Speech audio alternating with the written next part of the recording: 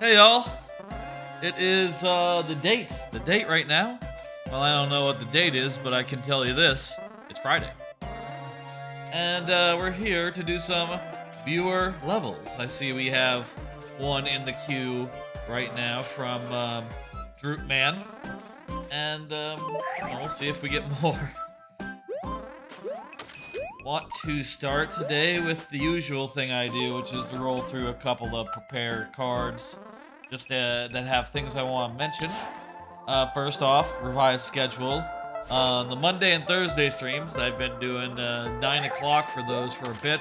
I'm moving them up a bit, trying that out at least, to like 8 p.m., about an hour earlier, just so I can have more time after them to unwind and shit. Oh no! I think that'll be a positive improvement. Ending streams maybe a little earlier in the night as well, while also them being somewhat long. Also, randomizer stuff. How's progress in World 7? I'll get to that. Randomizer stuff, as you might have seen from like the title or like the card. After the Mario Maker, we're going to go ahead and finish off the Minish Cap Randomizer. I started on Tuesday and continued playing last night after GTA 5. And I think I'm pretty close to finishing that. So, after that, I will do a little bit of Metroid Fusion Randomizer. I think that'd be a good next thing. A good like follow-up for tonight. And final bit of thing. Again, the anniversary stream is on November 2nd. I'll stop mentioning that every stream, but that's something I really need to think about and really need to come up with some segment ideas for that. It's going to be a big, long stream with Mario Maker as a major component, but also some other stuff. I'm not quite sure what exactly, but it has to be appropriate stuff for, like, you know, celebrate a year of streaming. Right? We gotta come up with some good stuff. Anyway, Oh no! let me tell you what's going on with my world. So, I've just been in brainstorming mode this last week, basically just jamming out ideas and trying to get some semblance of trying to get stuff feeling good, feeling cool, and also like the least bit coherent. Also, while I was testing, you might have already seen, I had the idea of like changing the, instead of using like theming similar to the previous level, which sort of like used a bunch of backgrounds and stuff to do like the, I'll show a little bit of it, to do like a zero-G gravity field, you know, having a bunch of planetoids and like ice walls. You can see here there's a lot of like ice walls. Instead of doing something like that for this next one, I'm thinking about doing something else, something different. Instead of having it be like a bunch of planetoids, maybe more like a temple, but in low G in space. I've done a similar level like that before. Let me show you what that looks like. That was Temple Temptation, which I made in 2020. So Temple Temptation, I used a combination of these semi-solids to make the illusion of 3D in a nice way. So you got these big ass slabs, and it sort of looks good, don't it? Like a combination of like that background plus another one to represent like the sides. It looks like a pseudo 3D effect. It looks nice. I'm thinking about something like that for the new level. Something like this for the new level. And sort of like using that as the starting off point. This wouldn't be the first time that a older level has served has given its theming to a newer level from the Super World. Obviously, well, maybe not obviously, but Frosted Forest also has a lot in common with Frosted Forest. Frosted Forest, you see this one here, has a lot in common thematically with Blustery Backwoods. except blustery backwoods is fall, autumn, whereas frosted forest is winter, is a winter forest. Still, I'll say, like, you know, this is... I don't want to do that. I'll say that obviously, you know, I can expand the way the theming works, because in the original one, the slabs were all, like, going down to the bottom because it was, you know, they weren't floating. These ones maybe are more like 0G slabs of rock floating in space. They can also incorporate bricks and stuff.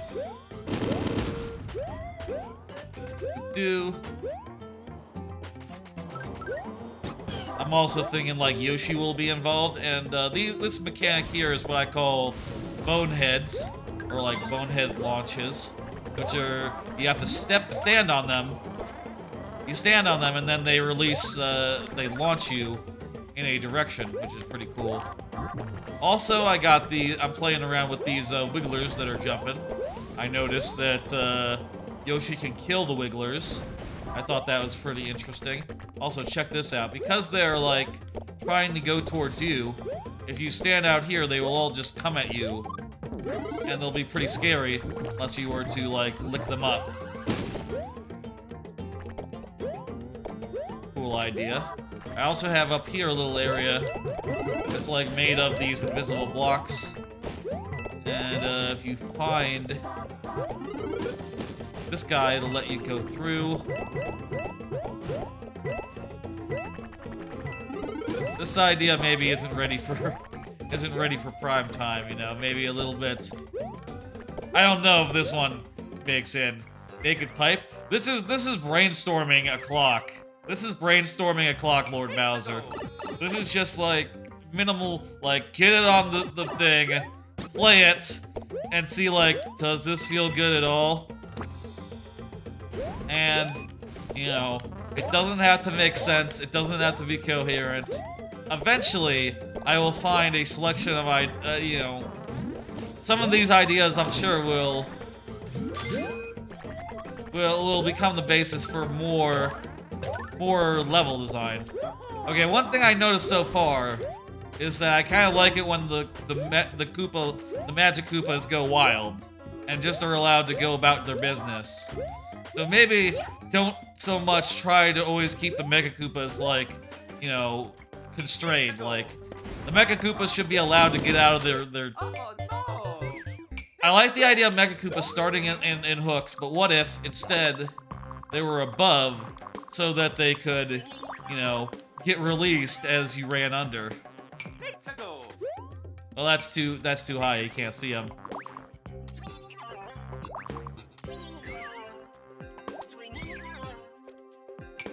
So something like this. So that's kind of cool. Needs more bricks. Needs more bricks if Mecha Koopas are going to be a big part. Also, you know, as I've mentioned before, bricks, these crushers, they go well with bricks. They sort of crush them up. You already brainstormed your castle? That's very nice. Another question I have is, like, where do these factor in? Are they going to be, like, crushing up the slabs? Are they going to be, like, for you to avoid? You know, like, oh, keep going under, and you won't fuck with them. Hey, Dexterity, how's it going? I'm just showing off a little bit of my thought process behind my next level, which is very, very, very, very early. Very extremely early. Anyway, the other thing I had for this level is I was trying to come up with names, and, you know, the direction of having it be more like a temple level, but in space, does make it so that it doesn't have to be like hot desert something, or it doesn't have to be like quicksand quake or something. You know, it doesn't have to be something like that. Instead, I can go quicksand, though. That isn't a bad name, though, come to think of it. Quicksand Quasar? Nah, that's... You know what? I'll write that down. Quicksand Quasar. But, this ain't a Quasar. This is no Quasar. This is, by the way, in the space one. I should... Real quick, like... Put the Galaxy guy on Mario for the music. Because this is still in the space world.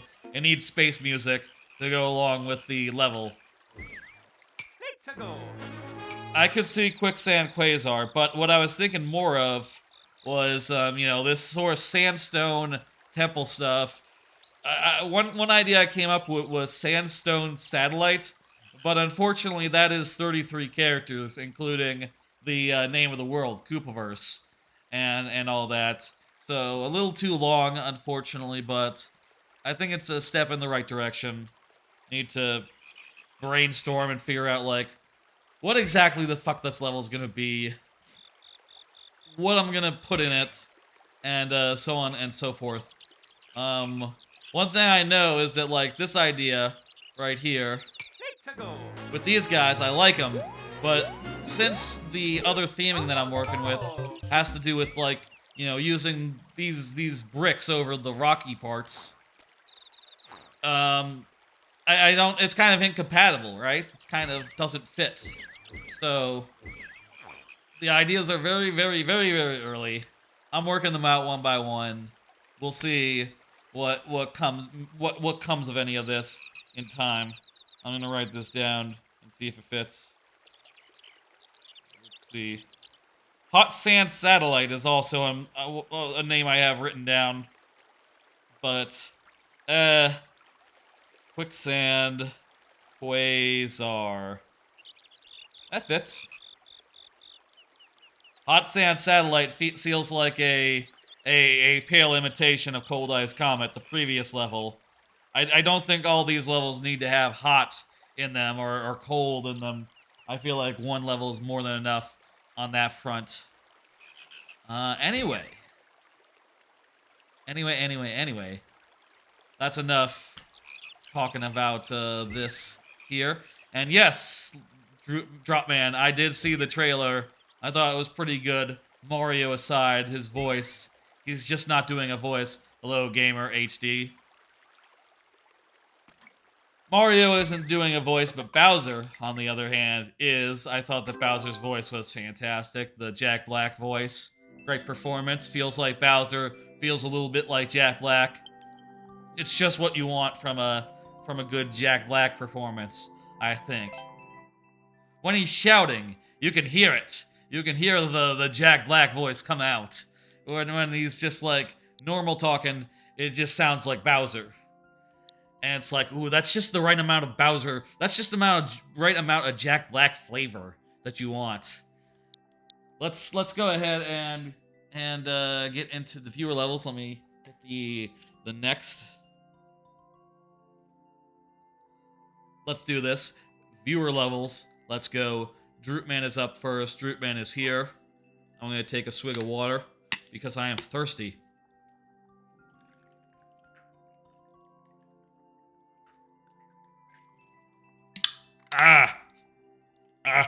That's good. I love cold water. Fucking love cold water. What was I saying? Any idea when the Super World will be complete?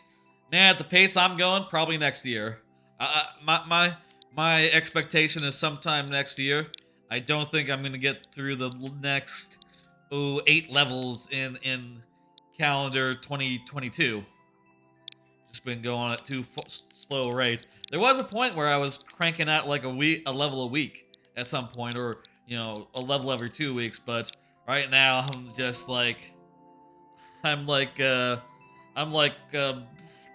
on empty. You know, I'm just like, it takes so much out of me just to be like, what's the idea for this level? Oh my god. I'll say I have never made this many levels in a row without taking a concerted break. I have now done 32 levels since starting the Super World. And like, yeah, other than a small break that I took to move of like a month or two, there hasn't been much of a break in the making. Which, you know, usually I have done by this point. So maybe at this point, it's becoming harder to keep from burning out, you know, and keep going at it. But you know, hey, you know, Mario Maker. It's a creative process, and you know, you get the same issues with any creative endeavor, I think. You know, working on it so long, you will start to need a break. You will slow down, and you know, you just have to trust that like in time, the ideas will come to you, and it'll all come together soon enough. W2C, Morton's Castle. Make your way to Morton, avoiding the fire wheels. I'm setting a 15-minute timer. Let me tell you about that timer, by the way, if y'all don't know. Let me say how that works here. For those who are here... Ooh, I like these wheels. For those who are here, when their level comes up, I give them the full time of day, which means 15 minutes plus 5 last tries, if that's not enough. For those who are not here, I still play... I still play the level, but I do so in very nearly, but not quite sudden death, in which I only have,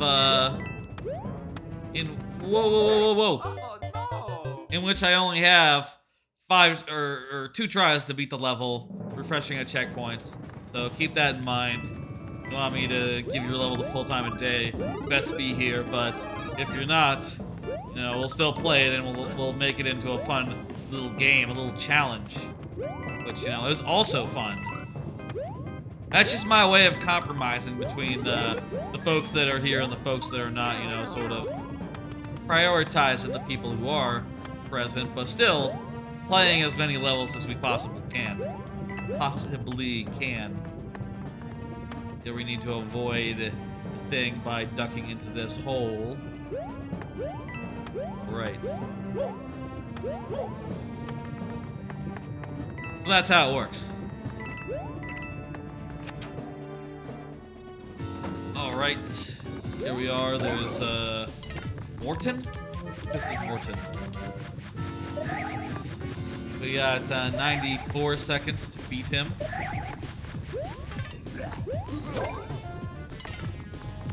Pretty vanilla fight, just some stuff at the side. Doesn't really come into play so long as we stay in the middle. There we go. Nice little fortress level.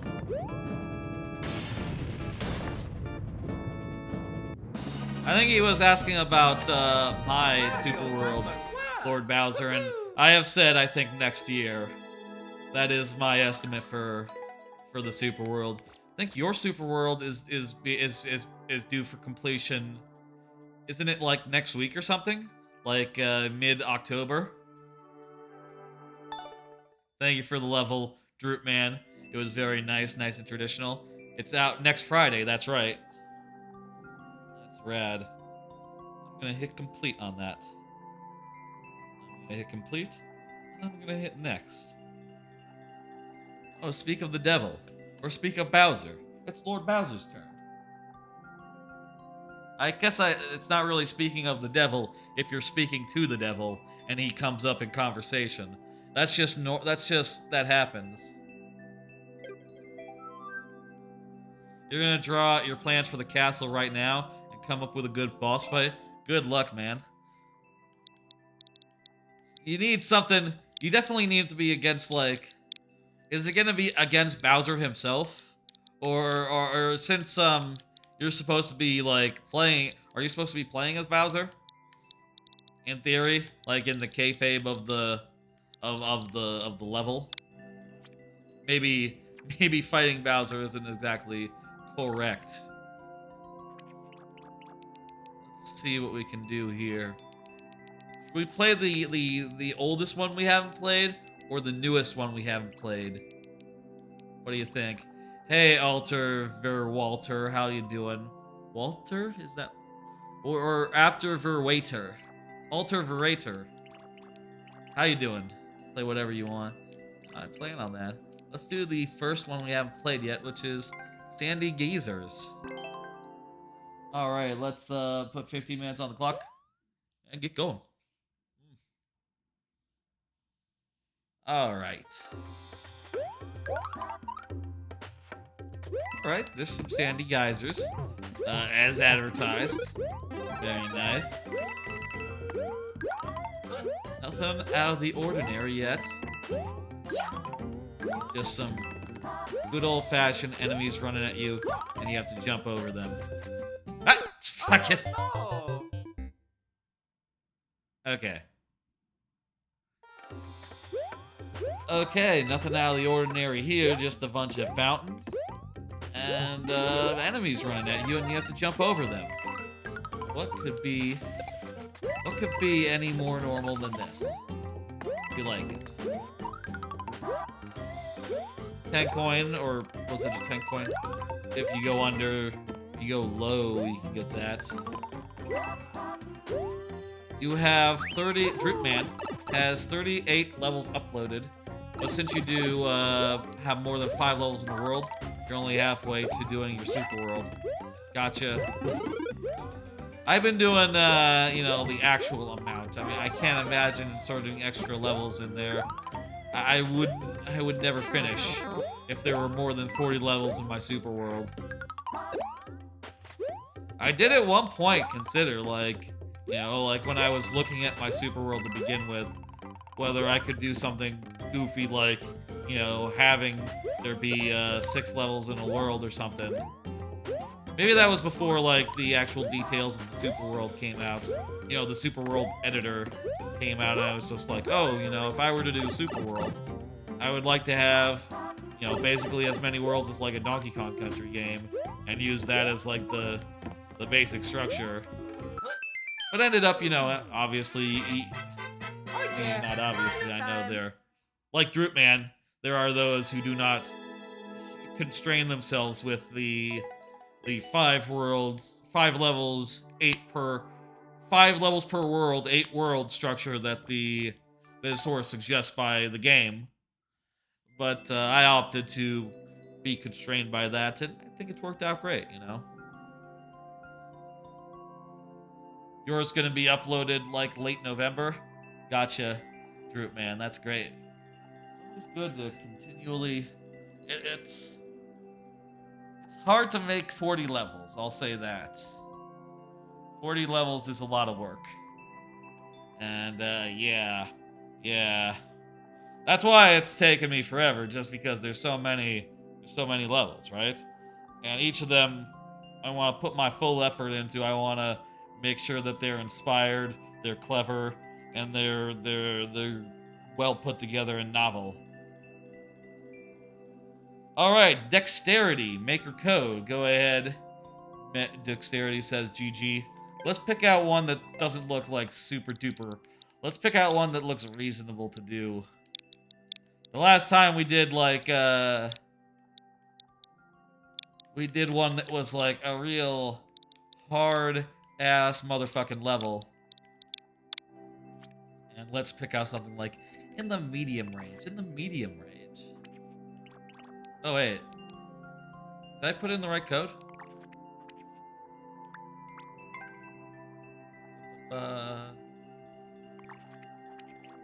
This is a different maker for us. What a surprise. Pick anything. Okay, shit. Let's see.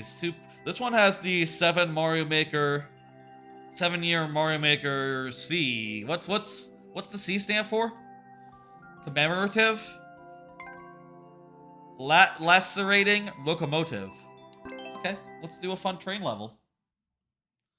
Never done a train level. I know it's kind of a genre these days. You know, you've seen a bunch of them going around.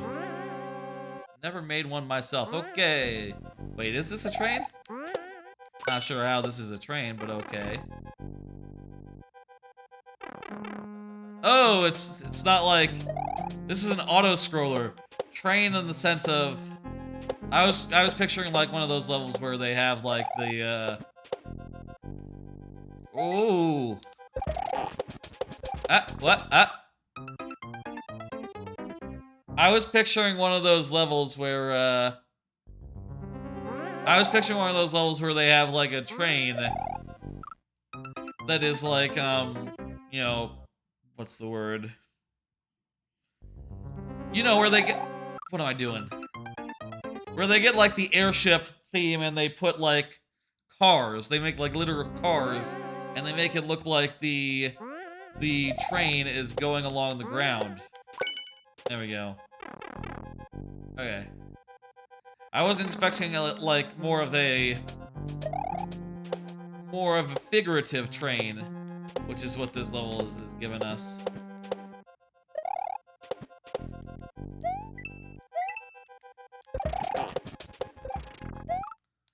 I see what we need to do. Yeah, we need to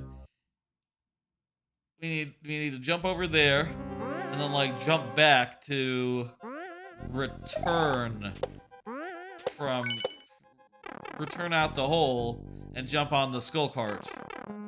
Maybe we could even delay the getting on the first skull cart a little, make it a little farther behind. How do you die there where the skull cart is? Someone died right there. I guess maybe they got crushed by the screen? I don't know.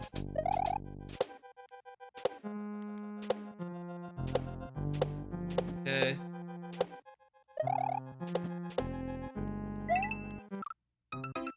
Oh, I see. Yes. Okay, here we go.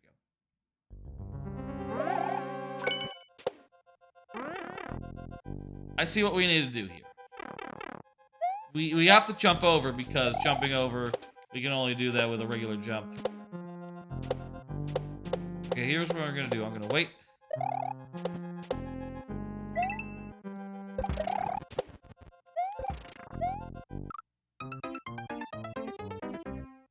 Okay, we got the idea.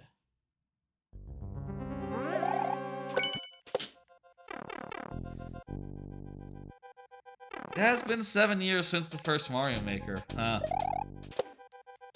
What a fucking... What a time it has been. There we go. Huh? What? Oh, what am I doing? Bang my head into the ceiling a bunch of times. How about a card? Got these cards with things to talk about. Looking forward to more Gundam Witch and Spy X Family this weekend. Yeah, this weekend has a bunch of animes. New ones as well, but also, you know, the second episode of the new season of Spy X Family and that new Gundam show. Both of those two are like, were kind of the highlights of my weekend last weekend. Both seeing Spy X Family back, which was fantastic. Really good first episode. There was a dog now. There is a dog now. And the dog is fantastic. He says, "Borf, borf," a bunch, and it's really good. You know, the dynamic of the family is as good as ever. And now there's a dog who can see the future. We like it. Is it a spoiler to say that the dog sees the future? The whole concept of the show is that the dad is a spy, the mom is a assassin, and the daughter is a mind reader, so she can immediately read their minds and tell, like, oh, you guys are spies and assassins. Oh wow, that's cool, I love it. And now there's a dog who I believe, yeah, sees the future, and it's pretty cool. I am looking forward to seeing more of that. Also, Gundam Witch. Really fun and sort of really fun Gundam so far. It's set in like Gundam High School. And, you know, it is canonically gay, which is rad. Oh, I see what I need to do.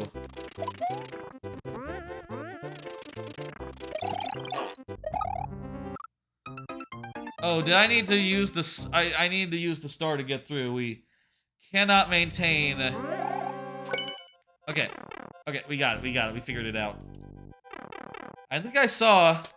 I popped in. I think the other. No, I think I did see this in passing the other day. I popped into like another streamer's stream.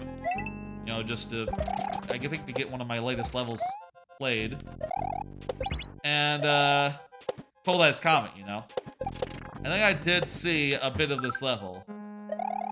I don't think I saw how it ended, though, so... So don't worry, I am not spoiled. Okay, here we go. Oh shit! Okay, I figured. Okay.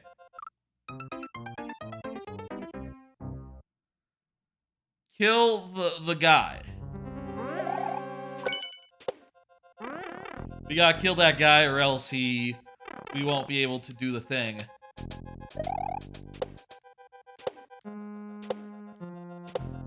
Still got 8.5 minutes. And yeah, like I said, Gundam Witch is canonically gay. Like, literally, they don't fuck around in that. They're like, there's a scene where, you know, one of the girls is like, but we're both women. And the other girl says, oh, Mercury is very conservative, huh? Don't worry, it's normal here. Which is just like very much immediately like, oh shit, they said it. I feel like most anime, a lot of anime would have shied away from that.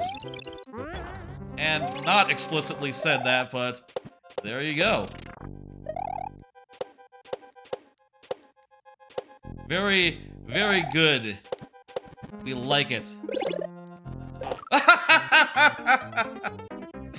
Fuck. Yeah, this level is very cool, I agree.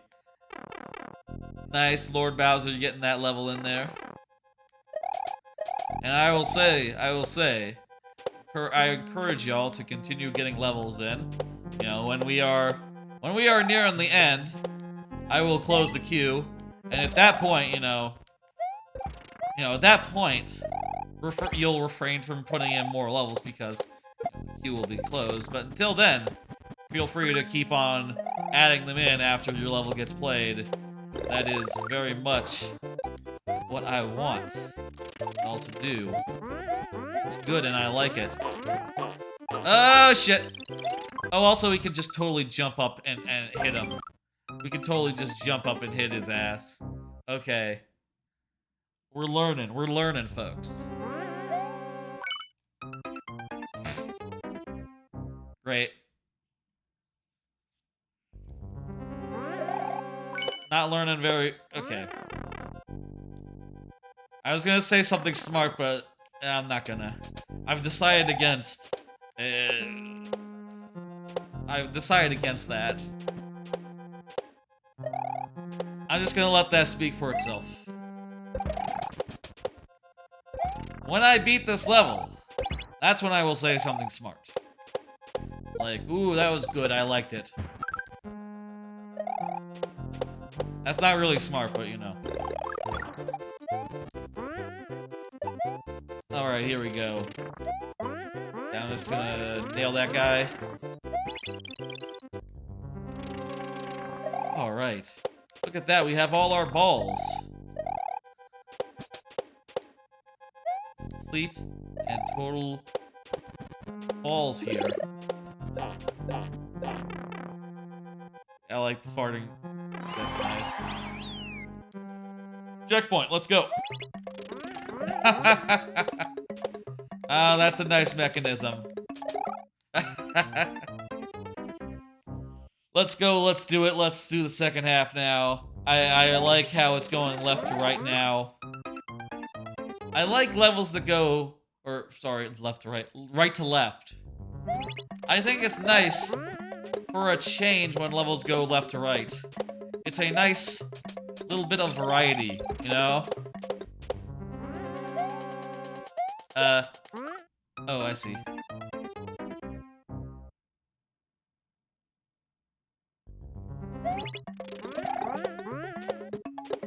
I've been thinking with the YouTube. I see that the chatbot just did the YouTube thing again! Been thinking about maybe I should just dump as many of the archives as I can in one big batch so I can get up to present sooner. But, you know, that's a bit of work to get all the thumbnails up and all that. This is nice. Very well scripted, this level.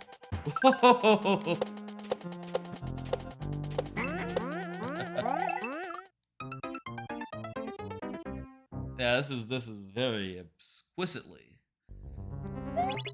I've thought about that, but like I said,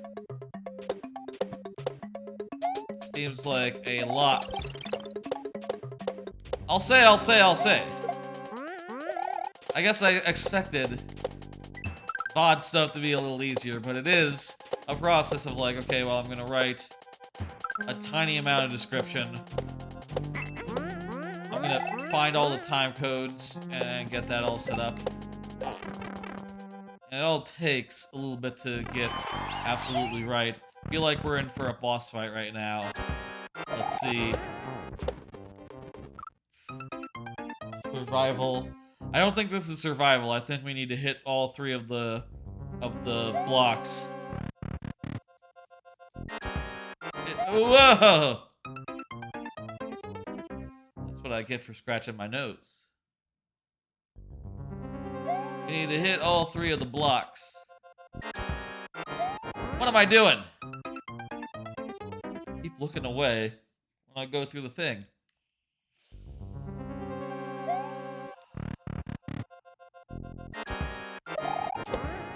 One, two. Okay. Very smart design.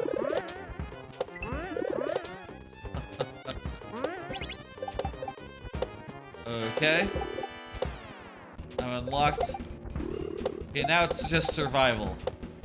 Also, that kills all the pokies. That's... Oh, wow. I like the 2 phases of this boss fight. They're well done. And now you get a star and you can go into the pipe. Fuck you. That's pretty good. Very nice level. Had a good time playing it. Thank you for putting in that maker code into the Q dexterity. It's good and I like it. Ugh. GG indeed. Yes, GG's all around. Thank you, Dexterity, Dripman, for the GG's. I appreciate it. I'm gonna hit complete. I'm gonna hit next.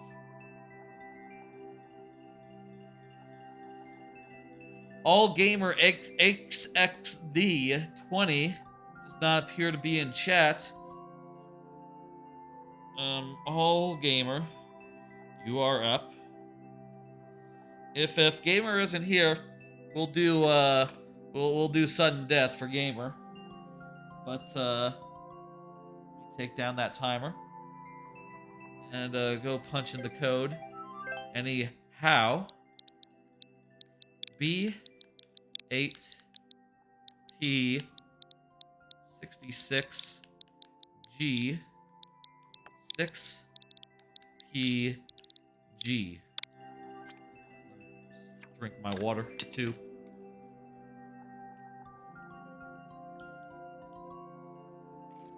(3-3) Haunted house. Gamer, if you could confirm, I will do it full 15 minutes, full thing. Otherwise, it'll be sudden death. I'll pull up the sudden death now so that we know. In the meantime, I'm gonna pull up one more card. You know what we should do? I have this card from last time. Yes, we talked a little bit about it, but did you watch the Super Mario movie trailer? Yeah, that trailer is pretty good. I said before, and I'll say again, the performance of Bowser was fantastic. He had a really good like, when he shouted and he had like some of the like rock and roll, Jack Black type energy. It was really good. It was really, you got that Jack Black flavor. What's his name? Key and Peele? Key and Peele? Key and Peele? The guy from Get Out. That guy. I don't know. Is he from Get Out? He's from some movies. That guy. You know him. He's playing Toad. I thought his Toad was okay. It's close enough to regular Toad. Maybe a little bit too much, but it's a cartoon. You gotta be a little much. What else was there? Mario did not do a good job in that. Yeah, I thought it was good. I thought it was a lot funnier and like looked great, well animated, and other than Mario, everyone else was doing a really good job with the voice acting. I also liked seeing dry bones being used in like horror settings, like a horde of dry bones running after Luigi. I thought that was very cool. You know, shit, man. I hope there's a lot of other stuff like that where you see it and you're like, oh shit, they're using, yeah, there's some, let's see a Spike throw a spike ball or some shit. I don't know. That'd be cool. Let's see some thwomps doing some thwomp business. Hell yeah. I'm looking forward to that. It's very nearly sudden death because all Gamer XDX is in here. We gotta do this in 2 tries. So,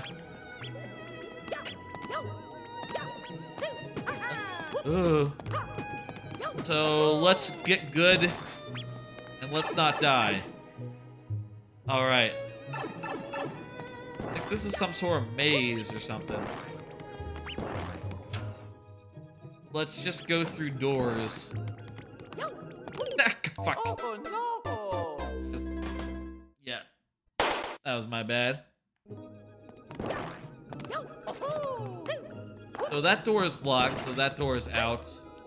So far, it's looked like most rooms just have 2 doors in them. Or like 2 or 3. And since one has consistently been locked, there's just no path other than the critical path, which, hey, that does make it so that we're not getting lost here. We just have to not die, I think.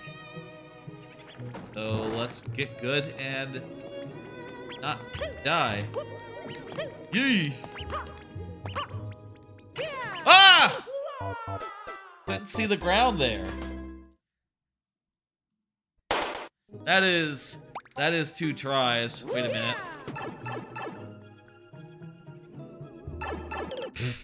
Okay, it's okay. I was wondering about that pipe. I guess it's good we didn't go into that pipe with one of our 2 tries. Thank you for the level. All Gamer XD20. Appreciate it. Wasn't able to get through. Next time, if you want me to have more tries, be present when your level comes up. That's how it works here. All right. Let's see the next level. Next level's by Droopman. Droopman, go ahead and confirm, and you'll get your full 15 minutes. Let's go. N17 NXH White TF. Droopman is here. Fantastic. I think I mistyped it. N17 NXH. No, it's not what the fuck. It's what YWYF. Why did I put what the fuck? What the fuck indeed. Let's go. 15 minutes on the clock. Here we go. Let's go. I'm gonna just like slouch into the couch. Oh. Oh no! Oh, it's Friday, folks. I'm tired. I'm all sleepy. Ready for a nice, relaxing weekend. Aren't y'all? Aren't y'all ready for a weekend? Ooh, give me that snowball. Okay, I'll take the next snowball. Use the snowball to get that 10 coin. Look at this. Yay, just like in the movie, Mario movie trailer, where snowballs, throwing snowballs are a big part. I talked about the other day, during the GTA stream yesterday, I talked about how snowballs are much more lethal in this game than in the Mario movie trailer. Could they do a Mario Maker movie? What the fuck would that even be? No, they couldn't do a Mario Maker movie. That'd be ridiculous. What would it be like, Mario? I can't even conceptualize what a Mario Maker movie would even be. Would it be like Mario running around in like a hard hat making levels? That doesn't sound like a movie.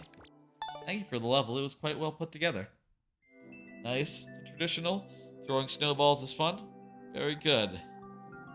Putting down complete and putting in next. Next up is Alter for Walter. Alter for Walter. Yes. An Alter for Walter is here. Perfect. Love to see it. How about another card while I'm typing in this thing? Marvel Snap is coming October 18th. Yeah, it's the new card game from Ben Brode, who was previously over at Blizzard, worked on Hearthstone famously. And yeah, it's been a while since I played a card game. You know, Hearthstone's the only other card game I've really played. And you know, Ben Brode says like, hey, I've got a new thing with new ideas and a new team, and we're not with Blizzard anymore. That all sounds pretty good. Look forward to digging into that on my iPhone and having a good time. 15 minutes on the clock, let's go. You got 100 seconds in this level. Ah! Speed run. Why was the Z there? Why spin there, I wonder? Okay, here we go.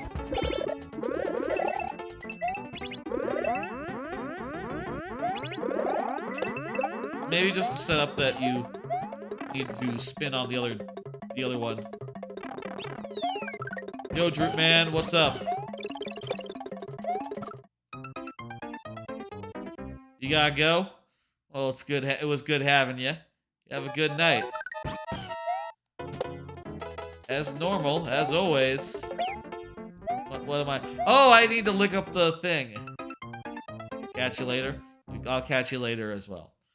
Monday will be the next stream with viewer levels and Grab by the Ghoulies, starting at 8 p.m. Central. Look forward to it. That was a weird way to say forward. That's not how you say forward.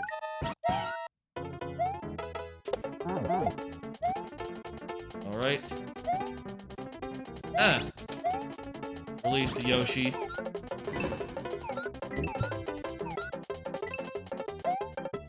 Because we know that the timer is actually not that strict, we can kind of puzzle through this, surprisingly. I guess I bet during like the first clear, it was pretty fraught. First clear. Eat.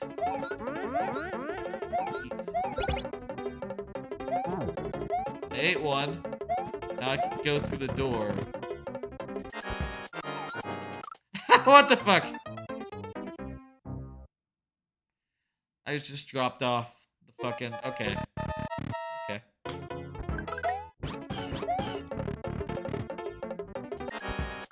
Huh, that's interesting. Because of the way that the on-offs work, you don't have to do the tutorial multiple times. Fuck. Once you do the tutorial, you're good to go, and you're assumed to understand how it works on subsequent tries. That's smart. Pretty good design. That's a really interesting way to use a checkpoint. Just to have something you only have to do the first time. I wonder if anyone else has really employed that sort of trickery.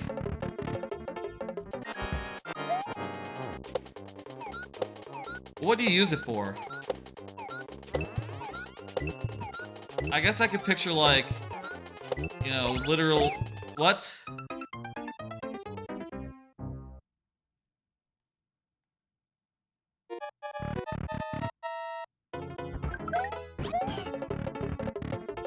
Huh?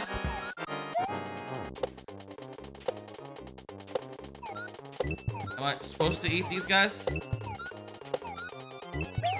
Oh, I'm supposed to eat on both sides. Okay. The important thing is that they don't pile up on either side. Not that you empty out one side. I see it. I see.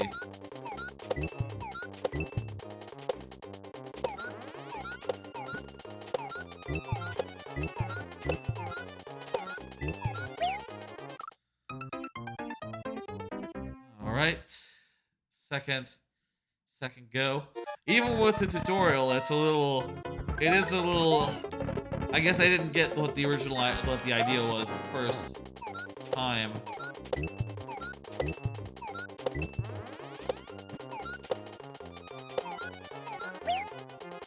Fuck. Let him pile up there. Okay. Third try? Whatever try this is, let's do it. Doesn't matter what try it is at this point. Later in the stream, the try number will become relevant as we get to the lightning round, which... Oh, is it... Oh, ah! You really have to go over to the other side, huh?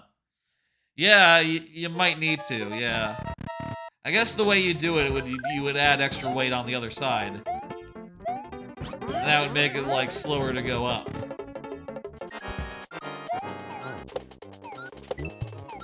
Or you can make it so that, you know... One of the things that makes this difficult is that you're on fucking saws. You know?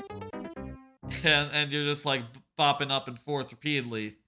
Maybe if there was ground instead, solid ground, it would be a good deal easier. There could still be saws, like, between you, though. Between, like, the sides. And then, you know, if the... Wait, no, that wouldn't work. A lot of ways to do it, you know? A lot of ways to do anything in this game. You just have to experiment and figure out what's good and what works.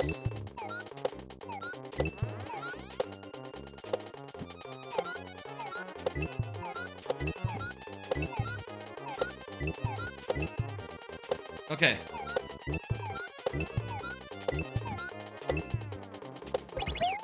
God! That was pretty good, too. This part, yeah. The part where you're bouncing on saws back and forth, that's the part that's hard about it, right? And the saws can bounce you in the wrong direction, at which point... Also, you can only get one bomb. Fuck. You can only get one bomb per jump. So, you're kind of like... It's kind of hard to fight the entropy of the system. Entropy.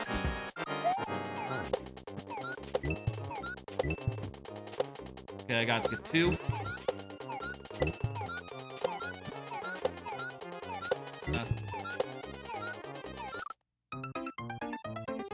Once you already got 4 bombs on either side, you're kind of fucked, aren't you? Like, that's already too many.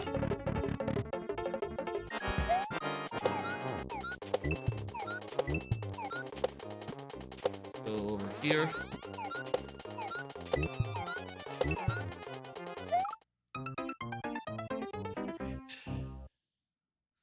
Let me pull up another card and I'll talk about what's on it. Side table lamp. I got a lamp for the other side cable on this couch. Not this one that's next to me. Not this one that's next to me, the one that's over there. I have it currently on, giving a little light on me. I'm not sure if it looks good. What do you think? Does the lighting look better than normal or worse than normal? It's like a pretty big thing. Pretty tall. It's a little awkwardly affixed to the side table with a clamp type thing. But I figure it's going to be helpful. It's going to be helpful for a lot of things, but...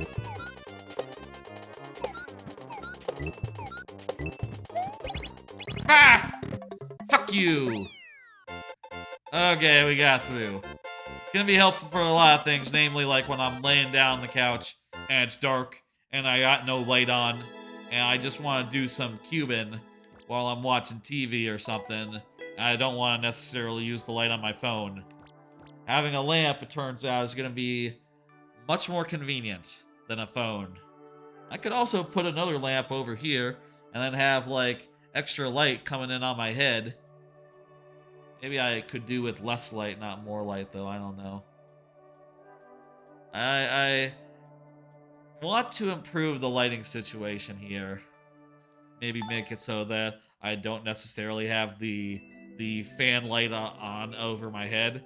Maybe another light, but I don't know if that would look good. Let me try something real fast.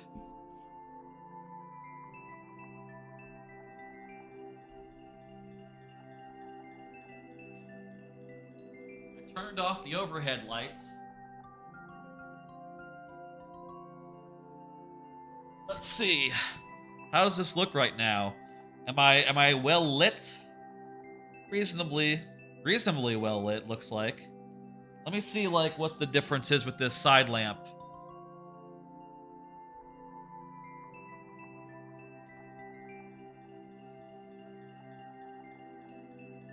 It's hard to tell. Think it's a good deal lighter?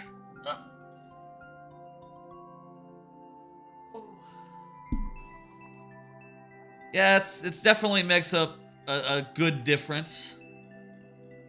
I think I like it. I don't know. I'll think about it. We'll try it like this for tonight. For now. I'm gonna get the thing closer to me, maybe. No, actually, I can't. It's as close as it's getting. Because the couch is in the way at this point.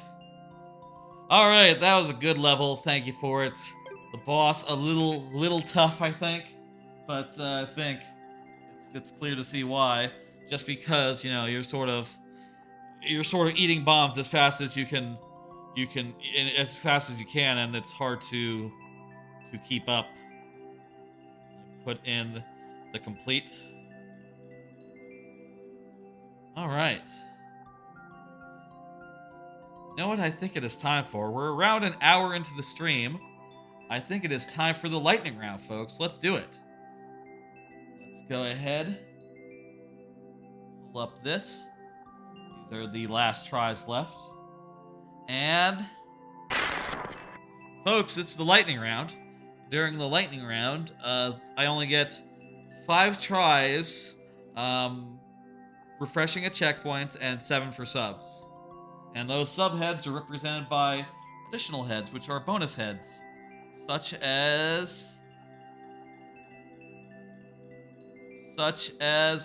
Toad, or there's some that aren't even Mario heads, like these ones, which are Donkey Kong Country 2 themed heads. There's a less chance. They're unlikely, those ones. You see, that's how I have it set up. You can get like a Toadette, you get like a Yoshi, you get like a Bowser. There's some good ones in there. There's Bowser. Those are for subs. And also sometimes on special occasions during the F7, if we do a 7 life challenge, you'll get one of those. All right. Folks, lightning round. Let's see what the next level is. Let's go. It's Lord Bowser. After these viewer levels, I'm going to continue on with the Minish Cap that I was playing yesterday and also on Tuesday. I'm nearly done with that, so I think that it won't be that long until we complete it. At which point, I think I'm going to do more. I'm going to do another Metroid Fusion Randomizer after that. I have one prepared and everything. Lord Bowser is here. Let's go. By the way, if you're not here, we still do the nearly sudden death as usual. It's just fewer lives, you see. All right, let's go. 98 Q7G. Stretch out my legs a bit. All right, let's tell you what. Let's do 7-1. One thing I want to mess around with. I'm thinking that might be the thing in my next level, will be the swinging claws. I haven't used swinging claws in a while. So let's play a level with swinging claws. How does that sound?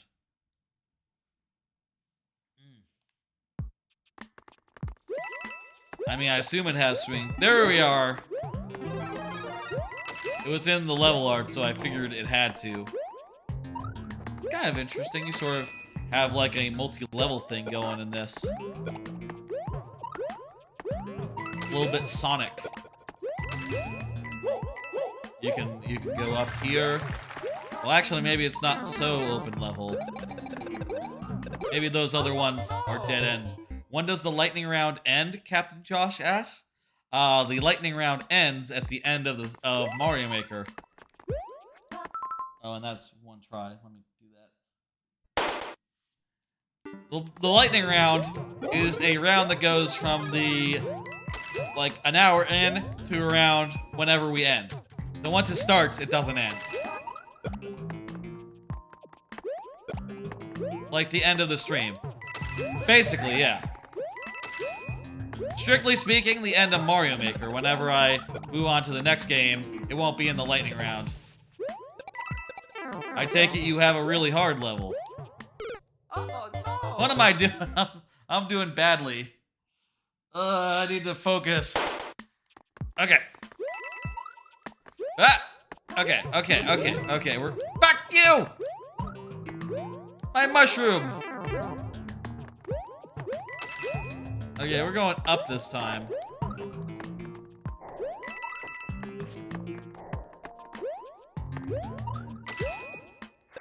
Fuck! Oh no!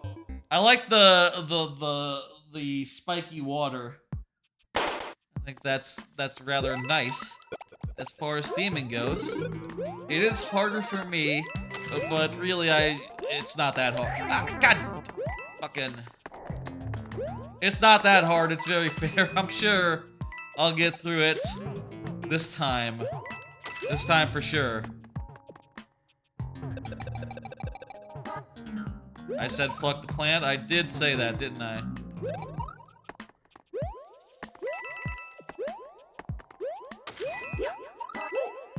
Checkpoints, refresh our lives so we're back up to full. Woo, woo, woo.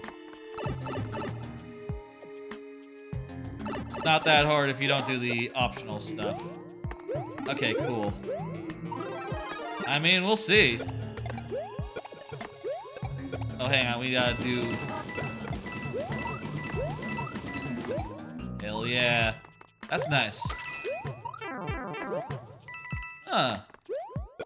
That opens the way forward for you. So if you were to stop it, you would mess yourself up. Whoa, sus, says Josh. I like the pink room.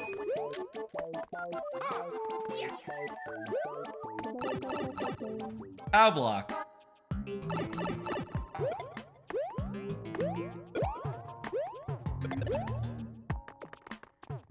Alright. The pink is burning your eyes. Well, good news. It's behind. It's well behind us now. I probably wasted that POW block. I bet there's... Whoa, God. I bet there's a room where the POW block is going to be very useful coming up. You know what? That might have been the room right there. Oh, hang on. It's definitely this. Nope. I can use this to get through.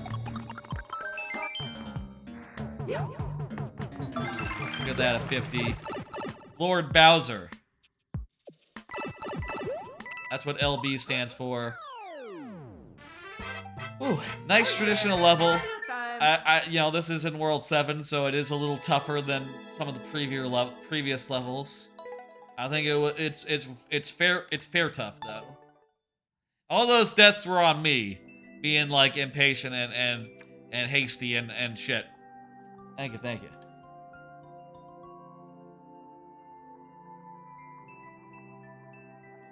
Alright, the next level is by Droopman. Did Droopman have to leave? I think Droopman had to go. Let me scroll up. How are you? I'm doing alright. Got that money. How you doing? Yeah. Droop Man had to go. So, Droop Man's level beating sudden death. You know how it works. You gotta go now. See you later, Bowser. See you later, Lord Bowser. I'm doing alright, I'll say. My next level is really early. Really fucking early. All I have is scattered ideas and elements I want to use, and I haven't figured out how to put them all. I haven't even figured out which elements are solid or not. But I think it will involve Yoshi. These boneheads will make an appearance, make a second appearance in the Super World. These bone launchers. And also, I'm thinking some Kameks. Some Magic Koopas. Some Crushers, maybe. Yeah, some other stuff. I really need to use invisible blocks at some point, but I don't think this is thing. Droop Man's the next level. I believe you are up next after this one. After Droop Man's Captain Josh, yes. Anyway.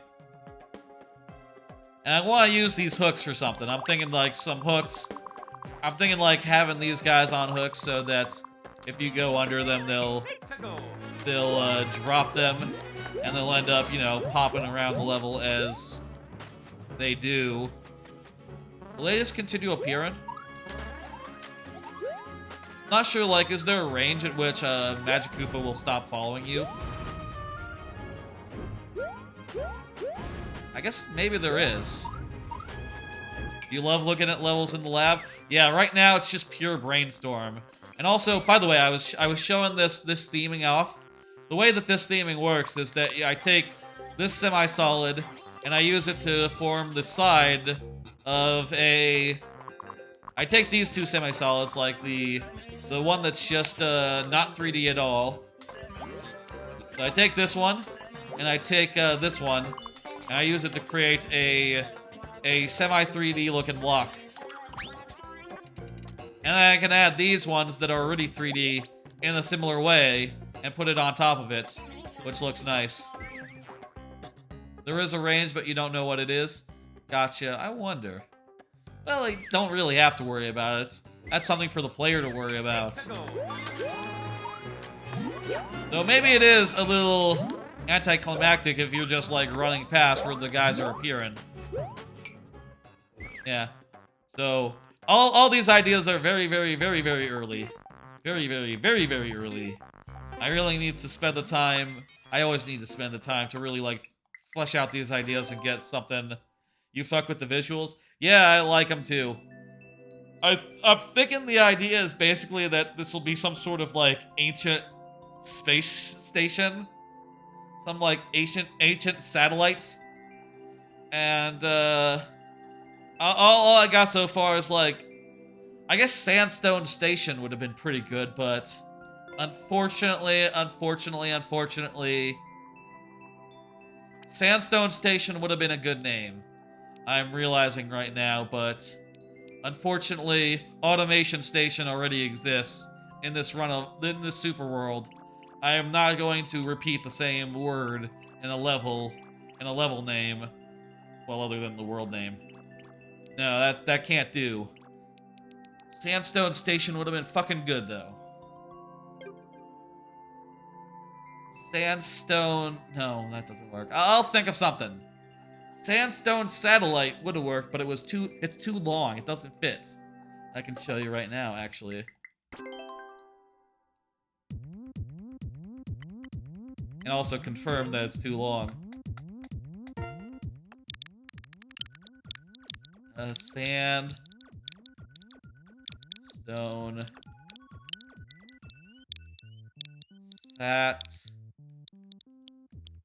Yeah, see, satellite. Nah, that's not it. Let me see, would station even fit?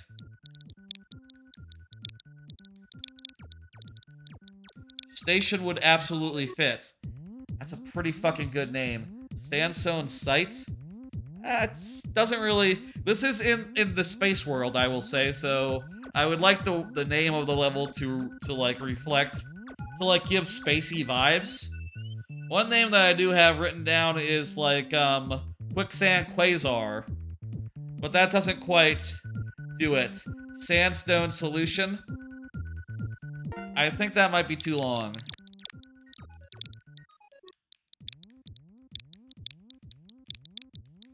Nope, that fits perfectly. Sandstone. Space. Okay, I'll think of something later. Don't worry about it. It's all very early. Also, just keep in mind also, the ideas that don't get used here could easily show up in later levels. Very, very easily. Droopman, of course, isn't here, so let's just play the level. Droopman had to go earlier, so we knew. Sandstone system, not bad. Yeah, like a solar system.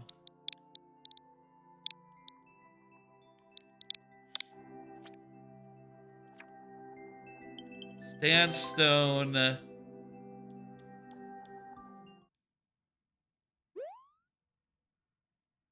Synchronous orbit? No, that's too long. That doesn't work. Ah! 2 tries, let's go. We have 100 seconds. This is a short level. There's a spring. Let's just run forward. Fuck. Oh no! Too hasty. You're next, Jeff and Josh. Don't you worry. I'm gonna take this spring.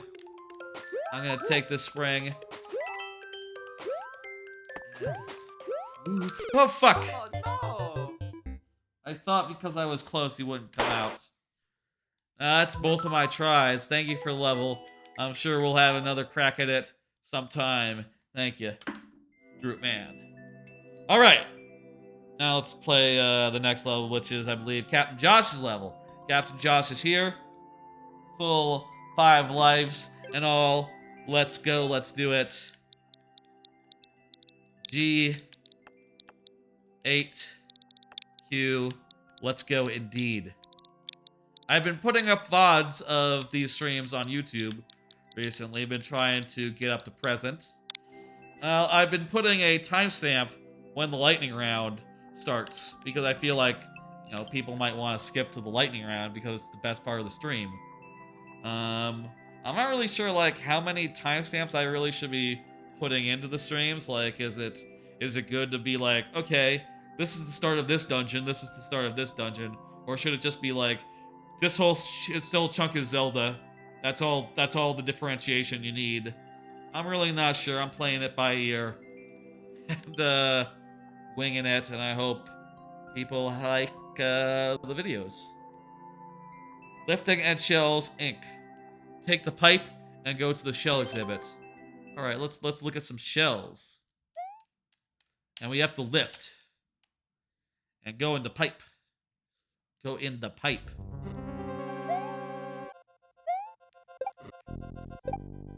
My shell!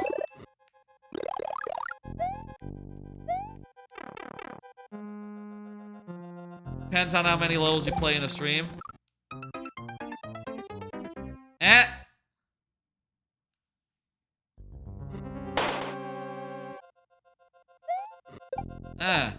That was weird.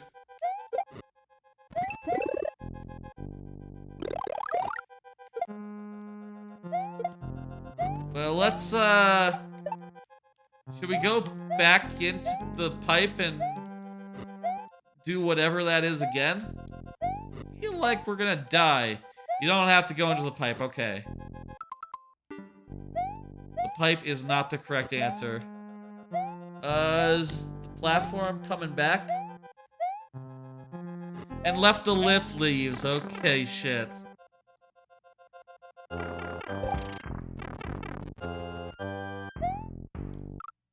Okay. We really can't dilly-dally there.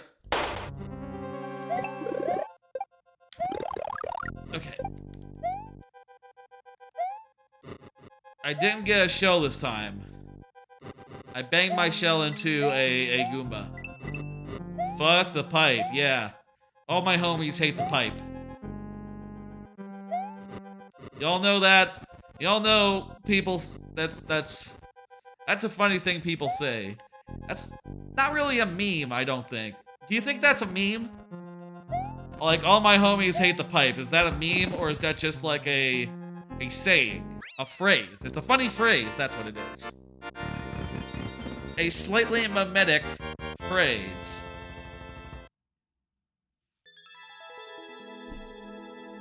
I don't know how you classify stuff like that.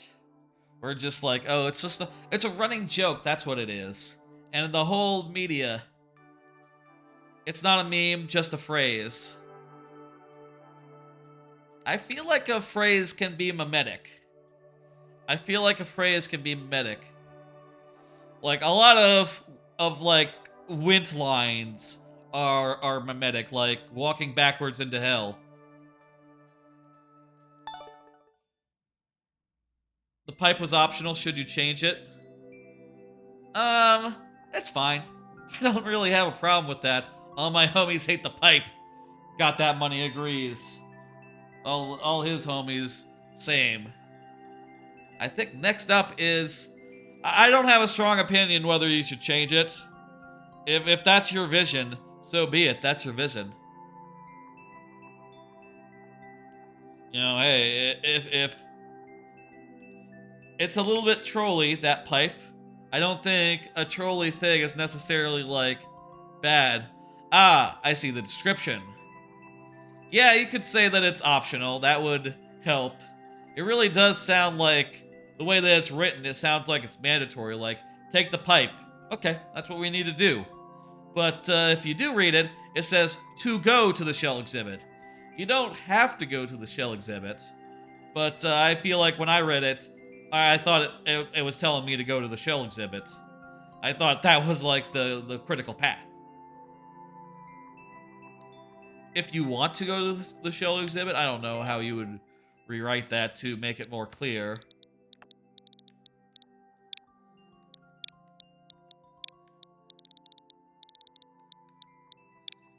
Maybe you could put literally what you said earlier. You said, you know, the pipe is optional unless you miss the lift. You could put in something that says, like, if you end up no, that's not it. As always, as in a lot of things, what you should really do is open up a text document, open up a Google Doc, and just, like, draft up a bunch of descriptions, you know, and just work through it, and try, like, different wordings, see what you can fit, and do it. What if you just leave it as a secret? That would work, yeah. I think people would be amused by that as a secret. And they would probably, honestly, they would probably take the lift first as the first thing they tried, and that would lead them to the end. Unless the description was telling them to do the otherwise, at which point they might get frustrated or confused. You could put that, yeah, that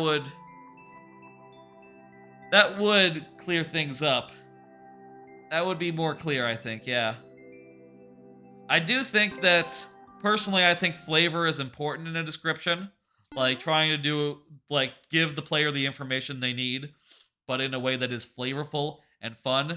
That is always my priority in doing a description. And sometimes I won't fuck around even with useful information. I'll just go all in on flavor.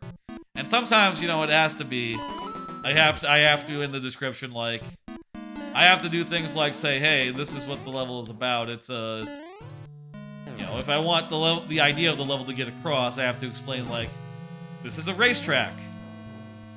You know, those, you know, like, this thing represents this, etc.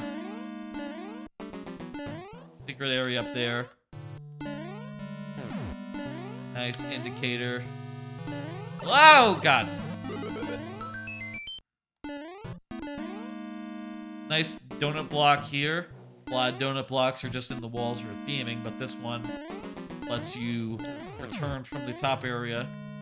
Well done. Checkpoint. Nice and good. Nice and good. Sideways ride, alright. One thing I've said oftentimes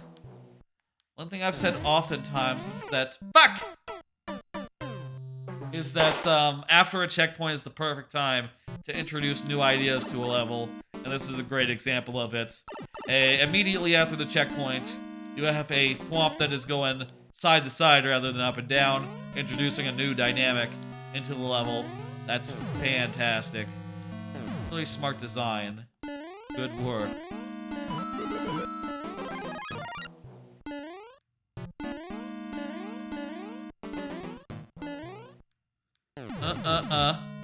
Yeah, more sideways thwomps.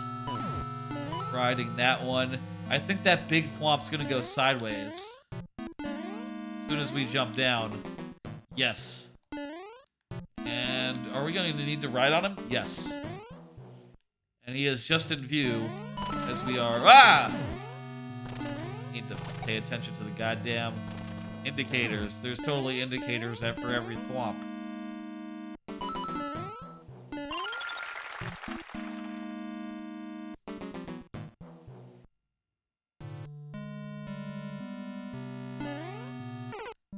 What?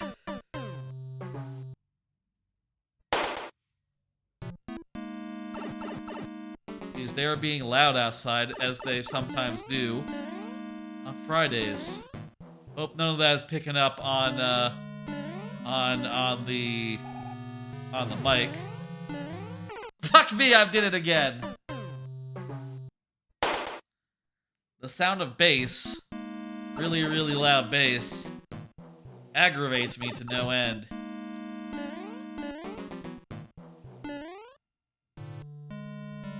Might take a break before Minish Cap to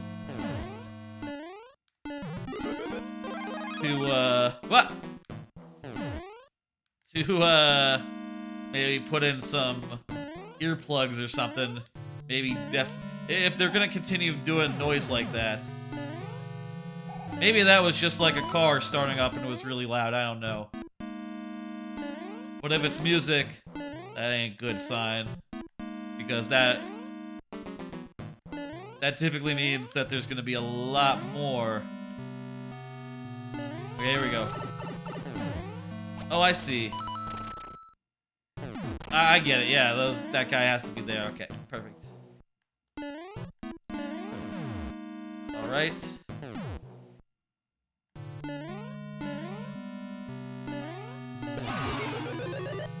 Oh, that's nice. That's a well-designed little thing there. Little trick.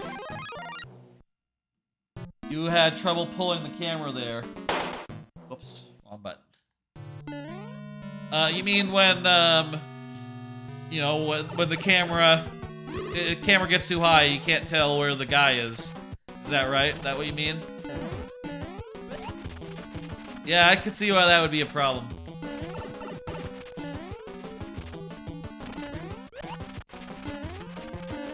Put the thwomps here.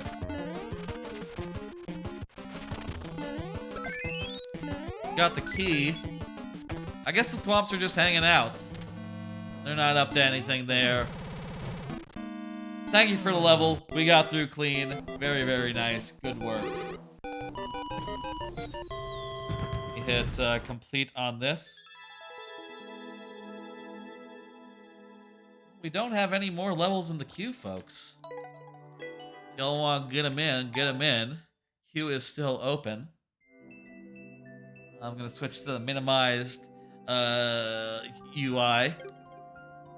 Why don't I just pop around in some of my own levels and I'll play one of them as well. Let's see here. I've shown off some of the later levels before. I think we're not gonna do that again. Let me see here. Difficulty-wise, was it a bit too easy? I thought it was just right, but I guess I am doing the lightning round where I only have 5 tries. You know, you gotta use your just best judgment, right? I would say I had fun, and I thought it was challenging enough. Wait, I'm gonna play just through like the just run around in here, and we'll try to get a feel for like how many of these mechanisms are working or not. I like the idea of putting the guys on things. I also kind of like the idea of having like platforms that break under you. That's kind of a cool idea.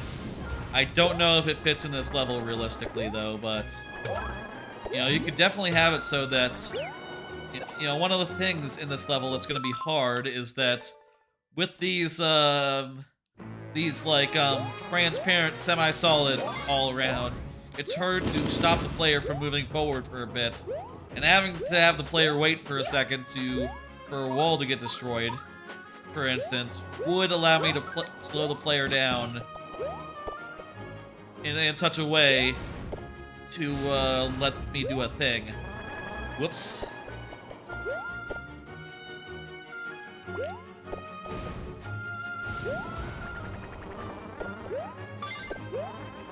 Another thing about the brick walls is they go well with the Magic Koopas because, you know, bricks, Magic Koopas, that's how Magic Koopas do their magic. And that's an important part of a Magic Koopa level. Like, I don't think a Magic Koopa without any bricks to transform is half as interesting. I kind of like this part, but I feel like burners give Yoshi too much opportunity here. I feel like Yoshi should just be eating stuff, not necessarily shooting fireballs. So maybe like anything fire, not gonna have in play. Here, I don't like how you have to activate the thing. It'd be better, you know, this honestly, this kind of sequence would maybe work with like a crusher even. You know, waiting for a crusher to clear the way would also give the guys time to come in, not you. You like the Magic Koopa's projectiles for tracking. Yeah. One thing I have here is the idea of... Well, actually, I guess not here. Let's see. Do I have it over here? Maybe I already deleted that part. Could be that these crushers are like breaking up the ruins or something.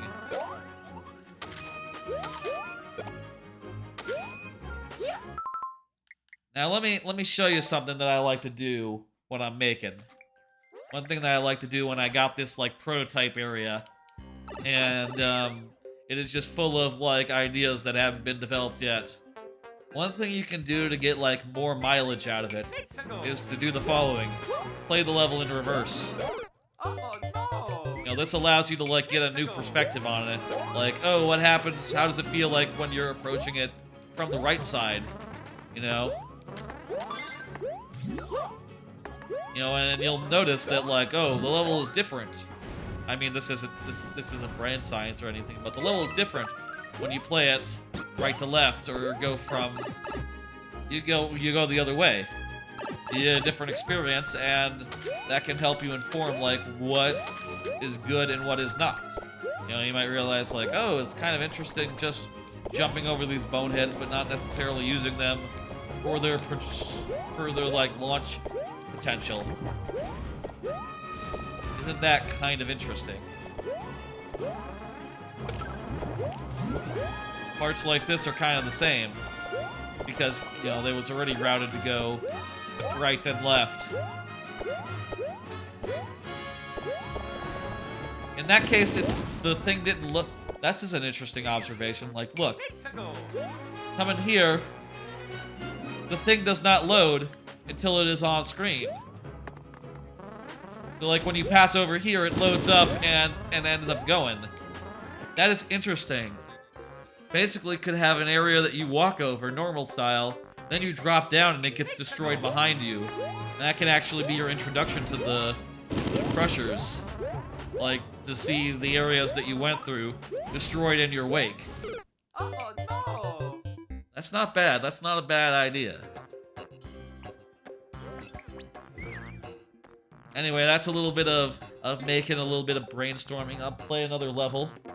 Again, if anyone wants to get any levels, now is a fantastic time. Let me play one of my own. I'll play one of my own, and if there's none, that could be a cool level concept. Yes, I think that could be. Let's see, what's a good one that I'm thinking about recently? Well, I could play... I should probably play the original one that had this theming beforehand. I should play... Tell you what, I'll play Bonehead Bramble, which has the mechanic...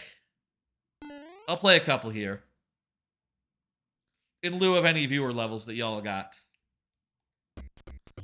This is Bonehead Bramble, the original level that had the Bonehead idea. Basically, you stand on the things, and then they launch out. I'm bringing it back for this level, I think, because I think that would be fun, and it would sort of be good to harken back to this level, and some of the older levels in the Super World, and, you know, really tie it together in the end, a little bit. Also, the Boneheads are just a fantastic element, sort of, the closest thing in this to, like, a proper, like, barrel blast type thing, so... You know, there's more potential, more ground, more that can be done with them. So, bringing them back, I think, is just a good idea.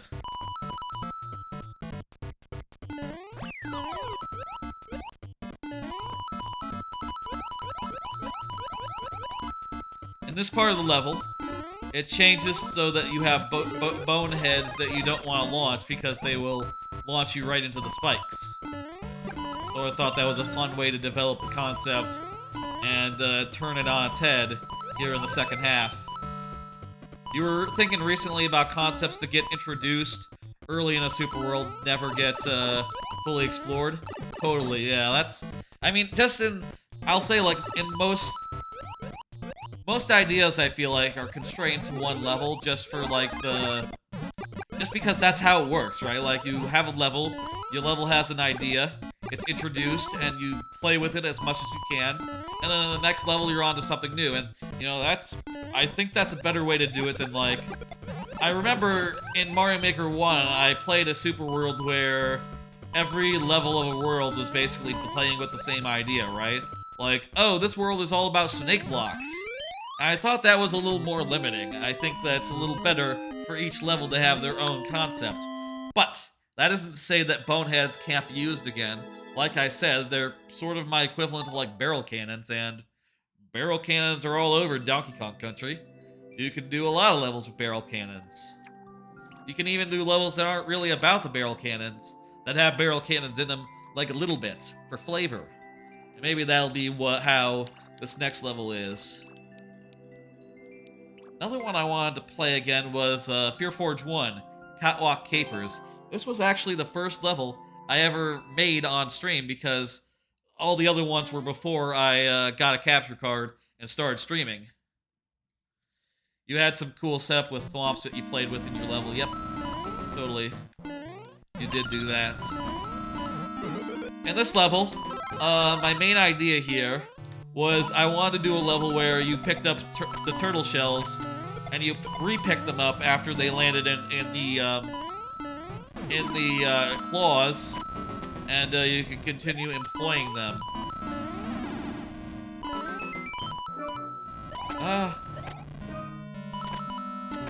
Here's a secret, by the way. Check this out.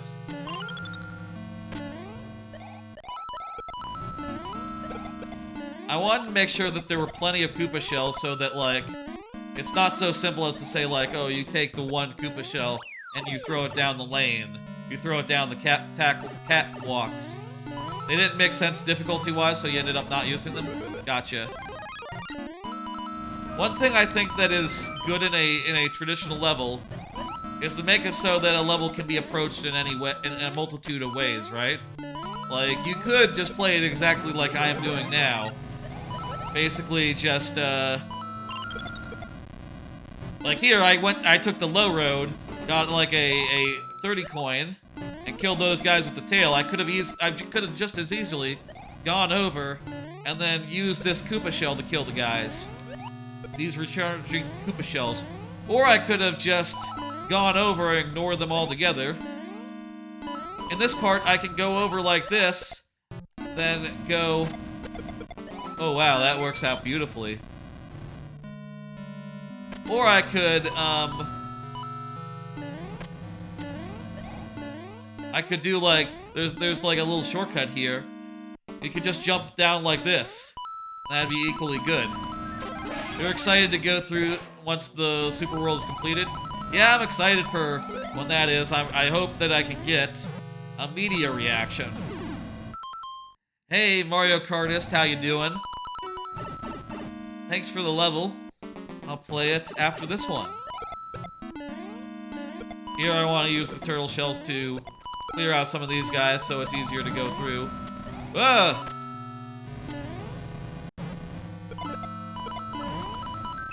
There we go.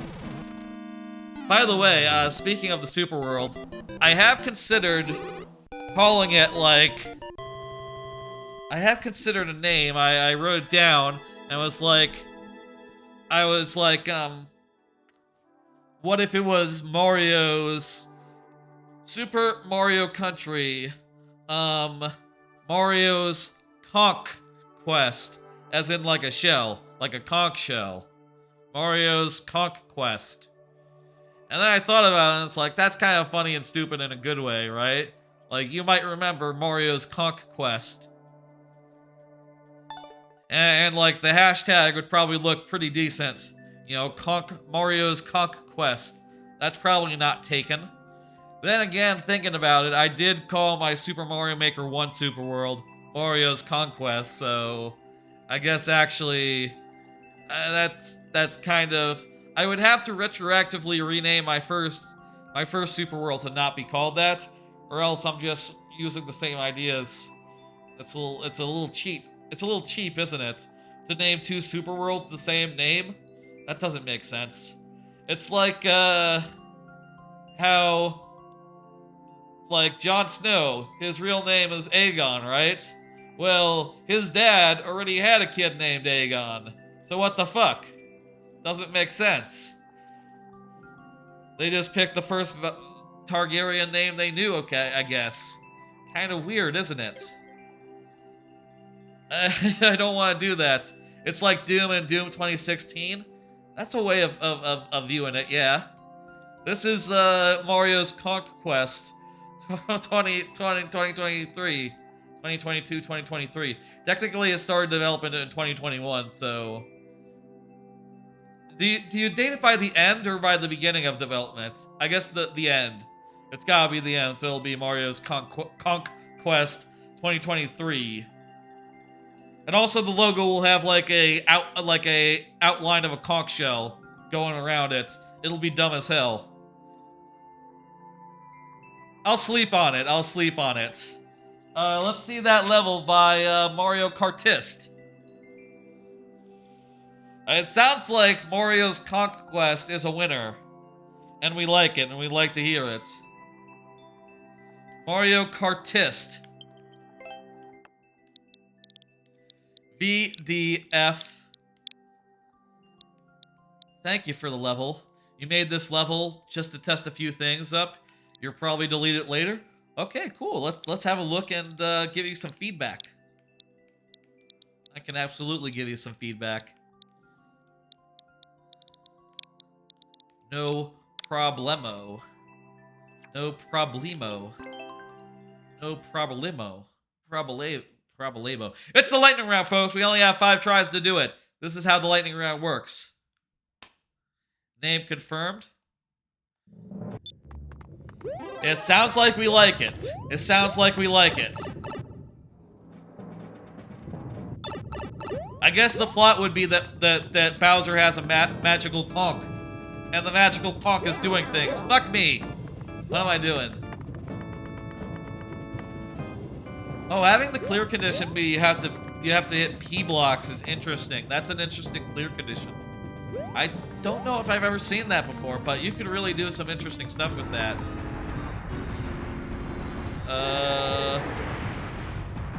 Okay. Look for a big jump. Is that as big as he jumps? No, here we go. Good, okay. Testing things out with Bowser's fireballs. Okay. For a second there, I thought you meant that I needed to use a fireball to destroy the wall. Which, by the way, a fireball would totally destroy that wall, since it would light the bombs on fire.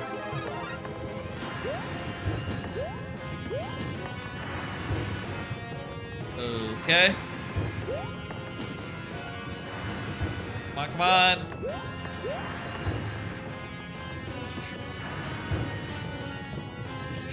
So these fireballs, I need him to destroy the way forward. Let's do it.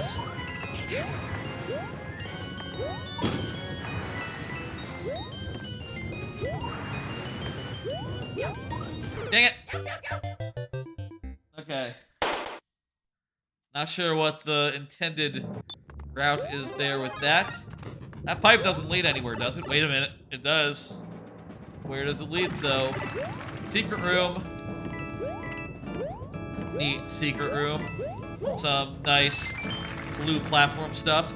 That's a very fun secret room. I don't usually do secret rooms in my own levels just because, honestly, I'm always short on real estate. I don't have the room for, like, a walled-off section of the subworld to dedicate to a whole area that most players aren't going to see. I'd rather just have it be a, you know, a screen longer, the rest of the level.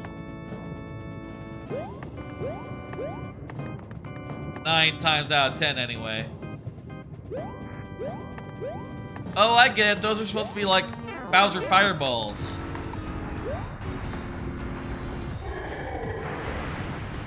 I get it, yeah. Wait for the big jump and let's go.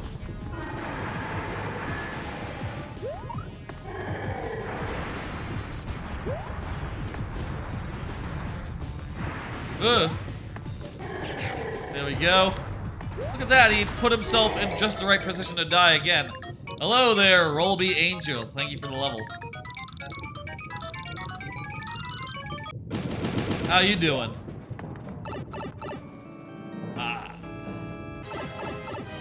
You actually do use used to do long alternate routes in Super Mario Maker 1, but players made half the design, so you're stopped. Yeah, I'll say, like, when I first got Mario Maker 2, one of my initial ideas was like, I want to make a alternate path level, like in the last level of Super Mario World, that has like 4 different paths that each play a different way. And then I was looking into that and realized, like, I realized several things, right? Like, I realized, like, 1, that's a lot of work. 2, that takes up a lot of real estate to have 4 separate paths, and, well, each path cannot be very long then. And 3, you know, that's a lot of work. So I ended up not doing that ever. That is one idea that I've never, ever done. I did think about that for 4-5, Figurehead Fuss, which is a boss level of 3 bosses. But I ended up just making it so that each boss was mandatory and it was a red key thing. You're doing well and just chilling at the moment. How about you? I'm chilling. Look at me. I'm on my couch. I'm relaxing. Having a good, nice, relaxing evening. Don't fall in the lava.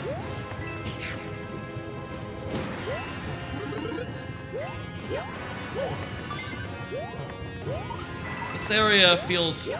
I guess that area was, like, completely destroyed by the time we got to it last time, huh? Because it's completely different this time.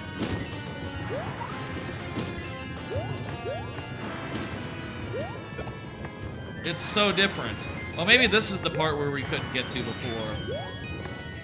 We got some good luck this time, though. It's a little awkward to manipulate the Bowser Fire to get him to actually destroy a path sometimes. Like, if you're just standing under him, he won't... It looks like he won't actually hit the area you need him to. Not much you can do about that, unfortunately. Yeah, totally. Ooh.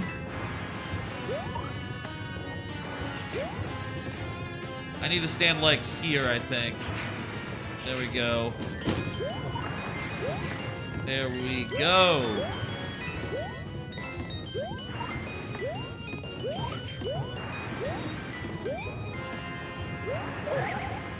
If I may, like you could easily do this as like a meteors falling type level, and have it be like a rain of meteors be the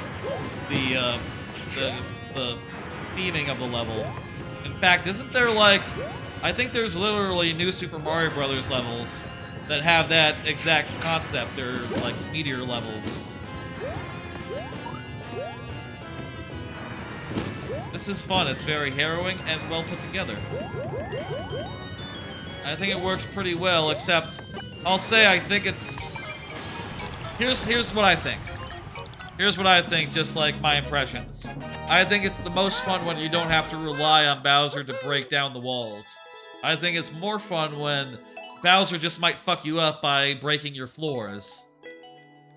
You know, I think that is the more fun part of this level. Thank you, thank you, thank you. Go ahead and put in complete. It's the second half of the stage from New Super Mario Bros. W, so it's not by design. Gotcha. Oh, so did you like use a existing design as like a testing, as like a thing to test with? Oh yeah, that does look nice. Jeez, that looks great. What's the green? Let me lean in. Oh, it's mushroom platforms. It's mushroom platforms.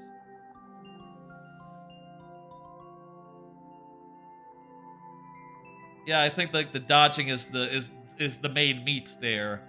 Dodging meteors and like having to deal with destroyed platforms in your that are ahead of you. Having to wait and like manipulate the Bowsers, I think that's a little less interesting. Unless it's for a coin. You could totally have a coin that requires you to manipulate the Bowsers. You know, or like a optional collectible or something. Like you could have a star or power up. Maybe not power up. That would be a little unfair if your power ups just got eaten by the Bowser, or required you to do some bullshit. Anyway, hope that helped. Feel like we had I feel like we helped. I think we helped there. Helped hash things out, figure out what's cool, and where to go going forward with that idea. Next level is up by Robbie Angel, who was just here talking a second ago when I hit complete. So, is here, good to go. 5 lives on the board, let's go. Robbie Angel says emote. Yes. Look at this, we got snowballs. Nice, lovely stuff. We're going inside. What could be inside? It's just regular stuff. It's just regular stuff. Nothing weird. Nothing unusual. I'm glad I wasn't standing under that guy. Would have gotten hit. A key. Is there something down there? I don't think so. I think that's a pit. Let's get through clean. I think we can get through in one go here.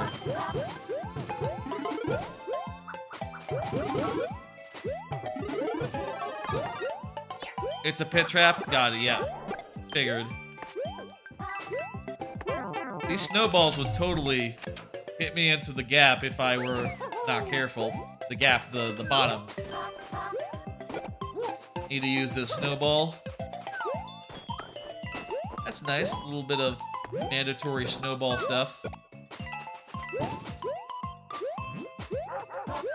Can I get that snowball? Hang on. Let me... Give me your snowball. There we go. Damn it. I'll get this. That's fine. The pits really make the snowballs into more dangerous than they are otherwise. Like that guy, if I had not jumped properly, I would totally have gotten snowballed into the gap. And, that would be dangerous. Yikes! Those are some pro moves right there. Jeez. We're still on our first go. Let's go. Fighting a little boss here. as you pass over, it turns around and makes it so that the thing comes back at you. That's a nice little part of the design. Also, as we were like hitting the on-offs, some more power-ups are coming at us. Dang it. Wait, we don't need to go back and forth. We can literally use the same one over and over again. In a lot of levels like this, you have to go back and forth, so I was thrown off a little bit. Dang it. Nah, can't do it that time. Here we go.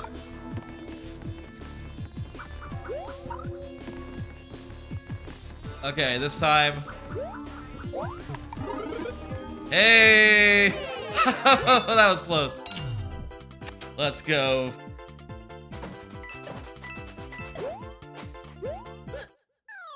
Very nice level.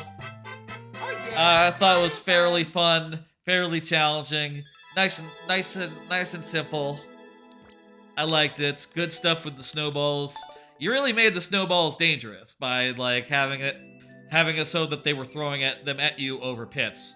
Which honestly, I don't know why I've never thought of that. I guess I've not used the snowballs all that often, even though my last level literally does use snowballs.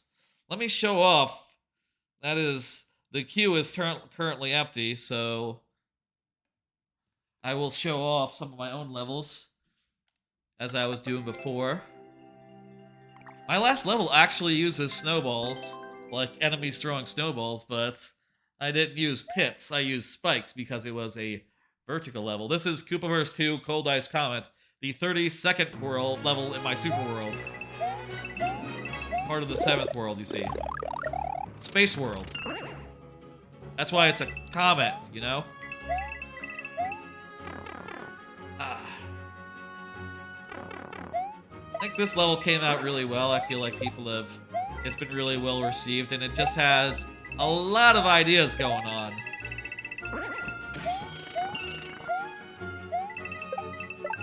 These bloopers, I feel like they're just a really interesting way of doing it. And also they lend themselves to being slid through in the second half of the level, which turns out, spoilers, gonna be more about sliding than anything else.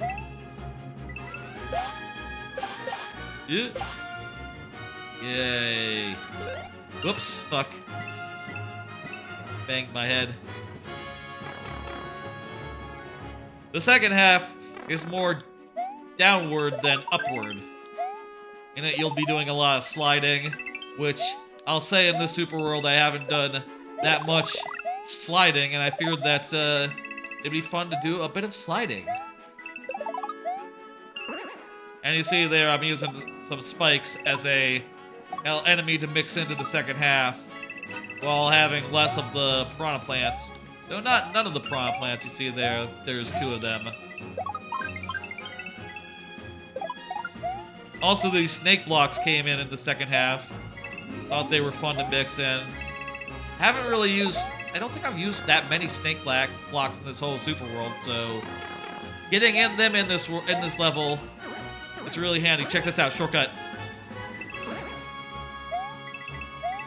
I really like that shortcut, and I hope people who are trying to get the world record enjoy it too. You can also just not take the balloon if you want to save a little time, but, you know, it's nice to get the balloon. Okay, y'all. The queue is still open if anyone wants to get in additional levels, but it is 8 o'clock, and I do have some other plans. After the Mario Maker, I'm gonna do more Minish Cap Randomizer. And I think I'm pretty close to finishing the run of that I started on Tuesday. So once that's done, I actually have more plans for tonight, including Metroid Fusion Randomizer. I'm gonna do a new one of those as well.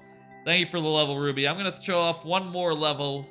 Ooh, I'm tempted to show off Snorkel Speedway. That's a good one. Good water level. Also with the conch thing. No, what I will show is... I'll show this one right here that has some of the theming that I want to use for my next level, the desert level. The desert level in the middle. You see there, this is where the theming comes from.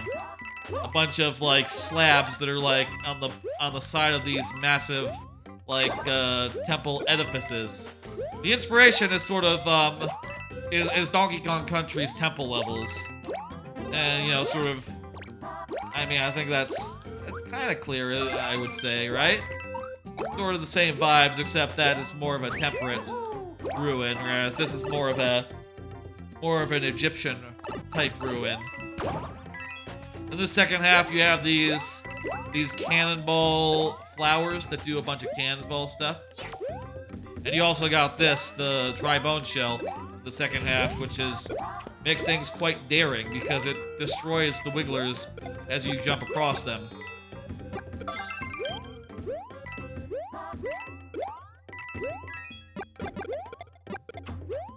You always get a fire flower there, so I figure it's okay to have a bunch of... Let's get that. Ah! Oh, it's fine, it's good, it's good. I figure it's okay to have a bunch of Hammer Bros be there because you can just fireball them and they'll be dead. You know, we were talking earlier about like prototype versions of things, and I actually do have on hand. I wanted to like look at some, and I think also, by the way, eventually I do want to do a stream where I look through all of these old like beta versions of levels, because I have here, you see, Sandstone Beta. Do I have other such levels? Let me see. Sandstone Beta. Let's see. Yeah, no, that's Sandstone Space. That's the new one. Or whatever we're gonna call it. But I totally have, like, a bunch of old versions of levels. Like, you see here, there's, for some reason, 4 versions of Catwalk Capers, which I showed off before. But why don't I show off, like, what the brainstorming version of of Temple Temptation looked like, which at that time was just called Sandstone, I guess. Originally, I was messing around with chain chomps. I was messing around with vines, like climbing and stuff. I was using pipes to divide up the level and make it so that you had to go up and down. Originally, I was testing out, like, what if the wigglers were going side to side. I was testing out. This is actually kind of similar in a lot of ways to the bloopers that ended up in my latest level. Come to think of it, I never made that connection. I was testing out these guys, but with hats on them. Freestanding bloopers were tried out. More wigglers. I thought this part was cool, but I ended up not putting in the level. The part with where the guys, you go over them. There's also more test areas in the subworld, which are linked up to the start. There's the early version of the cannon thing. Originally, it had a red in the middle to make it a little more deadly. I guess I decided on that the red was a little not good. This is actually pretty similar to where the actual dry bone shell ends up in the level, except that there's an additional platform down below the guys where the shell ended up.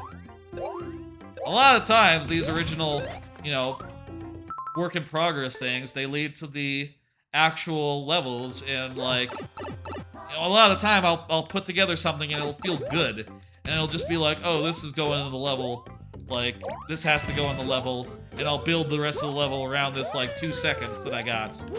This one little screen's worth of goodies. Also, by the way, a good thing about the shell is that, that's the end of it. The good thing about the shell is that you can jump off Hammer Bros attacks. I have to go to the bathroom. Oh, hey, Risky Chris P, how you doing? Risky Chris P, another streamer. Let me give you a shout out, Chris. Jeez. Done some raids into him recently, played some Overwatch with him. the other week. I haven't played Overwatch 2 with him before. Shout out Risky Chris P.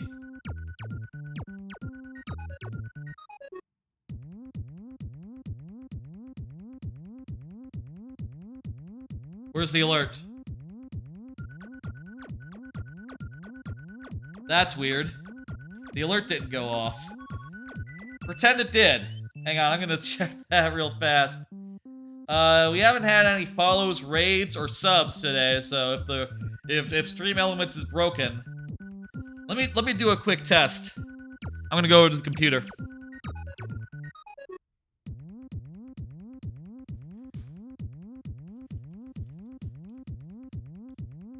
The camera was closed. All right, let me see. Oh wow, you can really see the lamp from the lamp that I have over there, just glowing in the background from this area, huh? It almost looks like I'm eclipsing the sun as I move my head. That's a little bit weird. Let me see. What the fuck is going on with this? Let me go to Stream Elements real fast and run some quick tests of some alerts, just to make sure that that's all working. It's weird that that didn't go off. I want to make sure everything else is working. Let me do...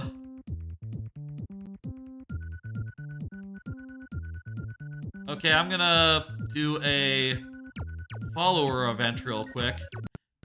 Is that working? It is working. Okay, this is, by the way, a test. Not a real one. I'm gonna do... Okay, so alerts are working. Okay, but I don't know why. Let me try that again. Let me try out that shout out one more time, see if it works this time. Risky Chris P. I guess my shout out alert is broken. Huh. Weird. I'll have a look at that. I'll have a look at that some other time. That's funny that that's not working, but it is what it is. I need to go to the bathroom, folks. I will be back in a minute. We will do the last 2 levels that are in the queue, and maybe we'll go do some Minish Cap after that.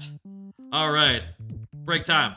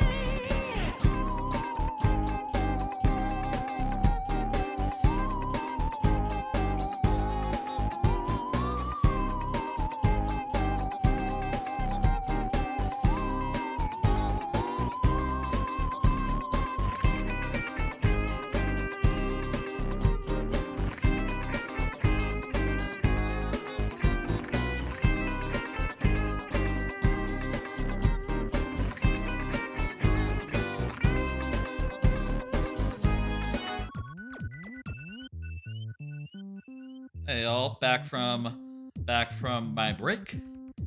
Let's go. Let's do these next two levels.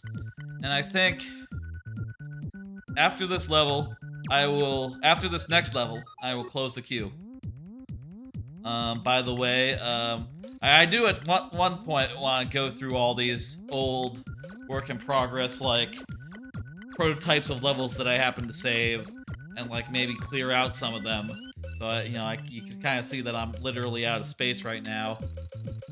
I really need to clear out some of them, but that's, a thing for another day. Thing for another night. Right now, it's time for the next level, which is by Robbie Angel. Robbie Angel was here when submitted, and there was no one ahead, so really, Robbie was here on time.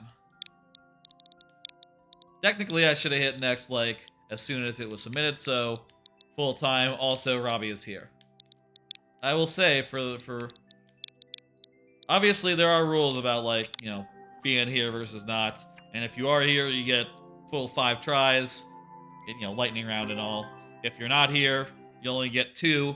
That's called very nearly but not quite sudden death. Also, there is totally music outside. It is kind of irritating to me, but what are you gonna do?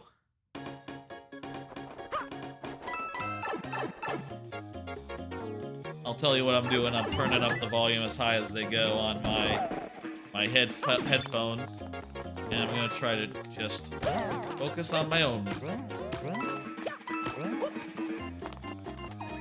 Wow.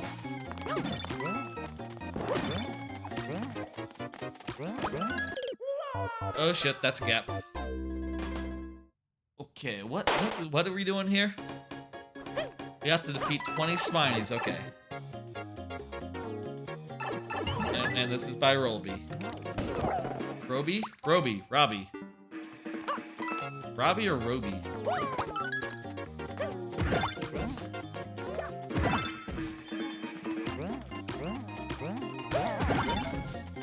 And just...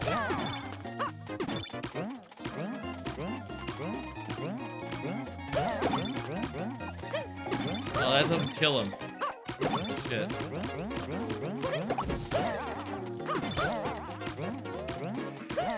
Fuck. Oh no! Gouging.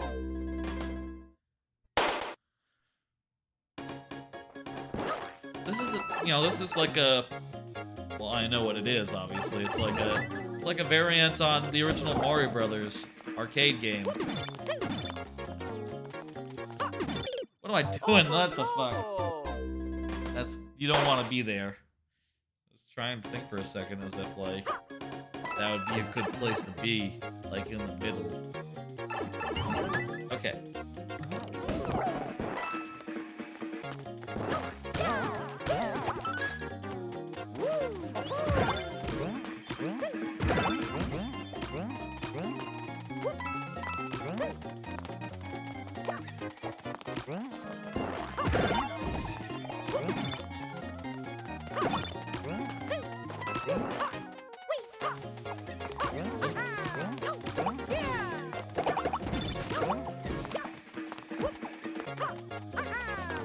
That went around in a loop, like, pretty effectively.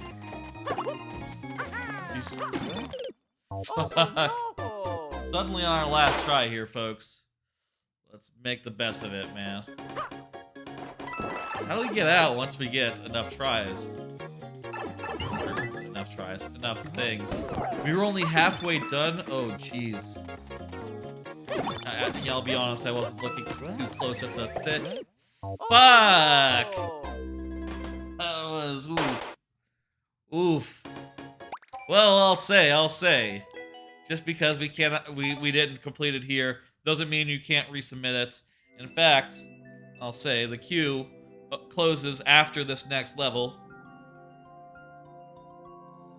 The queue will be closing, but if you want to resubmit that level and give me another try at it, I could do that.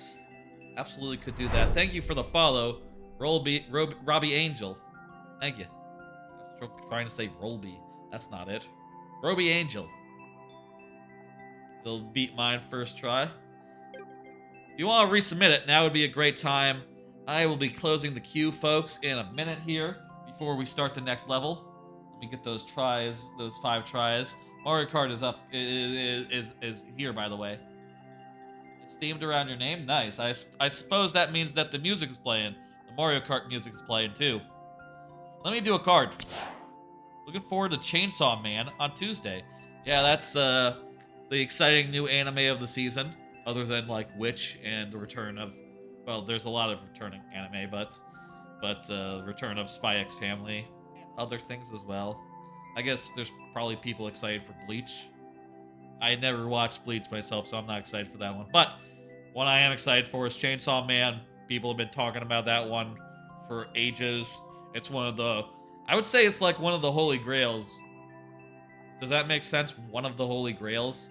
It's like one of the mangas that people have been looking at and being like, that when that becomes an anime, it'll be one of the best. You know, I feel like right now it was Spy X Family that's been turned into an anime. It's fantastic.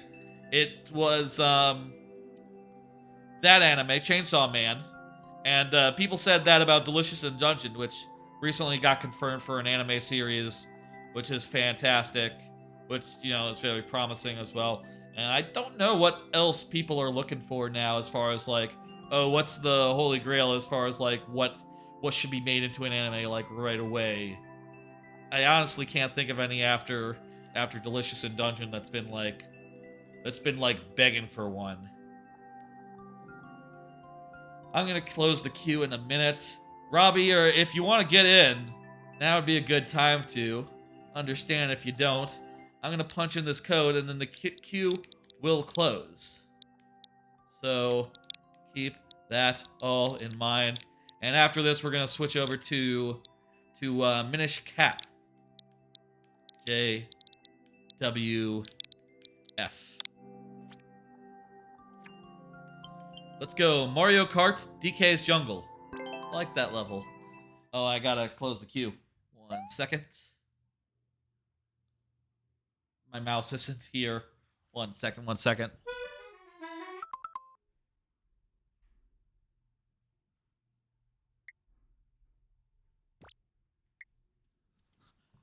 Queue is closing. Thank you, folks, for getting in your levels and getting them in during this whole viewer level sequence. There's been a lot of good ones today.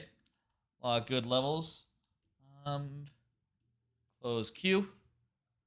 Thank you, thank you. I'm going to go ahead and change the thing in the overlay to be closed. All right, 5 tries on the board. Let's go. We Mario Kart here. All right, it's a driving level, and you know, you're doing the balloon and you're navigating around. Very nice. I like the obstacles there. That's very Mario Kart. You get hit, you don't die, but you do have to take a slower route.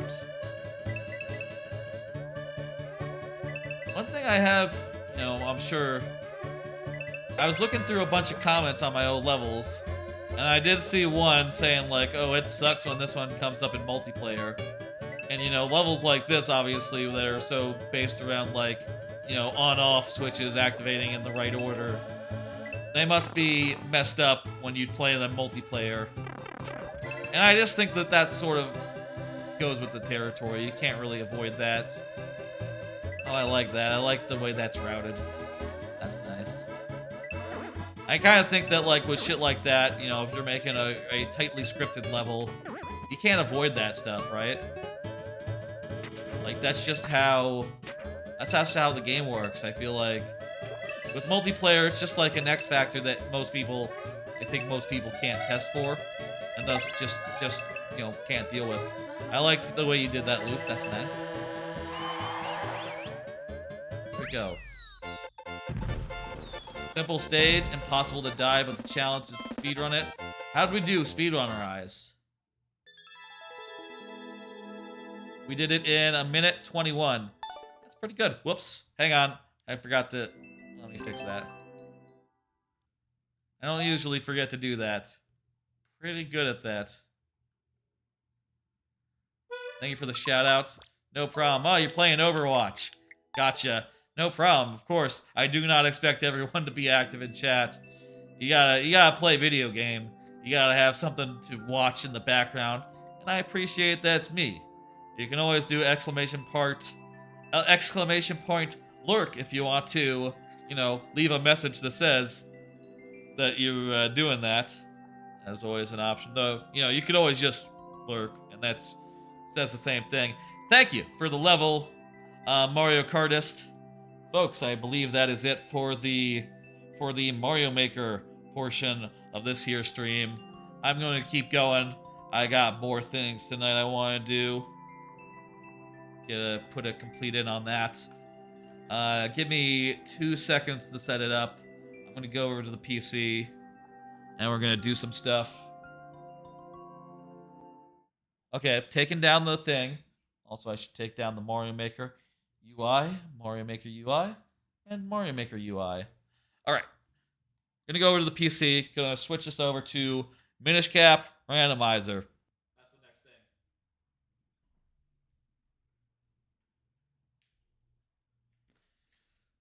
All right. Need to grab this. Switch over the TV. And go over to here. Let me pull up the tracker.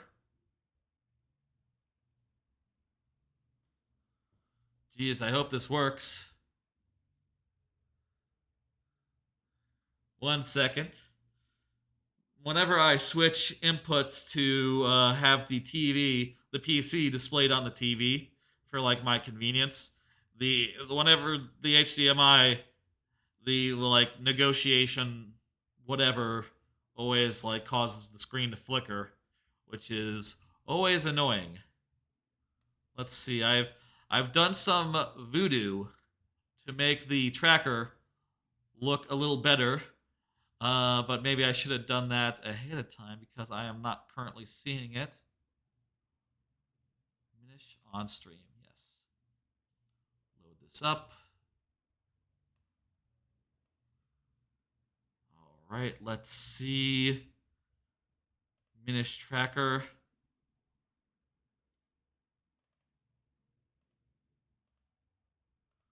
All right, I've done some stuff to make it so that the tracker now is displayed in a manner that is vertical. It fits into the box that I have a little better. You might notice some shading around the edges that is weird. Can't be helped, it is what it is.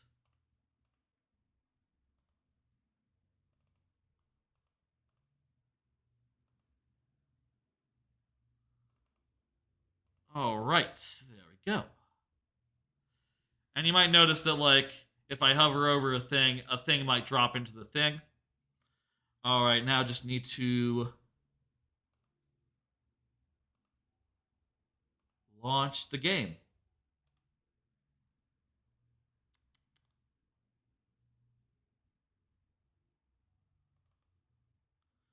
All right. Minish Cap finishing. Minish Cap Randomizer. Fusion Rando after? Question mark? Okay, Minish Cap. And the tags, no more viewer levels, but instead, randomizer. Okay, go ahead and load that up. That should be it. And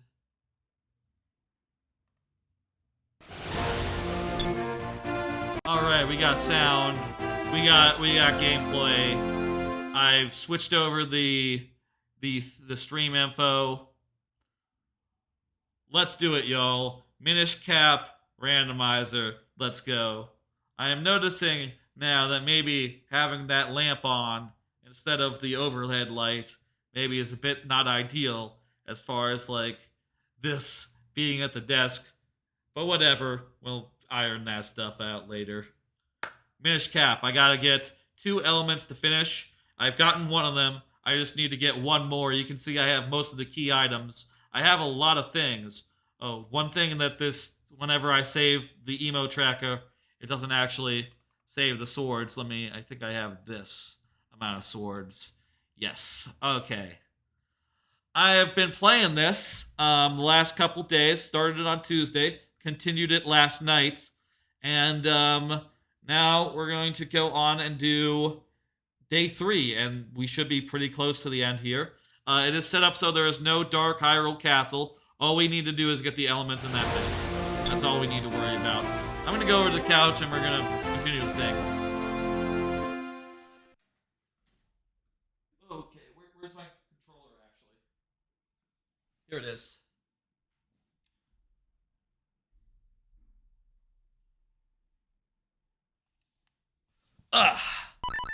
Let's go. Get the tracker up and here we go. That's right. Last time we just finished the Earth elements, and we also did a bunch of checks. Now there's just there's not that many places left for us to look for stuff. Let me think. There's a cave with likes in it. There's the Great Fairy Minish. One thing that has a lot of places for us to check would be the Temple of Droplets. Now, you might notice, look at the map, you see that the Temple of Droplets does not have an element. So it cannot be one of the 4 that we collect to or one of the 2 that we collect to finish the game. But there could be an essential item that we need to get to one of the other elements. And I'll say, like, okay, for the first dungeon, all we need right now is the Gust Jar. To get the Gust Jar, we need to... the Gust Jar is actually in town. It's in the shop. But it costs 600 rupees, and we have a maximum of 500, so we need the bigger wallet to get it. If we get the bigger wallet, we can get that Gust Jar, and we can finish the first dungeon. So we need 1 item for the first dungeon. For the third dungeon, what we need is to be able to get into this guy. We need to get 1 more kinstone, gold kinstone. We have 2, we need 3. That's like the top of the 3 golden kinstones there in the tracker. We need to get 1 more of those, and that'll let us into that whole area. And I think we have enough to finish that dungeon. For the last dungeon, we have already gotten access to it, but we need a sword that can make 3 duplicates in order to get further into the dungeon. So that is the case right now. Basically, all we need is 1 of 3 items. And if we find any of those items, we're in go mode, folks. 1 of 3 items. It could be in not that many locations. And a lot of the locations are here in the Temple of Droplets, so let's look around the Temple of Droplets. By the way, key sanity is not on, so the amount of keys we have, once we get into the dungeon, we will find them somewhere in the dungeon themselves. Let us go. Let's go.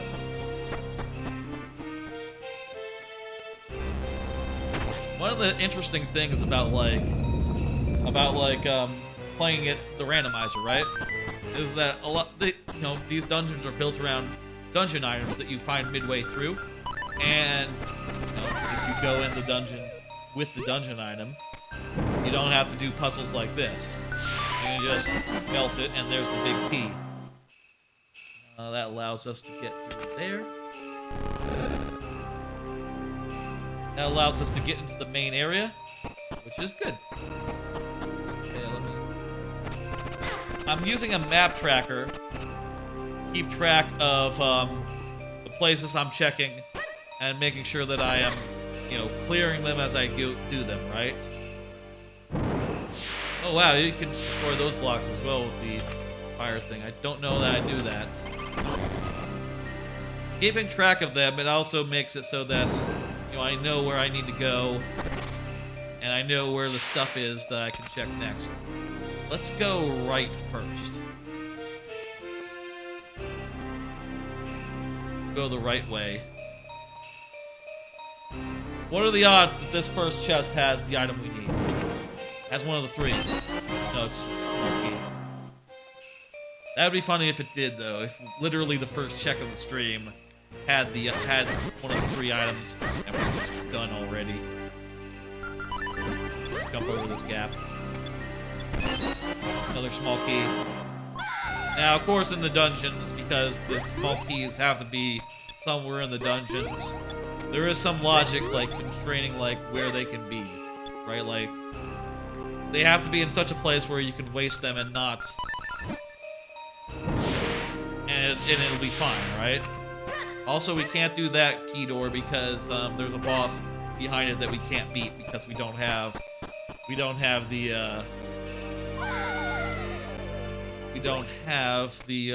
sucker gust jar. Graveyard key? Okay, that doesn't do much for us, but okay. With the graveyard, that is technically another place where the element can spawn. However, I have done some custom logic just to make sure that that doesn't happen. I feel like the elements ought to be in a dungeon, and that the graveyard is not a dungeon. It's too short, and there's just kind of nothing there. Not a fan of that, so did some tweaking to make sure that that's not something I have to deal with. One thing I do like about randomizers, just in general, is like tweaking them and making them into the kind of experience that I want to do. It tends to be somewhat casual. I'm not necessarily like a pro or nothing. You know, I don't know the games by heart. I just like to blow through them and have to, you know, blow through them in an order that's different every time. You know, I guess a bingo would be just as much up my alley as a randomizer would be. That, to me, is what's cool about the randomizer experience.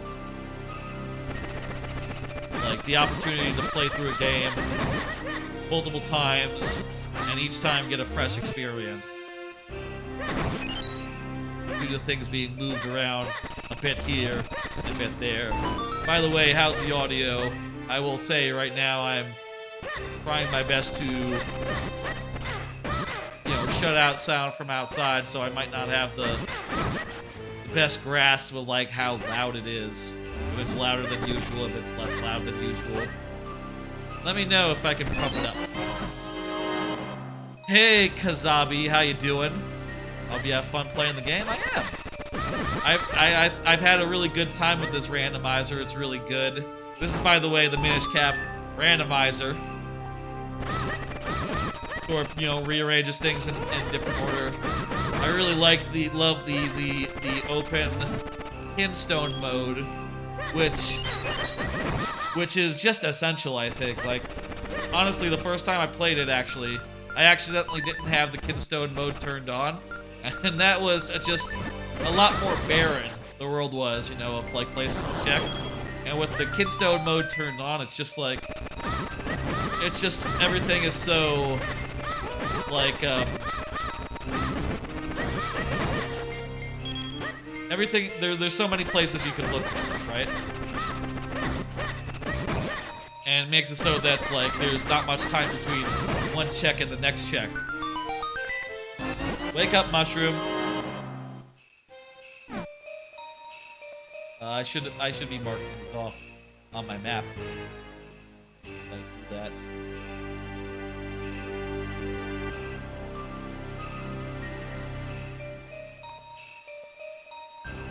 I've never been much of a fan of the, like, Link to the Past or anything. This Minish Cap is my favorite of the 2D Zeldas, and you know, the randomizer has just been great to, like, breathe new life into it, you know. And I'll say, like, once you enable the open Kinstone mode, you know, Minish Cap is just very suitable for randomization. There's a lot of items that let you get into, you know, get like different ways into places. Like, you know, for instance, you can use the cape, the jumping ability, to get into like whirlwinds if you don't have the cane of hockey. Hachi, I'm not sure how you pronounce that. You know, or you can use the, I guess in a lot of cases it's just the cape, isn't it? You can use the cape to get into the, you can use the cape to get over the part where you need the charging boots. A lot of places, I guess, where the cape just allows you to shortcut places. Rock Party doing a sub. What the fuck?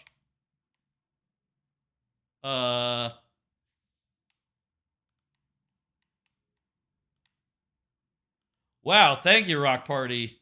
I think the game crashed. What the fuck? What was that timing? For a second, I thought the alert caused the stream to crash. I was just like, what the fuck? But, fuck.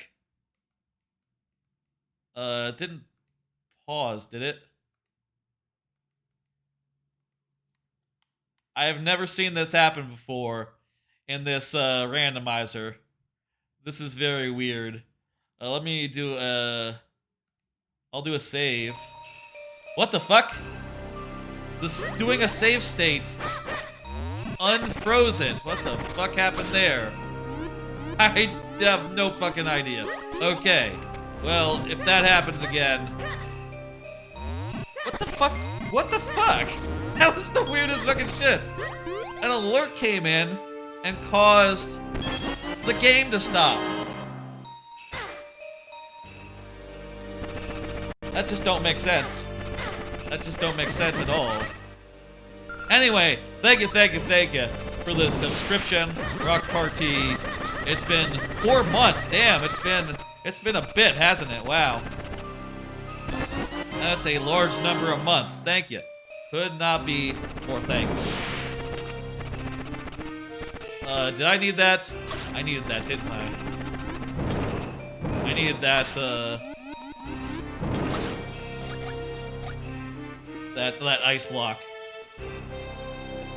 How you doing, Rock Party? You having a good Friday? Yeah, I've just did a bunch of really good viewer levels. Now I'm playing. Oh, good. I guess it opened. Why did it open the way for us? Oh, well, you know what? We don't have the blow, or we can't actually get over there. Anyway. So, whatever. But I already got these two. Alright. Can I jump around this corner and get to the place where you need this? Oh, there's nothing over here. Okay, cool. I don't think I can get up there without the raft. Yeah, I need the raft to get up there. Mostly finding small keys and like bullshit. But I will say, we are pretty close here to finishing this shit up. All we need to do is find one of 3 items, and then we are in go mode, folks. So, if you see a large wallet, if you see a large wallet, a kinstone piece specifically for the wilds area, or if you see the sword, and technically there's I think there's 2 swords in the game, so we just need one of them. One of 2 swords. Then you know we're in go mode and we can just finish. We can finish the dungeon, get the last of the items. Wait, no, that's not it. By the way, after the freeze, game still sounds good, right? Yeah, I can see the audio meter moving up and down. It's good. This.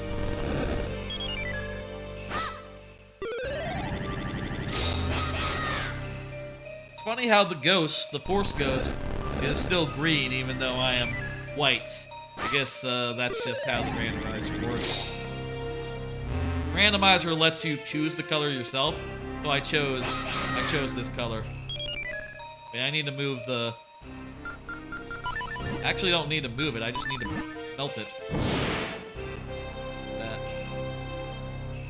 Move that and push this down. I wonder how this works when you have, if you were to get like a more advanced sword, right? Like, you know, later in the game, or, you know, this is the randomizer. What if you found it at the start? What if you just found all four of the, actually there's 5 swords. What if you found like the upgrade to the last sword really quickly?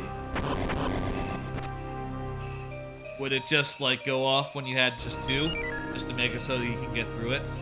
I wonder. It's probably gotta have some quality of life stuff like that, right?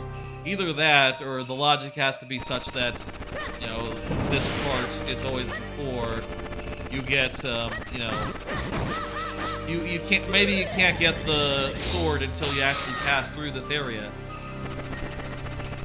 which maybe would be a little silly. I feel like that'd be a little silly just to have that set up logically. Want to be more random than that, right? Right.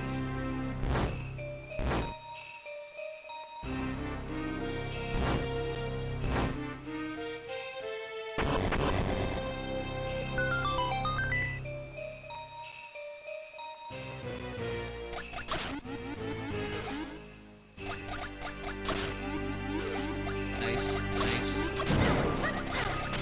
All right.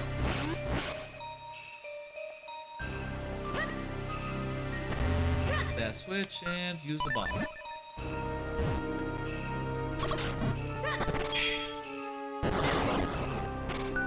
Let me do some stuff on my map.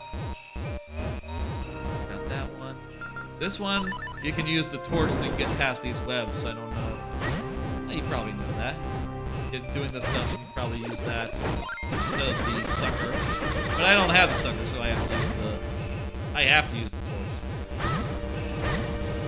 It's really interesting in all these cases how, like, yeah, like I said, there's multiple ways of doing everything.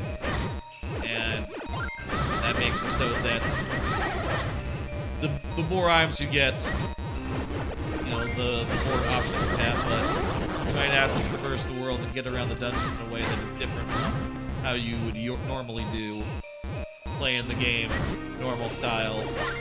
That's just part of the logic. You might have to make a goofy jump or two, even. Go. That guy.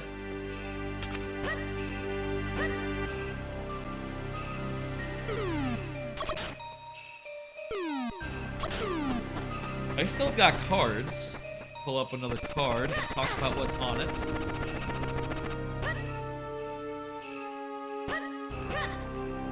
After I after I push this switch, it'll be other way.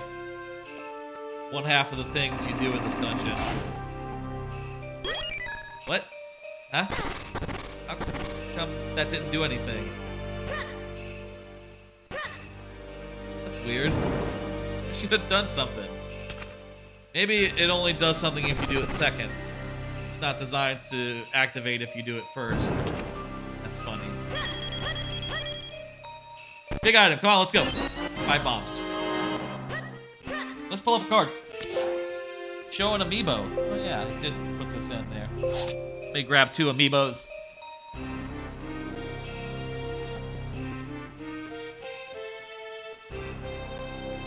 I got these a few weeks ago.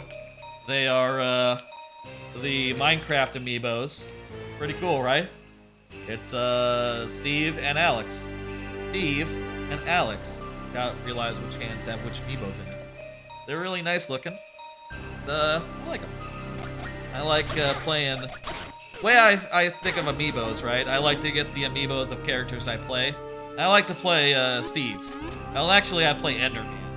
But, you know, Steve, Alex, they're the amiibos you can get. I like with Steve to do a lot of, like, cheesy shit. I think that he's really fun in that respect. Just like having a bunch of fucking tools and zoning things. And once he zones you out, he can do some nonsense like mining and like getting his stuff back, you know, his resources. I just think that's a really fun style of gameplay. I was thinking about going through that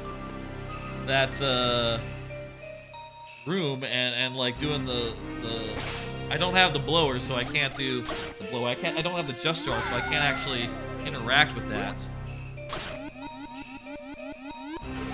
So instead, I'll open this switch and let's see, what can we do here? There's an area past where we were before, this room. Yeah, we didn't go beyond this room, like... Yeah, we need to go through here. And through this door. This will be a whole bunch of areas we can do right now. Is it a whole bunch, or is it just one? I think we might have missed a chest along the way.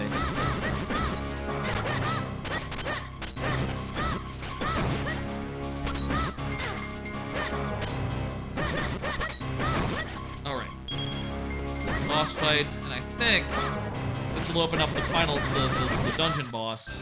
And we can also go beat them if we wanted. And that'll get us 2 items, which, you know, either of which could be the one we need.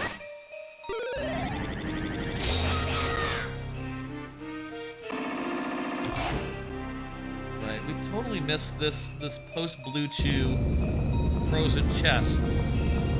How did I miss that one?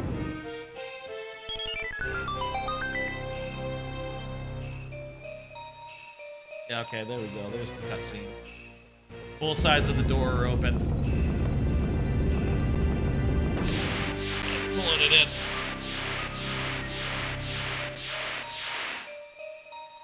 Whatever it is, it's not a... You know, we can already see at the map it's not an element. But whatever it is, we can go get it. You know, I didn't know that that boss right there, you can actually deflect its balls back to it with your sword. I always thought that you needed to use your shield for it, but you can totally just use your sword. I was doing a seed of this, wherein I didn't have a thing. Let me see the map real fast. Okay. That one. Okay, so there's 3 we haven't gotten yet. We haven't gotten. One requires the gust jar. Actually, 2 of them require the gust jar, but one of them I think we just flung. One of them I think we totally could have grabbed. Let's grab that one and then we'll go fight the boss. The chews, we can't fuck with them. Did we get this one? I don't think we did. Did we get this one? We might have. Yeah, we got this one. We got this one.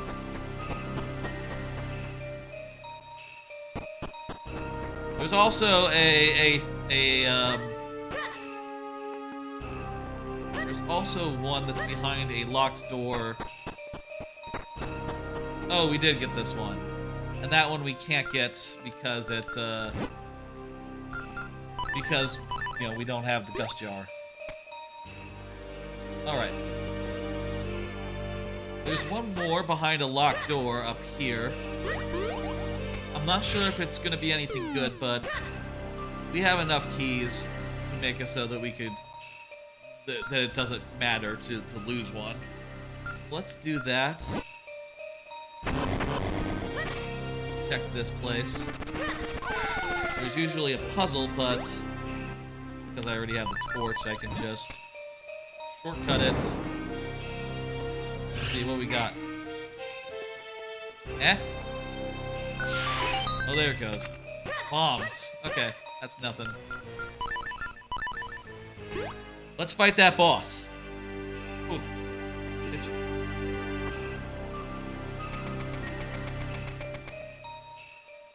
Alright, here we go.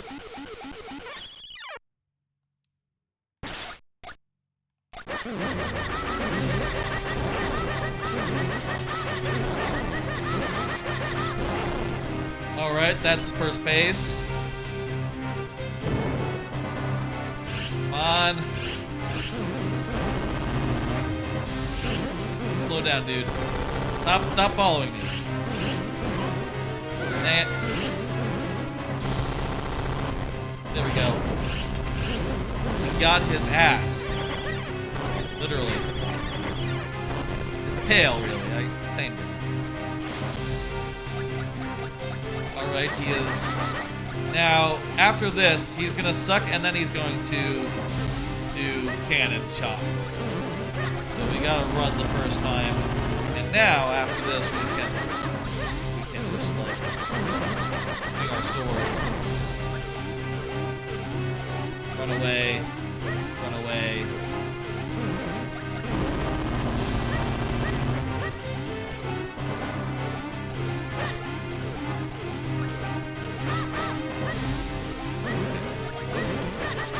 There we go.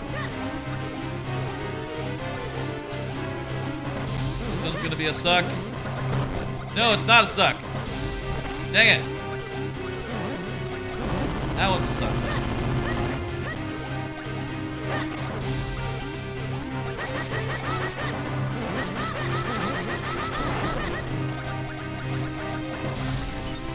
Okay, another round. He got a round before he started moving. That's fantastic. Next one, he's going to turn the lights off a bunch of the time. He's going to do like a smoky thing. That's fine, though. We're okay with that.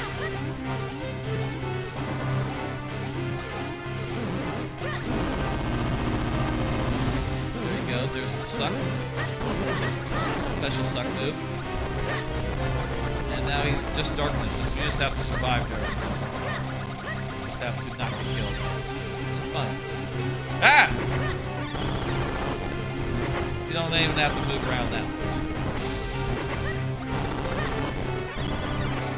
A little bit of movement. Probably gonna suck, so I'm just gonna...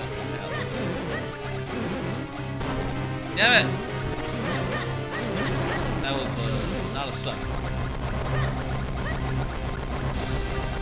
Alright.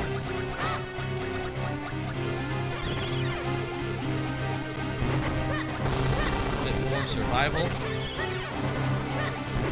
I like that these bosses, and when you're small, are just literally an octorok.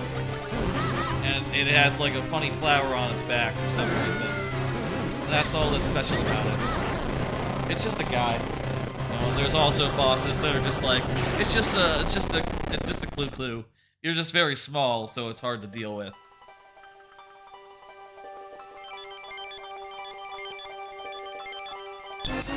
Fucking there we go. That's what we needed, folks. We can now go get the sucker, and that means we can finish the first dungeon. 20 rubies, that also, sure. That doesn't hurt either. Let's go, folks. Nice, nice, nice. I actually need to make like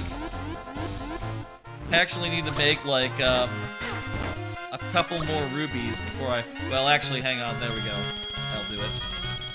Perfect. We've done it.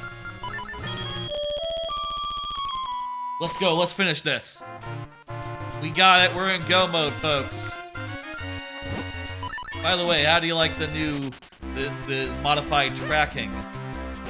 It's a lot easier to see now that it's more vertical, right?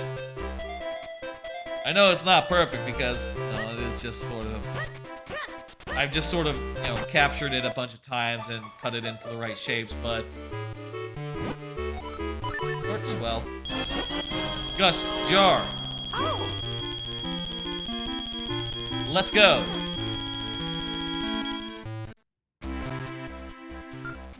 Let's go, let's go, let's go. Let's see, I do have already the big key. So yeah, now we can go to first dungeon. Take the fast travel. And let's finish this.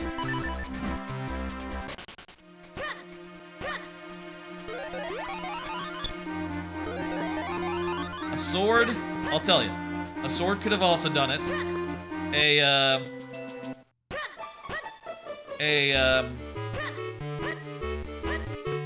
kinstone would have done it, and that's it. Those are the two choices, three choices. But we got the big wallet, and there we go.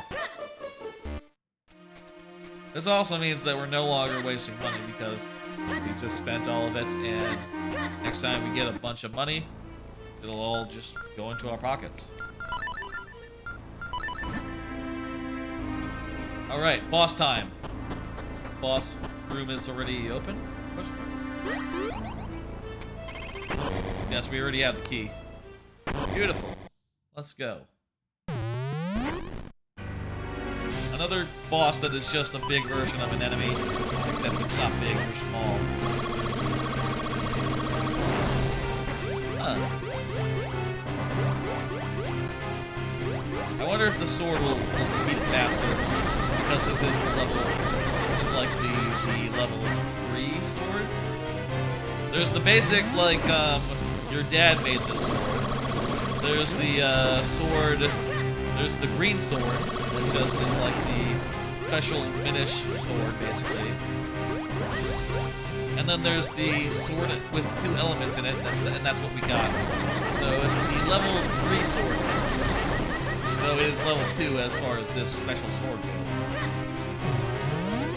You have to collect 3 swords to get up to this sword.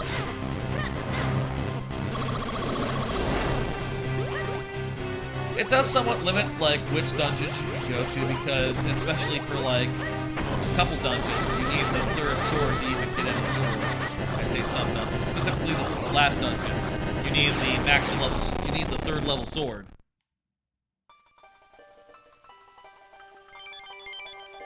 There it is. There's our element. I do believe that's all we need. Even if that's not, we would only need like one more item for each of the elements.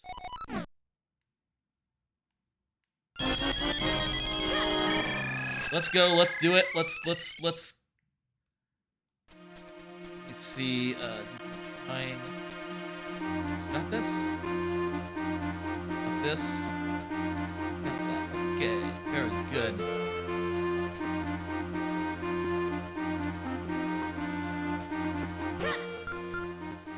If I do a quick warp, does that take me to the edge of the thing? No, it takes me to the dungeon edge.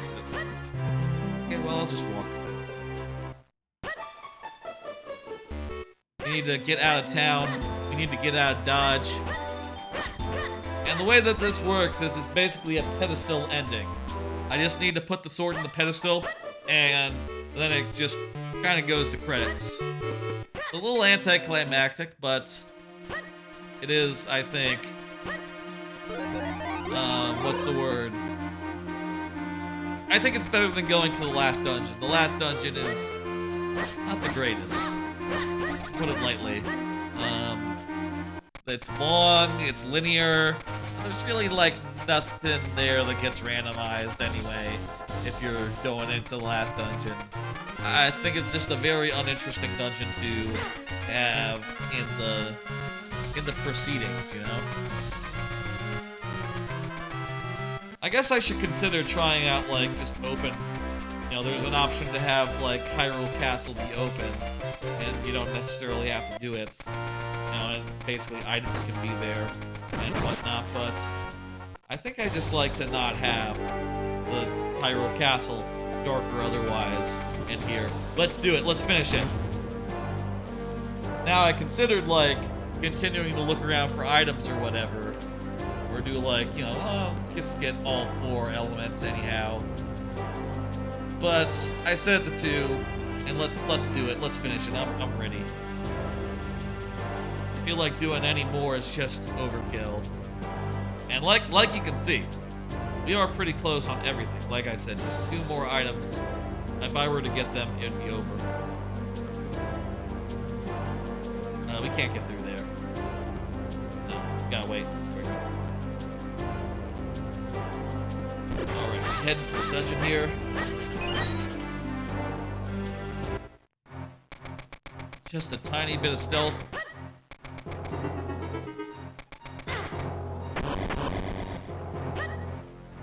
It'd be cool if, like, honestly, they could do it where, you know, in the Paper Mario randomizer, they have it set so that the Bowser's Castle just becomes like a boss rush of the final bosses in the game. I kind of think that would be...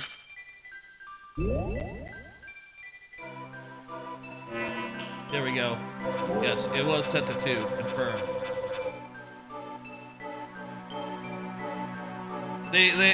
In Paper Mario, they have it set so they have a setting where you just go to Bowser's Castle and it's just like the finals 4 fights you do in the game. None of the dungeon stuff, which I think is just a better way to do it. Doing this way, it just ends here. Ain't bad either. I think it's better than going to the castle itself, but maybe they should have had it where you fought Vaati. Like, that would be, I think, the best of both worlds, right? Like, you don't need to actually do the castle, but a Vaati boss fight would be good, and that's time. That's it. That's time. That is the randomizer finished with the settings I was playing on. I've also finished it off stream with different settings, like settings where I have to get all four of them. I think 2 is a good number though. 2 is a nice and fair number, and as you can see, just to get those 2, I had to get most of the items in the game.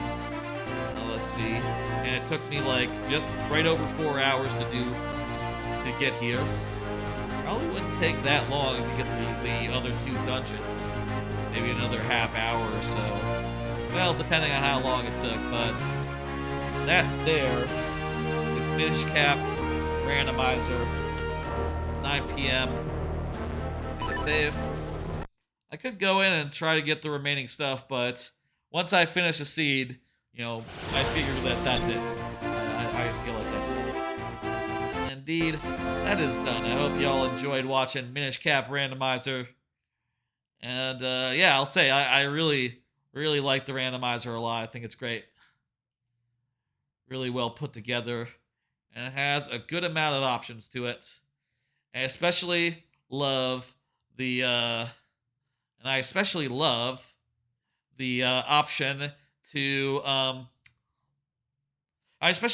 option to trying to pick my words in my head. I especially love the open kinstone mode that makes it so that like all the kinstone fusion effects start off done. That makes it so that like beanstalks are formed. There's random chests added in a lot of places in the game, and that makes it so that you're not going that long between checks, which I think is very nice. It makes it a very well-paced randomizer. All right, I'm going to. We got another game here. Let me switch us over to it. All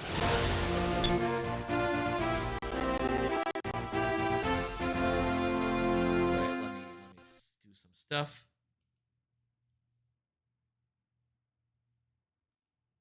I'm switching us over to another Game Boy Advance randomizer, so there won't be that much setup here. Just a tiny amount of setup. 1 second, and where is the one I want?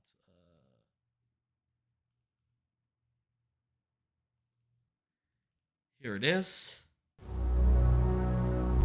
All right, folks.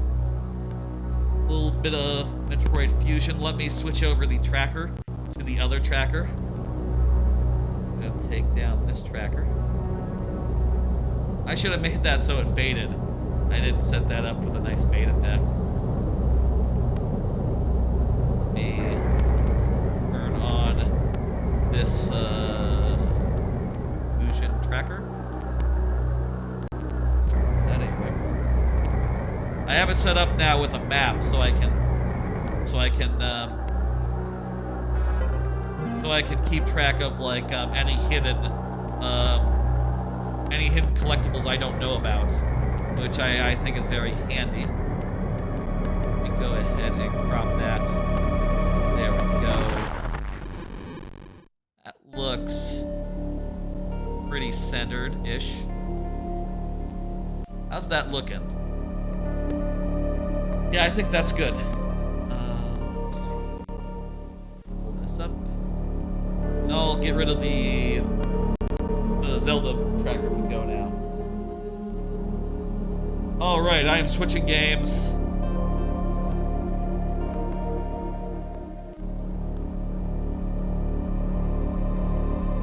Fusion Randomizer. Let's go. Fusion.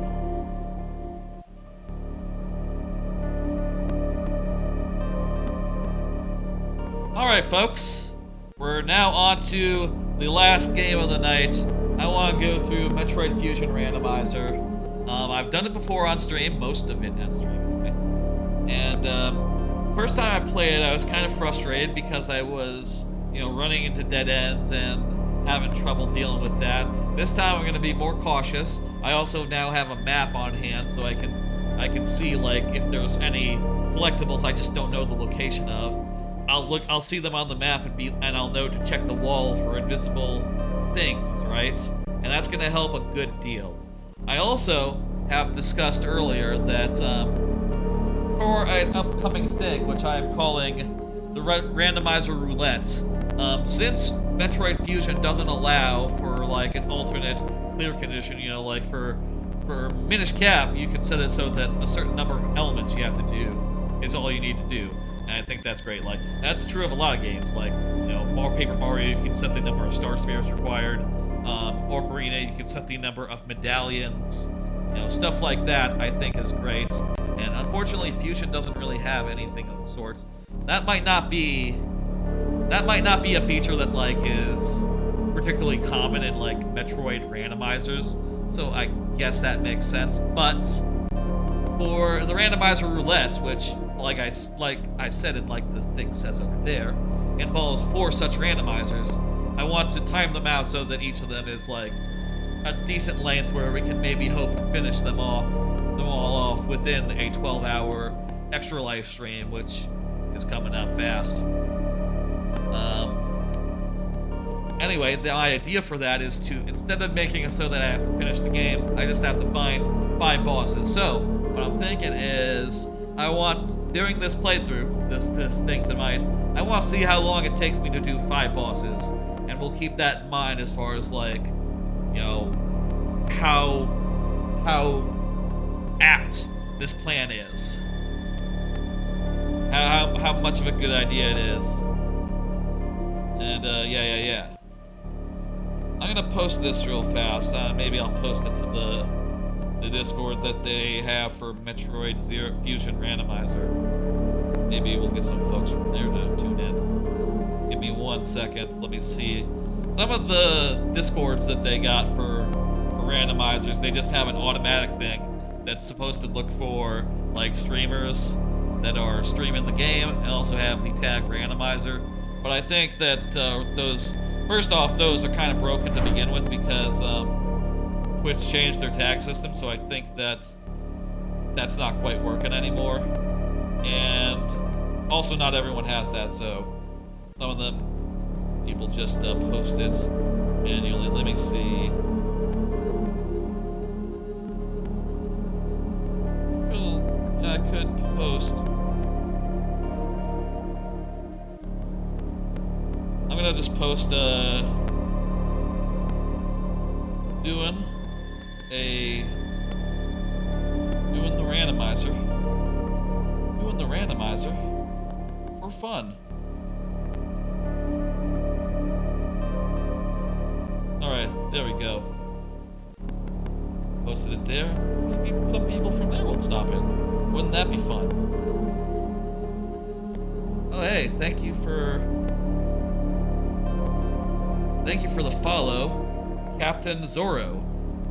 Jeez, what's going on with those stream elements? It's being slow today. What's going on there? I see that you followed Captain Zorro, but the alert hasn't come through, has it? That's weird. Let me check that. I'm gonna do a fake follower alert. The fake one worked. What's going on? What's going on? What's going on, Stream Elements? Jeez. Well, Stream Elements is being weird today, I guess. But thank you. Thank you for the follow. I appreciate it. That's great. Let's go. Zero mission. Or Fusion. Let's start. And like I said, want to see how long this will take me. I have a map available and open to reference to help me through it. So if there's any collectibles I don't know the location of, the map should help me find them, basically. Let's go.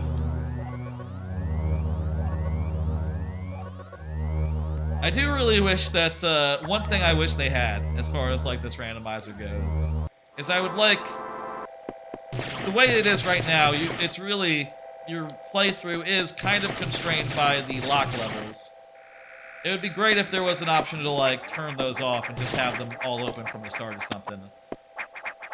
Or otherwise, just make it so that they were maybe shuffled into the item pool. As is, you will always have to go to the water area at the end of the first part of the game.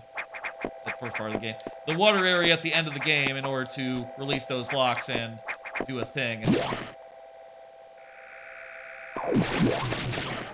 Okay. Also, we should be sure to save along the way, because if we do get soft locked, I will have to hold down a couple buttons and reset us. That's how we will do it.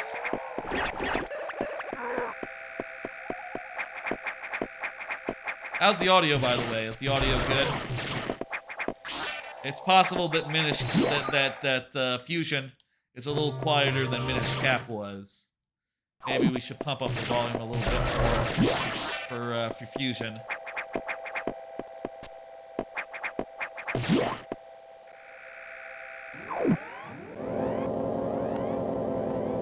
I think we might be good, though. I'm gonna trust that we're good.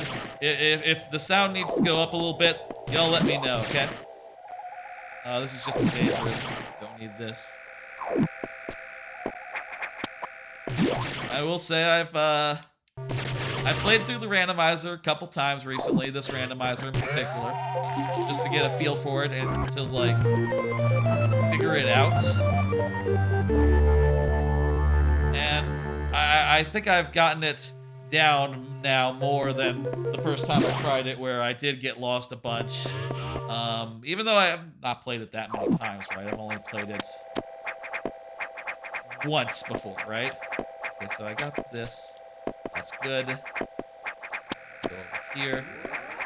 I think with this game, oh, also that is was that the ice missile? I think that was the ice missile. Okay, we got the ice missile.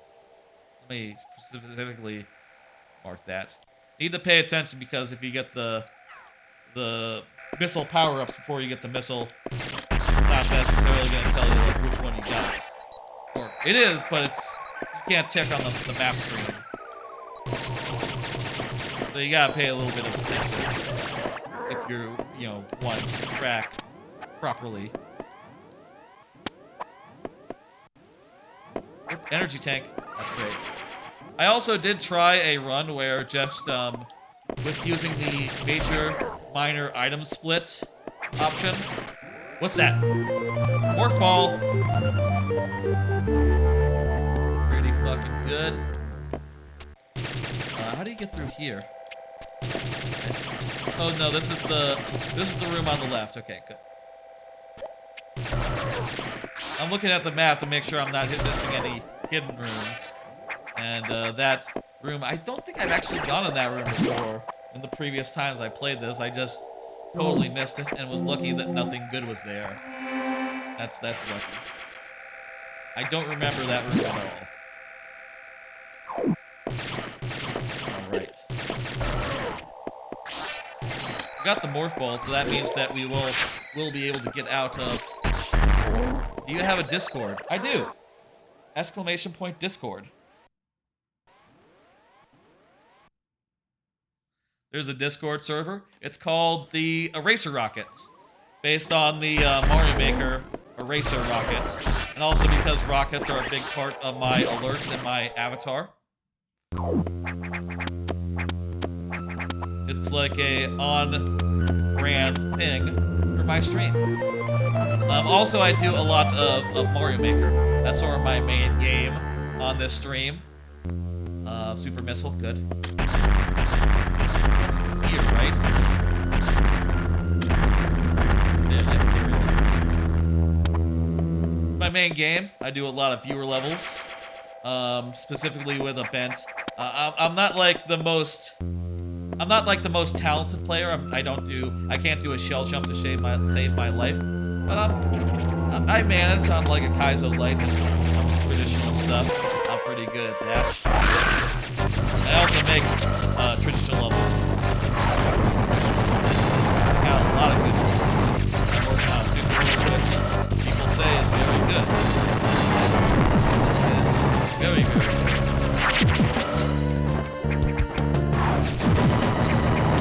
I also put my VODs up on YouTube, so I'm not up to present yet. I only started doing that recently, and I've been uploading all the old VODs in order that I did them. With the intent of, them being in chronological order because of that, but I have noticed that actually looking back through the VODs, for some reason, they're kind of not in chronological order for some fucking reason, which is annoying to me. Yeah, we got some capacity for that. I think power comp capacity. There's not like a tracking item for the power bomb itself, is there? So I just have to. For that one, we'll mark that off once we actually get the power bomb data. All right. We got a bunch of powerful missiles. We got the fourth ball. Pretty good shape. We got freeze the ice missiles as well. Pretty good start, I do think.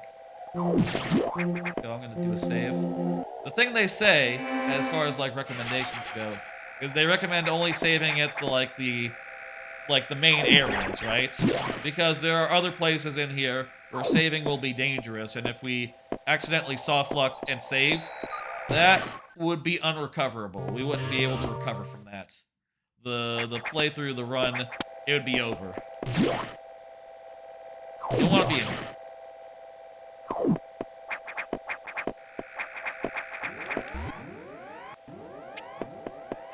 Okay, that's an energy tank. My intent tonight, I intend to go a little bit late. It's currently what, 9:30 roundabout. I would like to finish this randomizer. That is actually my goal tonight. Finish this randomizer, do it all the way, start to finish, all in one session. That is what I would like to do. Could be it gets really late and I get really tired, but we'll see. What's in here? It's nothing. Just capacity. Good to know we don't have to go for that. Okay. I didn't set it up with the randomized. There's an option for randomized the sector layout, but that does make it so like the ways around the sectors are a little weird because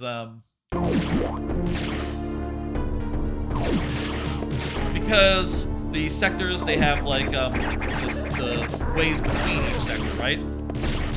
And I would like it to be like predictable, especially because we do need to at some point go from one sector to another. And every time I had it with the randomized sectors, I would find myself just there's nothing in here, right? I'd find myself getting lost, just like trying to find the way to the right sector and not knowing which way it is. I'm gonna see how I feel about just regular past sectors. It's probably just gonna be random. There's probably gonna be plenty of random business anyhow. Let's see. Bomb data. Would be good to get early. Help get to a lot of places. in the last time I played this, which was off stream, by the way, last time I played this, I got the power bomb before I got the regular bomb, so I was just having to do all the regular bomb checks with the power bombs, which is kind of weird, and it's weird in a good way. You know, just like, oh, I got stuck in a place.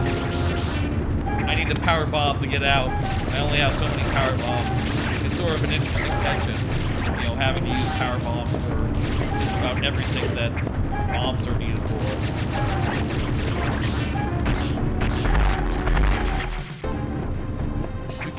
Getting these stabilizers actually get you anything? Maybe you just need to avoid these rooms actually. I got that. Get over there. Yes, okay. I think this area is a dead end mostly right now. But there is one thing we can get over here.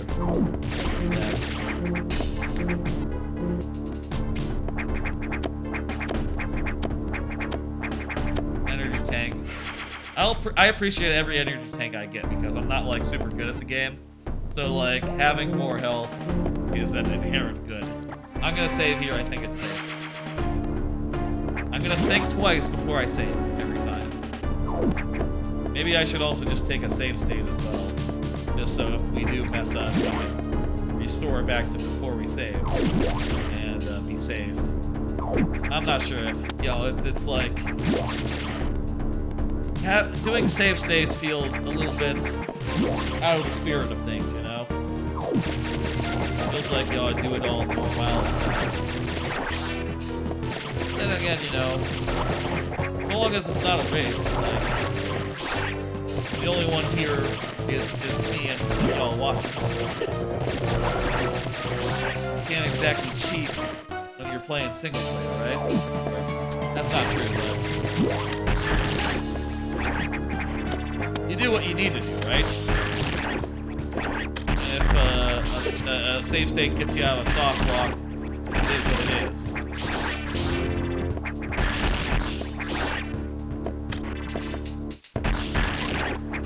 You know, the last time I played, I actually got soft locked and then saved, and it was because I had a save state that I was able to keep going. So, well, it's handy.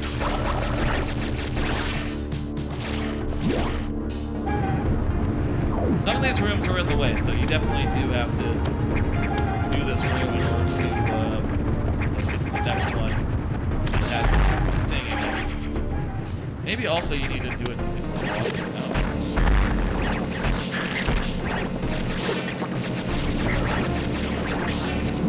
I'm not sure how that works, but keeping an eye on the map, making sure that has some places.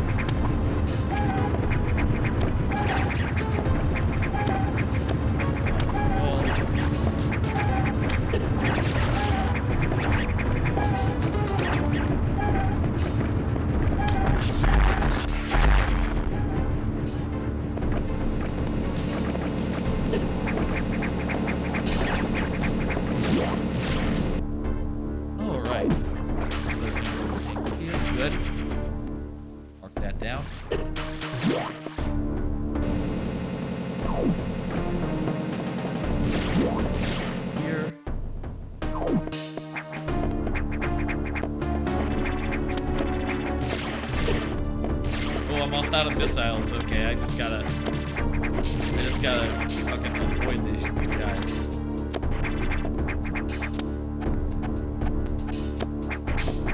I'll have to grind some enemies before doing the boss.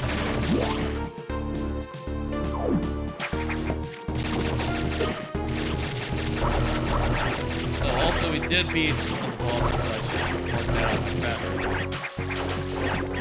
Doesn't done.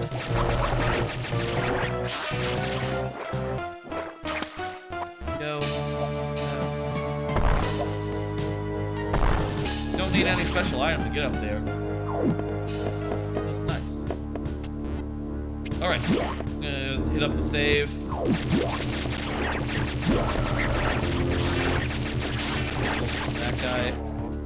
and the wall guy will totally have more missiles for me, like his X parasites. So we're good to go. Let's fight the boss.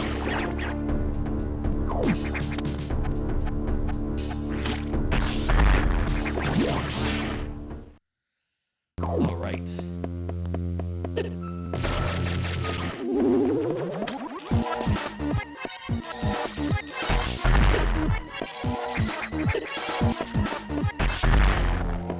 Super missiles really makes it fast.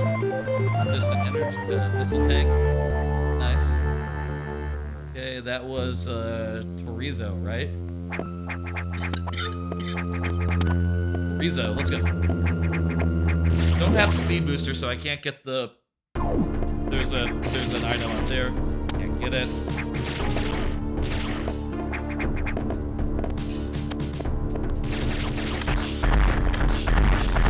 Okay. Ooh. High jump and jump ball. Nice. You can always tell what the that there's a key item because it has a question mark.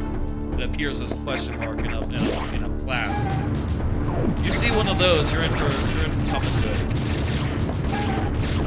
Well, usually. I guess like the high jump and the jump ball is like the bad because those ones won't necessarily do you any good. It could be useless. I guess also if you have it set up so that any missile item lets you use the missiles, then if you get the regular missile data, that is also nothing at that point. Okay, I think there's a couple items I think we can get in the room to the side. Other than that, I think we have to go to the next area.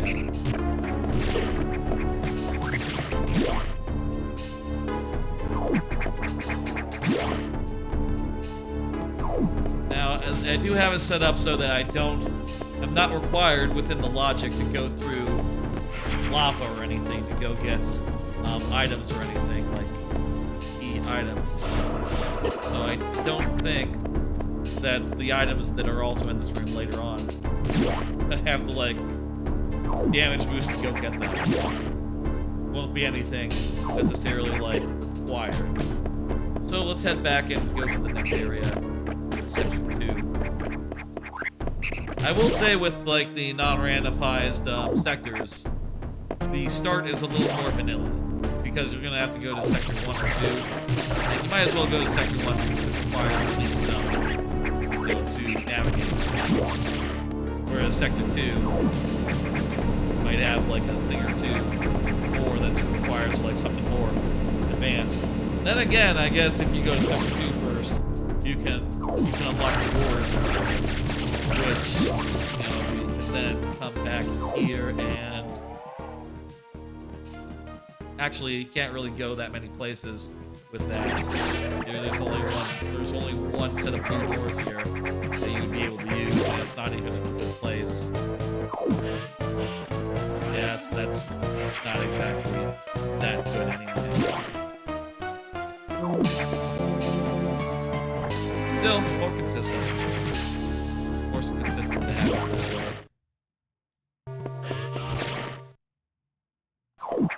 And of course, those later levels, those later areas, they're tougher, so having more energy tanks is gonna make it easier to handle them.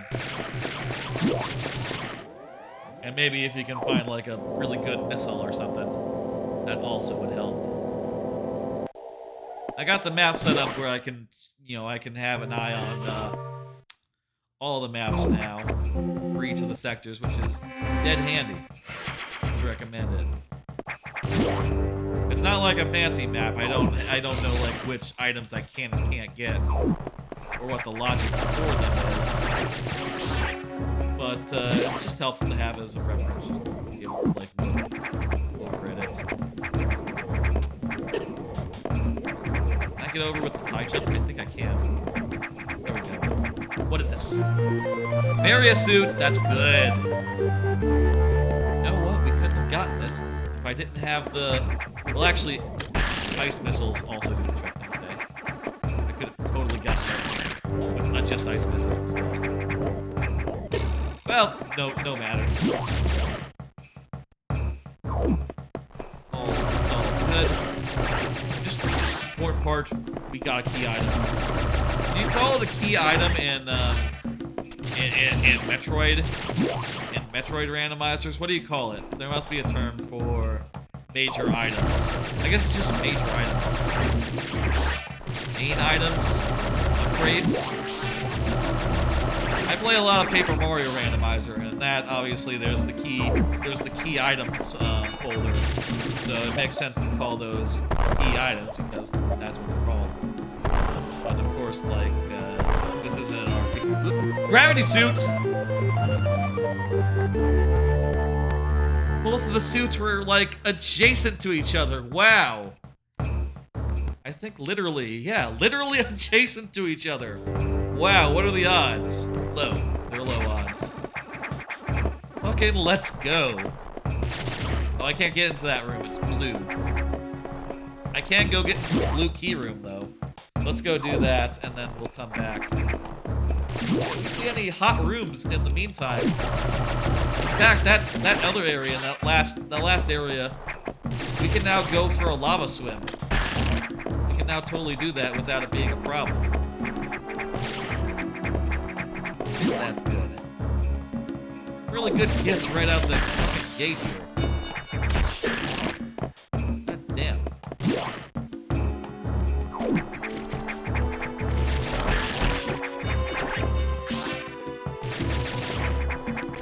Okay.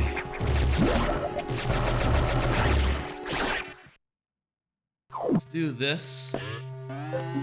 I have these cards that have things I want to discuss on them. Let me hit the button and pull one up right now.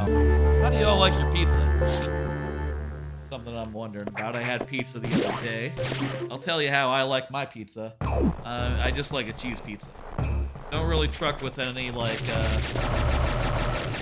don't really fuck with any, like, pepperoni or nothing or any toppings. I just like cheese, and maybe I'll put some Parmesan on it because, you know, I don't know if that actually makes sense. Just more cheese, right? But I figure, you know, at these pizza restaurants, they often have spaghetti, so they have like a shaker of Parmesan. And I figured, like, should I put more cheese on it? That's fine. I like cheese. More cheese will probably make it better. I don't know if that makes sense or even if it makes that much of a difference. I'll tell you, like, since I used to have a pizza place that I went to regularly when I moved in, when I lived in Euless, which is near the airports. There was a Euless, Texas, near DFW Airport. There was a pizza place in Arlington that I like to go to. But I've moved away from Arlington since my office closed, and, you know, merged with another office, I guess. And since then, I've not really had a pizza place that I like. All this happened during the pandemic, which I'll say, like, I'm really glad my office closed, right? And that I'm working from home now. It's lovely. Working from home is great.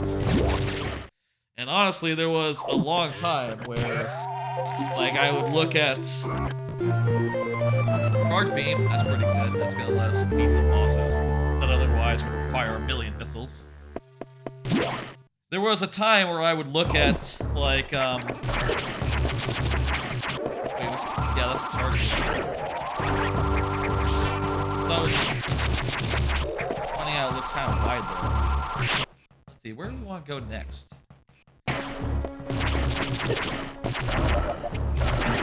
Let's go, like, down this area, right? Like a place down here. Let's go down here.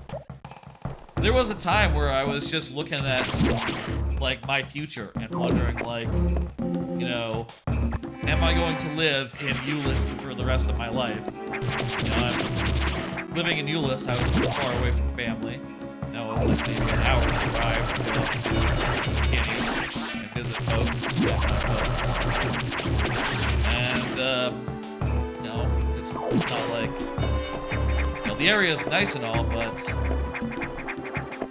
there was less places around that I would like to live in, you know. And when the office did close, that's Keanu. When the office did close, it was like it was space jump. Shit, yeah. Holy shit, we got some fucking good ones in the first 2 areas. Let's go. It was nice to have that freedom, right? And to realize, like, oh shit, I can now just go wherever I want, and fucking who cares? You know? Who cares where the office in Arlington is? It's closed, it's gone. And the new office, it's we're never gonna actually go in it, probably. And certainly, like, all my team members are in another country, so I don't need to actually go to the office, even if, like, we would get to the point where everyone would want to. I feel fortunate, you know, in that respect, to just have that. Just to now be in a place where I can basically live wherever I want. And I don't have to think about it. I hope y'all also have such... Hope y'all had also such similar lucky things.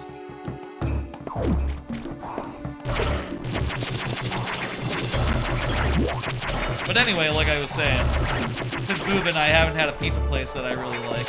I have one that I've been gone to a couple times, and I think it's okay. Their pizza is very big, very New York style, which, by the way, is, to me, an essential bit. Oh, I will say, I was saying that I don't truck with toppings. There are some funky pizza places that I do like. I mentioned before that I do have a lot of family that's in, like, the New York area.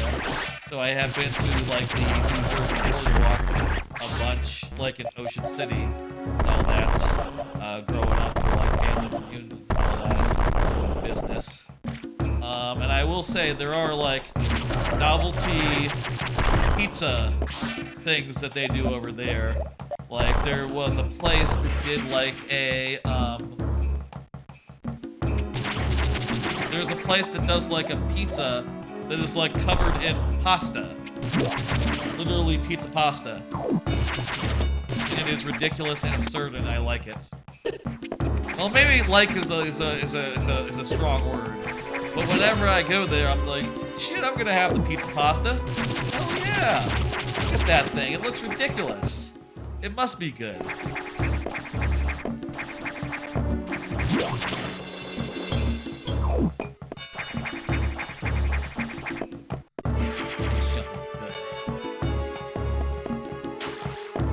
With the low gravity as well. Gravity suit, yeah, just immediately being able to go in the water. Oh, that's not an area. That's just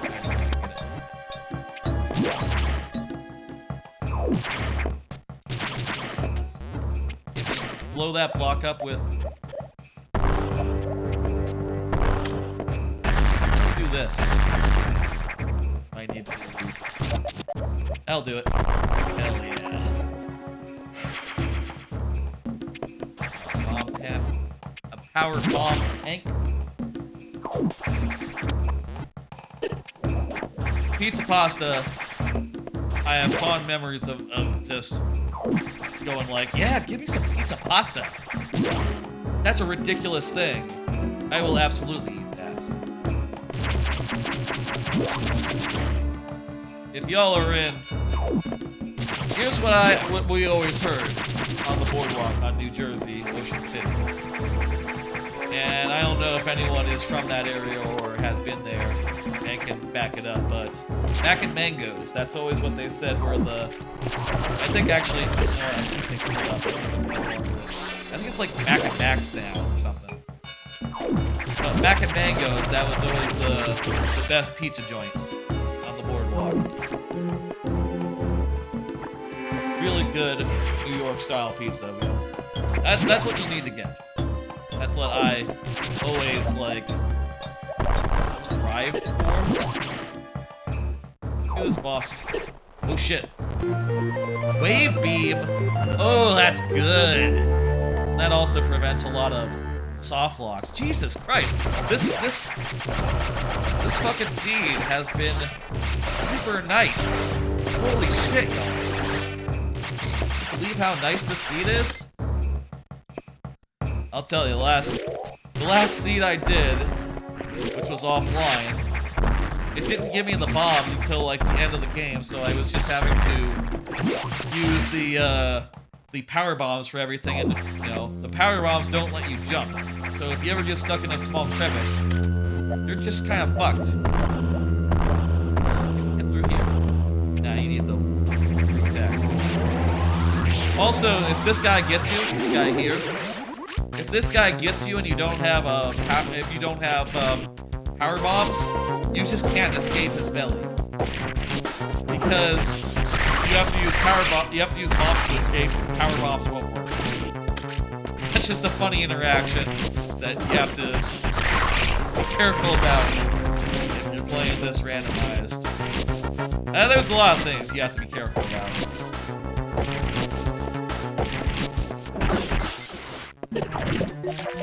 I do maintain. I think it'd be cool if they had like a warp to home type feature. You know, like a lot of randomizers have. That's just convenience, quality of life feature, right? But I guess I hear that like in a lot of Metroid randomizers, it's just like the philosophy is just like you need to be better at recognizing dead ends and not falling into them. I mean, think about like the first thing in Super Metroid or any Metroid game. Super Metroid / Metroid 1 / Zero Metroid.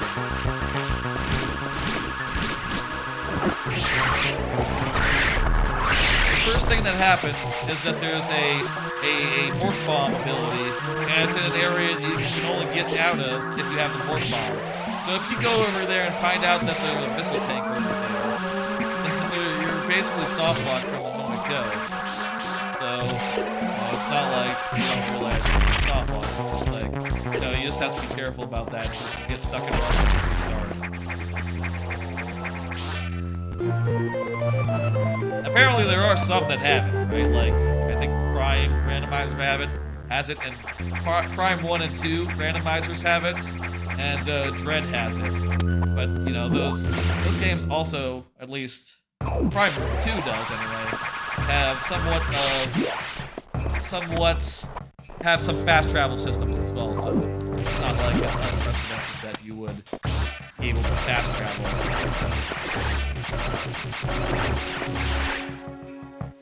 You know, of the Metroid games, Metroid Prime 3 is probably pretty unique among them. In that, like, yeah, you just anytime, anywhere, you have the ship. You can at any time go to your ship and just take off. There's nothing over there. I don't know why they let you go down there. There's not even any items yet.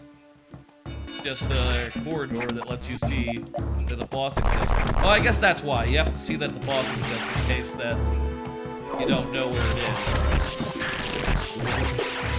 Because you do have to find a secret route to get to it. So, if you didn't know it was there, you wouldn't know necessarily where it is. Check the below areas. Base jump, paying off dividends. Paying dividends. Or not. Dividends.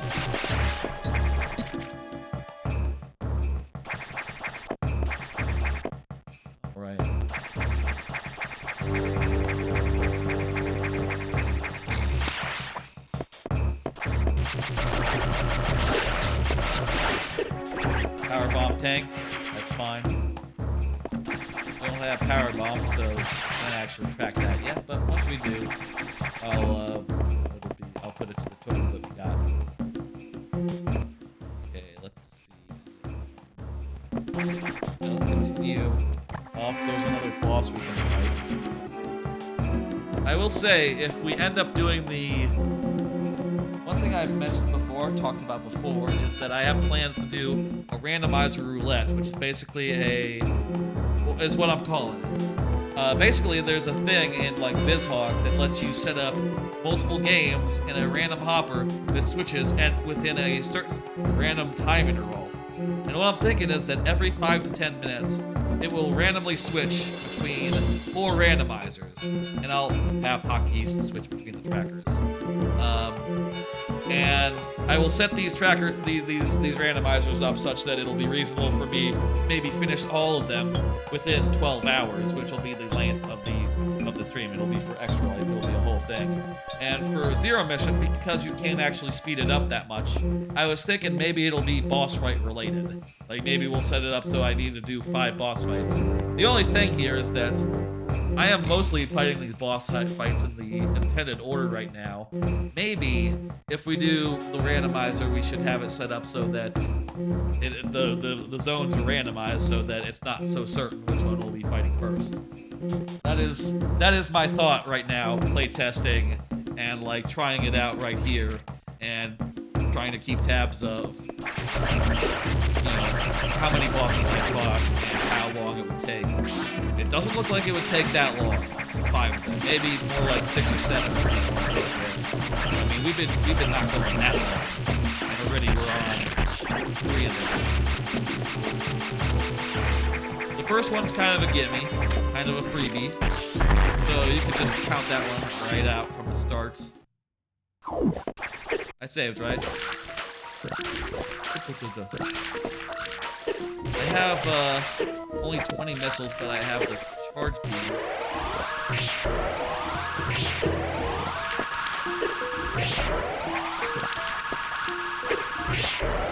Ugh.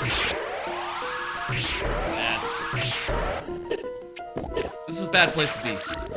I need to be on the top level.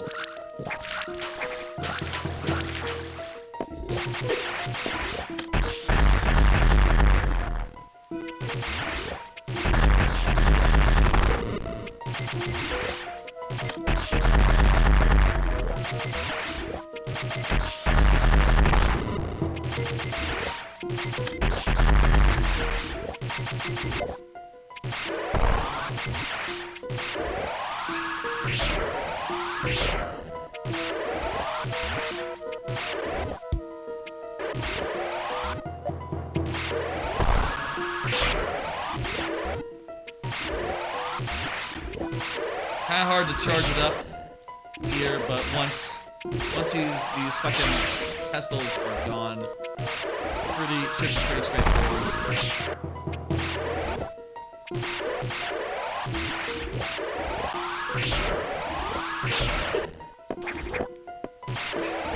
It's a lot harder fighting this boss fight if you don't have charge beam, because you really just have to have enough missiles to do the job, which takes a lot of them. Like a fuck ton. There's no, like, missiles spawning here, so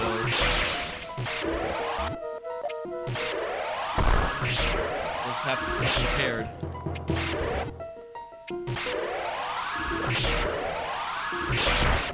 There we go. As long as we... Fuck!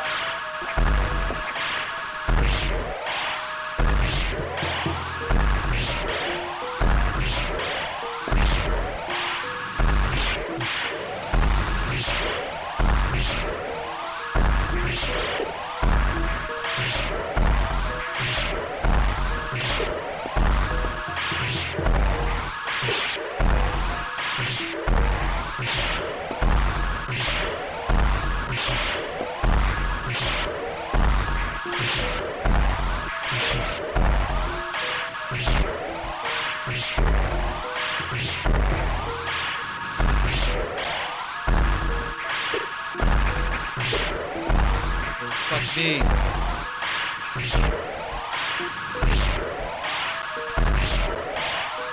lost too much health to the little guys. Little fucking plants. Purple.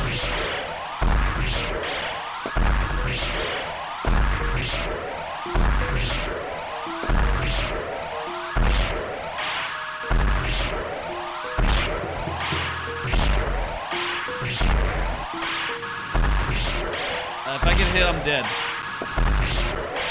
Lose. Attention.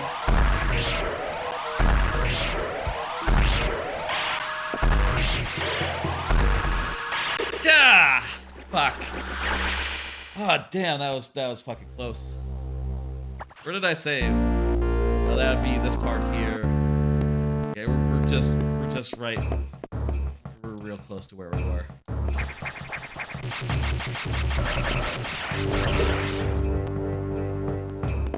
Okay. Give that a second try.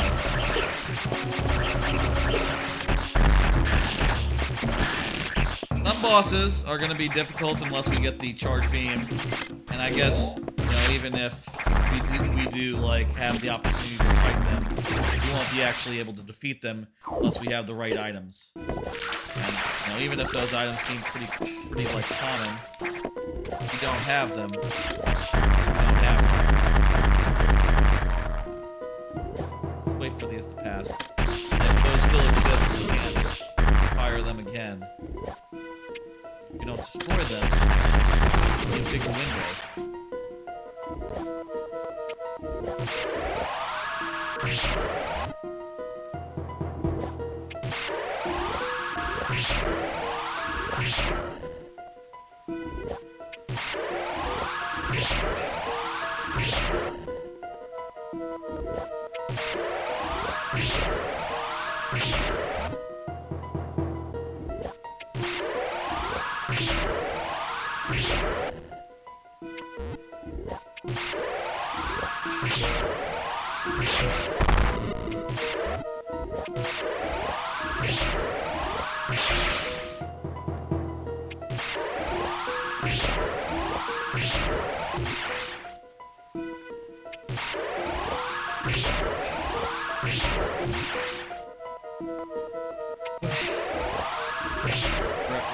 We're basically full health right now.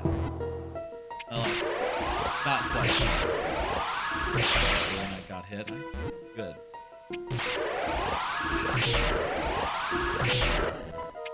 Relax and we'll be good.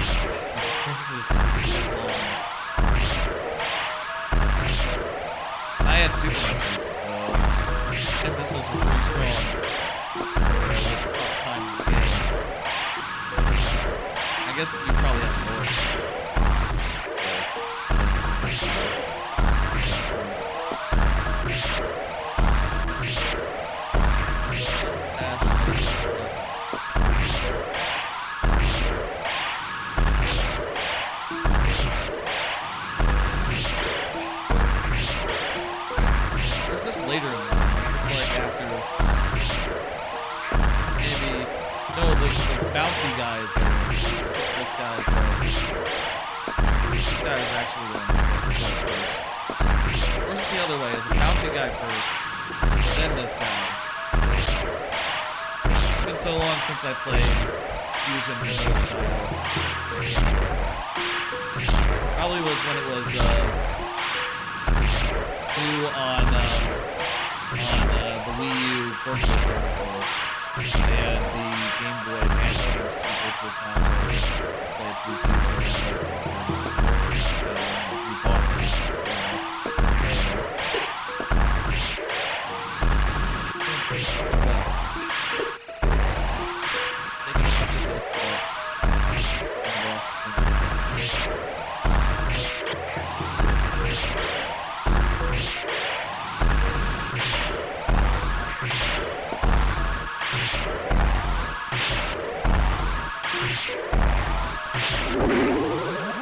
Oh. We need some missiles right now.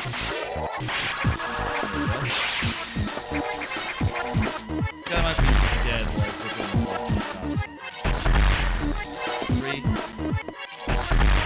Maybe this guy is later game, because these super missiles, he's taking quite a few of them. This guy must be later game.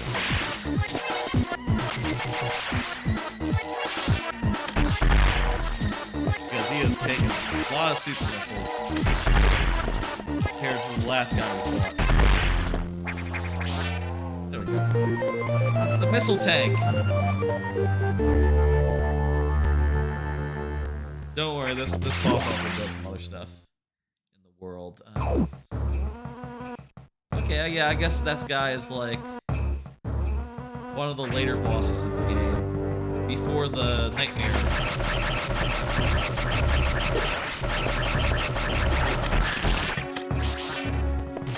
Alright. Good shit.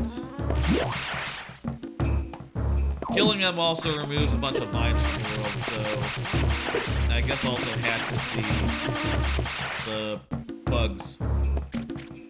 We'll be able to go to new places, we'll do new things. How's that? Check places.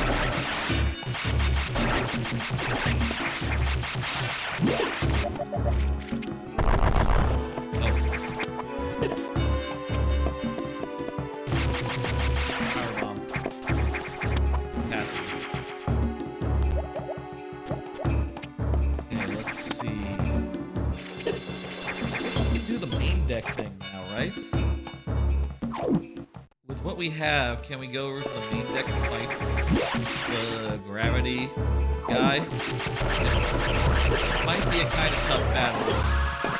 What we have right now.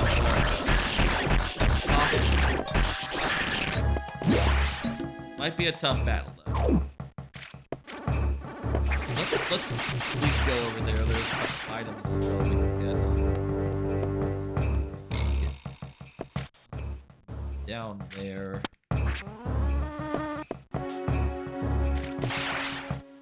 Here.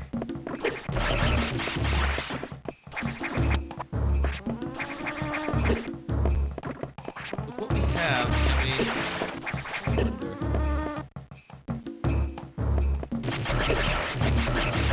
wait, does this require like a power bomb or something?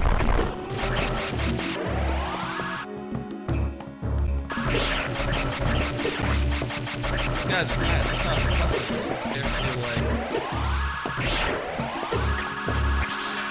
the rest of the guys I've been fighting. I guess they are like later game enemies compared to the rest of the area who are just regular ass dudes. Okay, we can totally get out of here if we want, so I think it's safe to save. If you didn't have the space jump, it would be dangerous to save here. But we do have the space jump, so we can get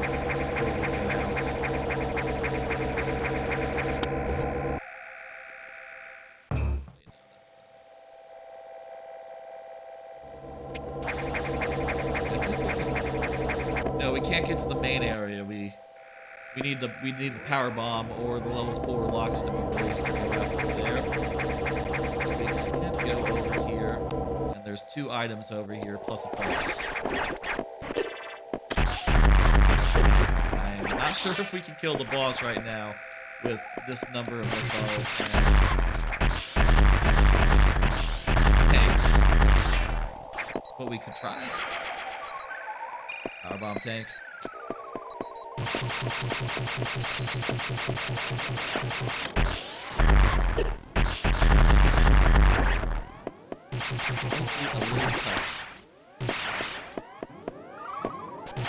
Missile tank, okay.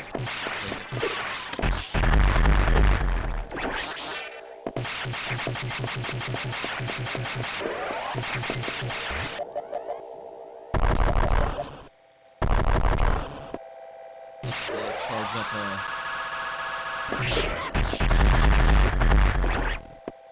the guy's just continuing to exist. stubborn. Okay, we got one more. Do we have 30 or? Why I'm one ahead. Where I think we should be. We do have 4 missile tanks, so I guess we do have a maximum of 25 or 30. That should be right. On my count.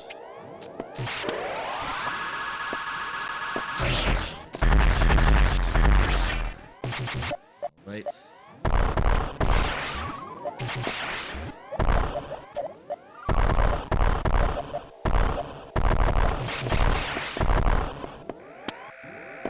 Well, you know what? I have the wave beam, so I can totally just go in there, exits without fighting the boss, and then go in the back door. In fact, I should do that right now.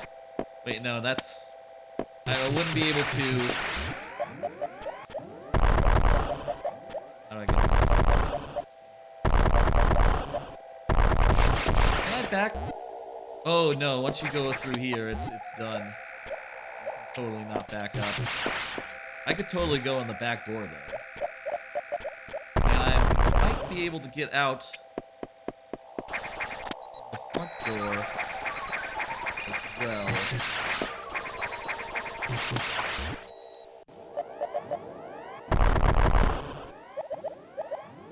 Here's what I mean. Since I have the space gem, and typically this room blocks you in, I can just go out the door. And because we have the wave beam, we can get in the back door. This way. We can totally just do a save, and then fight that guy all nice and safe. Without losing the items that we just got. Look at that. We're smart people. Smart people. Let's fight this guy. And this would be the 5th boss if I was going with that idea of only having to do 5 bosses. Seems like a little early into the run to me. Maybe more like 6 or 7 or 8. Maybe like specific bosses. Like maybe the first one would be out. No, that feels arbitrary. Okay, we gotta play this good. Eye in the corner as ball. This is like Eric. Hide in the corner to avoid being hit. That's coincidentally a spider boss, and though it only fires like spider webs at you, again, just like in that case, duck in the corner. Same exact move will protect you from the boss. Oh, I should charge up my missile as well. Shit. I should charge up my laser.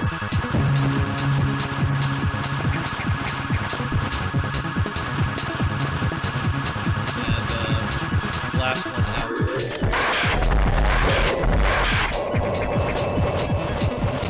And blast one out whenever I'm doing my...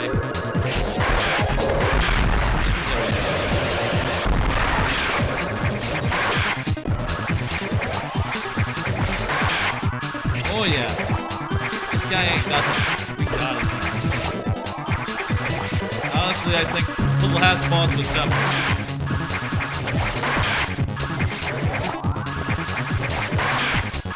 Let's go.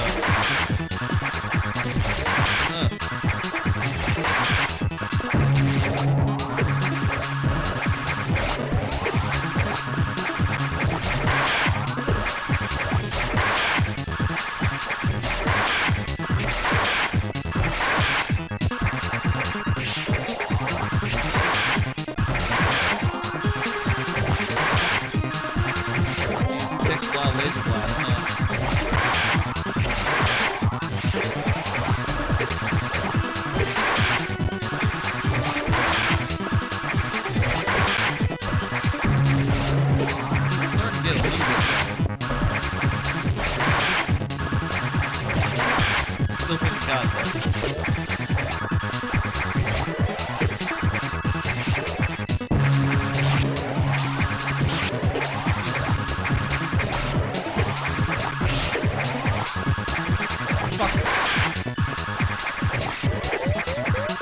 Come on.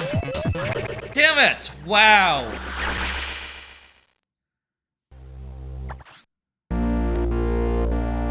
Okay. Spoke too soon on that. It is still tough. I wonder if my missiles, if a combination of missiles with the laser would be good there. Or if using the missile solely or using the charge solely was with that. Second go, let's do it. We nearly got it.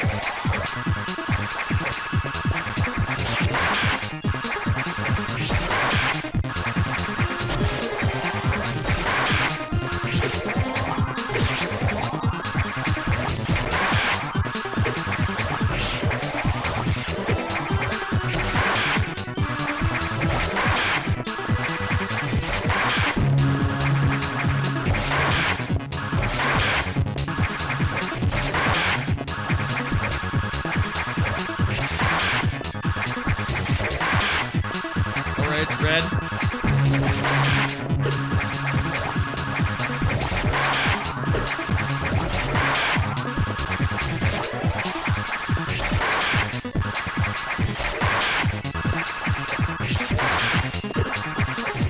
We're down to last energy tank here, folks.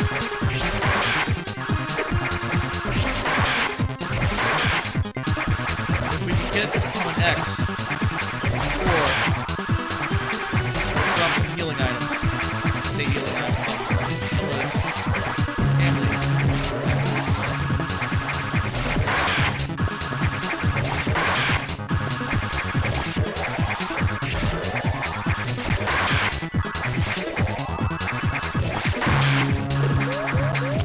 14 health. God damn it! Wow. Oh, that was close. I felt that. That was close. Third time's a charm. Let me pull up a card and talk about what's on it. These cards, they're cue cards. Basically, things I want to talk about. Remember, talk about on stream. Fake buildings. I heard this, I saw this on YouTube before starting the stream. Apparently there are fake buildings out there, like, in some cities.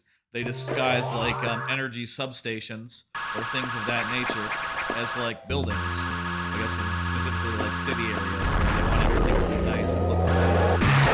Having, like, a power facility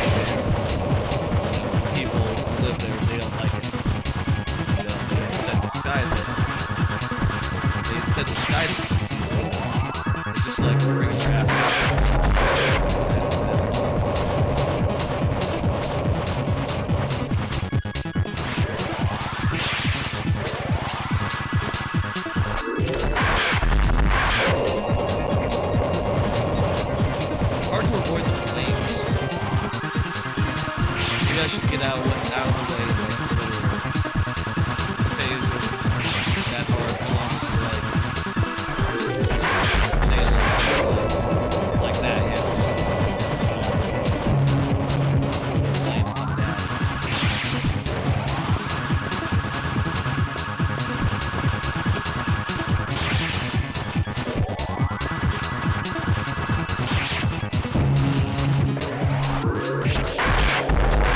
I think like the charge team might be the most damage in this phase. I honestly don't know how I did this in times where I was. There were a couple times where I did this, but I didn't have a charge beam, so I was just relying on like finite missile supplies.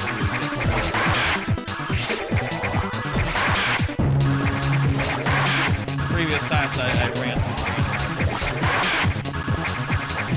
I'm not sure how I did that.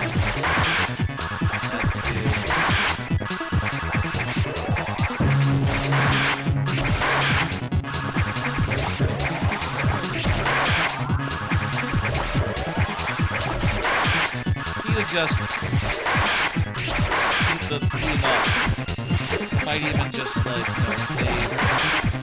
And also because it's well actually it's not a wide shot, it's just a big. So it seems like part of the thing is getting by the projectile even if it ends up happening. Being plugged that my projectile. If it's red, I have most of my energy tanks left. Let's go. This time for sure.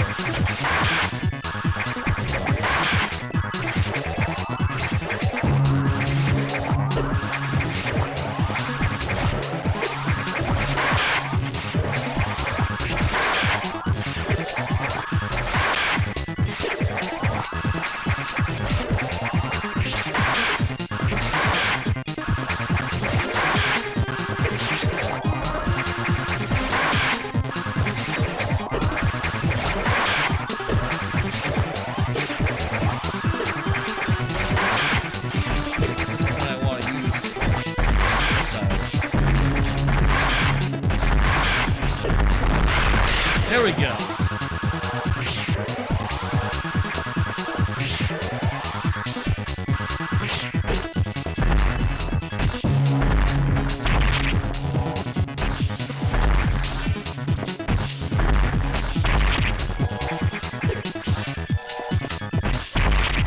Yellow.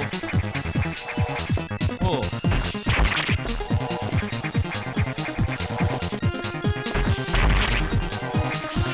Spoilers for Metroid Dread. Spoilers for Metroid Dread. Mute now if you don't want to hear them. I really love Metroid Dread, how they brought this shit back. Like the later parts of the game. Just to see an actual boss turn into an X-Core in glorious 3D. That's lovely. Also, it was a goddamn missile tank.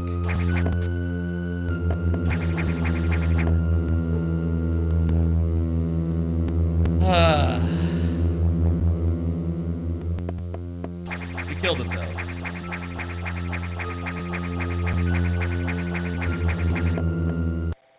We've been going as far as like an hour and a half.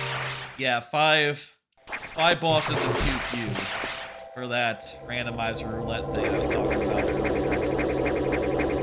That would be way too short. Maybe more like 6 or 7.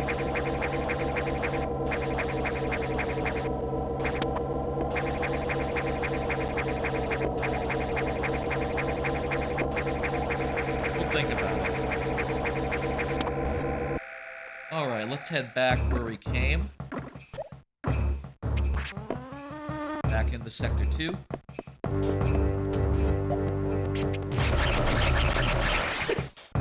know what? Hey, we do have 5 more missiles than we did before. That's not bad. Every missile is good. It's good to have. As many missiles as possible. There's nothing in that room. For some reason. It's just a room that exists to hide in from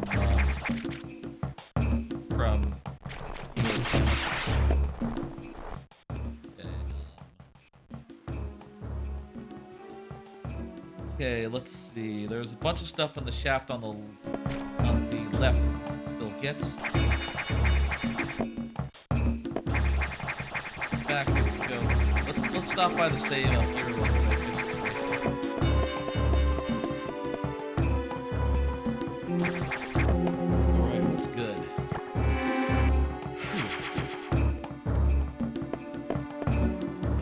How y'all doing? Y'all doing good? This going. Gotten a lot of the key items just from these first two zones, first two worlds. The sectors, where get that.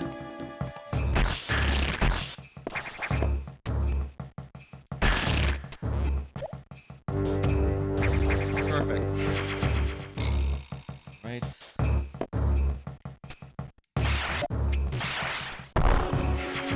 Power bomb capacity.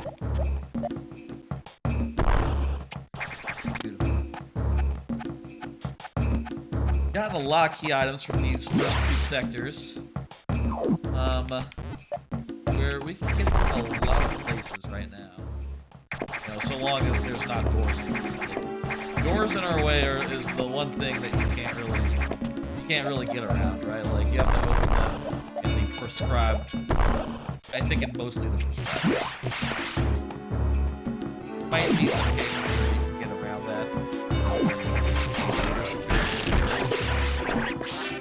But I think mostly.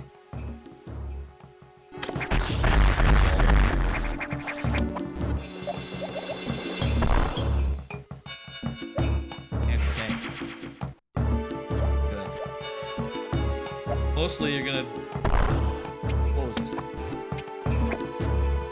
Mostly because of the doors, you're going to be doing things in prescribed order. Apparently, I do think they are looking into ways to like randomize like where the security rooms are, like which security room unlocks which color of door. I do think that's going to be weird just insofar as each of the rooms, each of the security rooms is like surrounded by doors that match its color. So if you mix them around, isn't that gonna be weird? Like going to all the red around it and just unlocking the yellow. That's a little not as useful, right? I feel like what they should do is mix it into the item pool at large, so you can just find a random item that opens up all the blue doors, for instance. That would be appropriate. Let's go into Sector 4. We have the gravity suit. We have the Varia suit. We can go underwater, and we can. Well, we can't deal with electricity, but we can deal with a lot of stuff that's here in Sector 4, the watery sector. We don't have the fusion.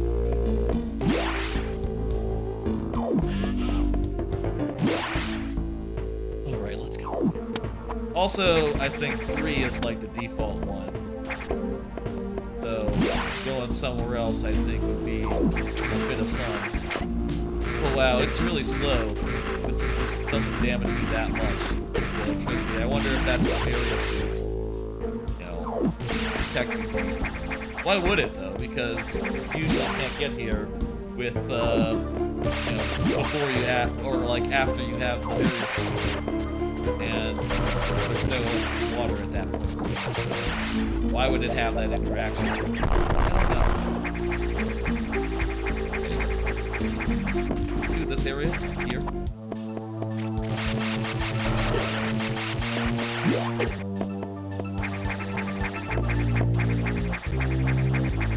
Ooh!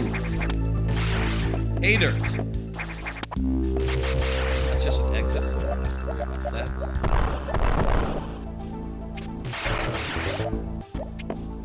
What is that, I wonder?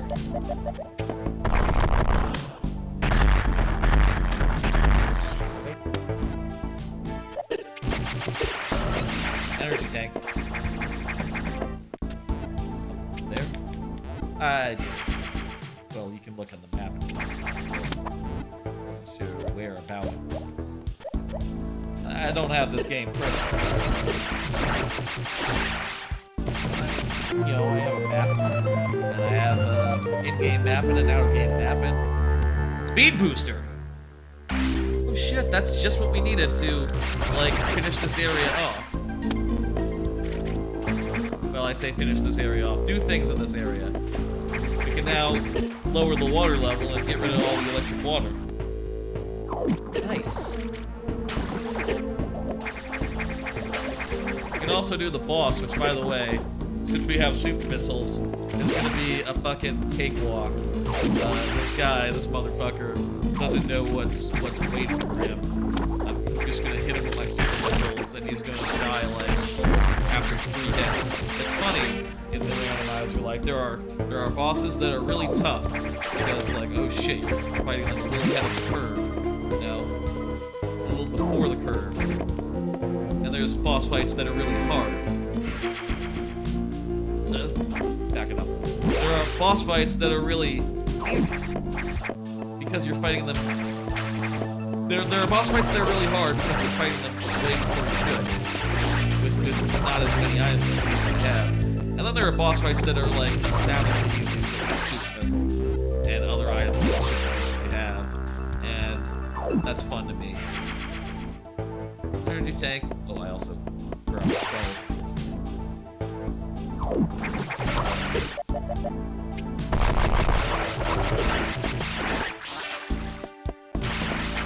I'll say, like, when you know what to do, I think that this randomizer isn't that long, right? Like, it's maybe like 4 hours long.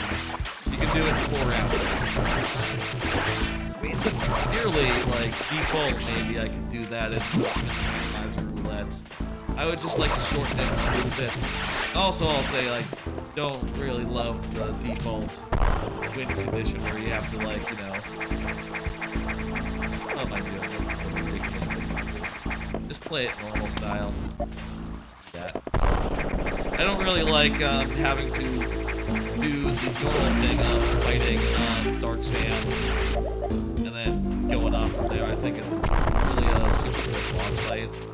And also, it's just a little weird how you have to, like, unlock the red doors to do it. You know, and that's, like, the only thing you need the red doors for. Kind of bizarre.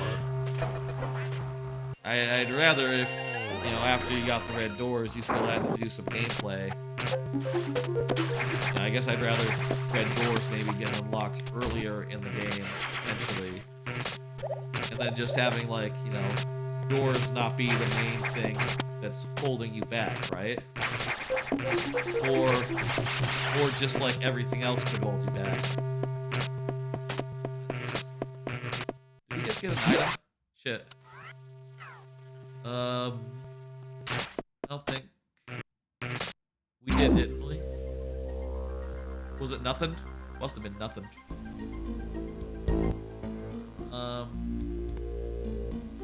12 missiles, 5. That would be 35. Yeah. My counts are correct. Didn't just get like a special item, did I? I jumped the ball. Area, gravity, charge, wave. And, since I haven't gotten any, and the missile data, I can't actually that. But I do not have diffusion yet. So it must have just been like it must have been power bomb capacity. Let's kill that boss. Do that right now. I've got like most of the things in this game already. Like I said, this seed, incredibly generous. Which, hey, you know, that's cool.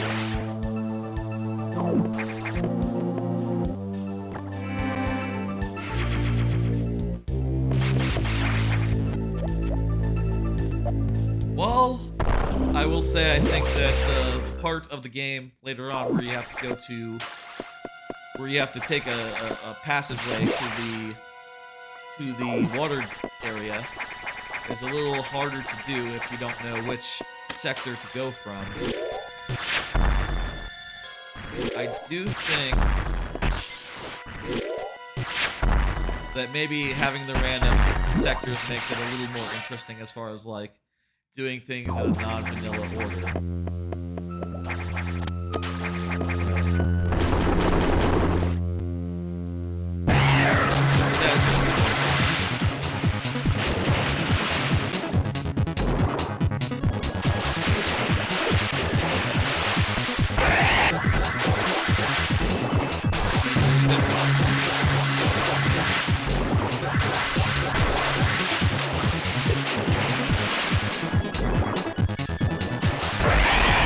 literally 2 hits.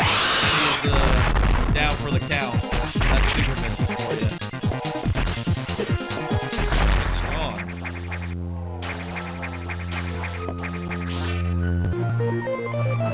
Missile tank. Hey, I could use more missiles. Right. Look at my map. I need to get that. There's a thing. There's multiple. I shouldn't say there's helpful. There's things I can go get right now. That's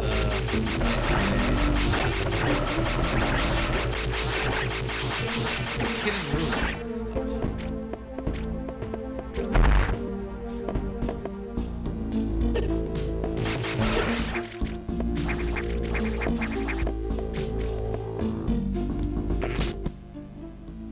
See here.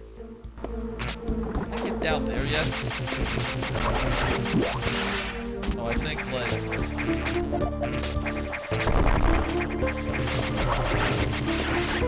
this requires power bombs. I don't have those yet. This here. Yeah, power bombs. Can I reveal the thing right now? An energy tank.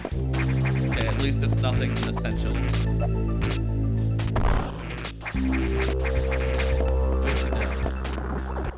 Let's see, what else can we get?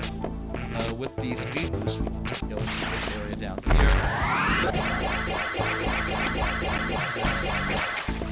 Can you do this? No, just get it. Oh.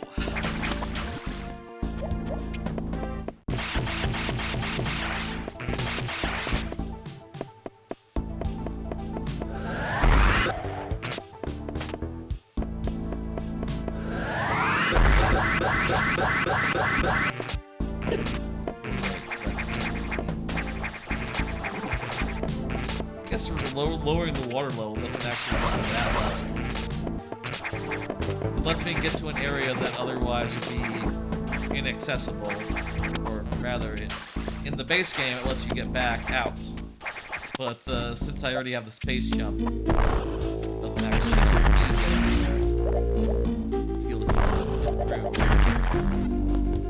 Ah, here we go. Indeed, look at that. That's a key item. That's a main item. That's a major item. It's power bomb data. Fuck yes! Look how many we got. We got... how many? 28. Wow. Shit.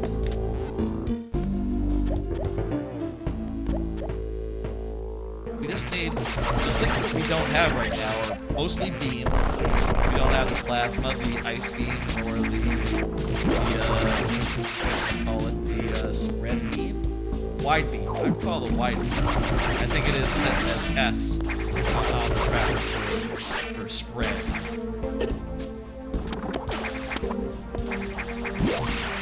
Red. I can see why localizers, they said, no, we should call it something else.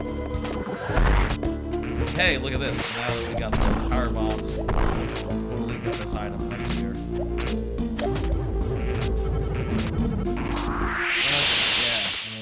Look at that. Energy tank. We now have unlucky 13 energy tanks. Well, I hope we get 14. Y'all, any what? I don't want to say paranoid, but y'all any what superstitious about like unlucky numbers and shit. I will say I like a lucky number. I don't like a unlucky number so much. I see a 13, I'm like, no sorry, I don't like that. I see a okay, we can't get that. Okay. Can't go down there. Oh wait, we can get the thing over there. Hey, maybe we'll be lucky. Maybe we'll be a nice. Yeah, just a...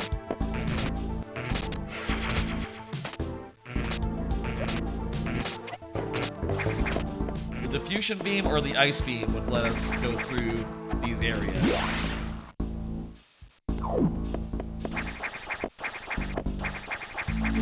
We've gotten everything in this zone, in this area, that we can do now. Let's head back out to the hub, and we'll go to the area 3.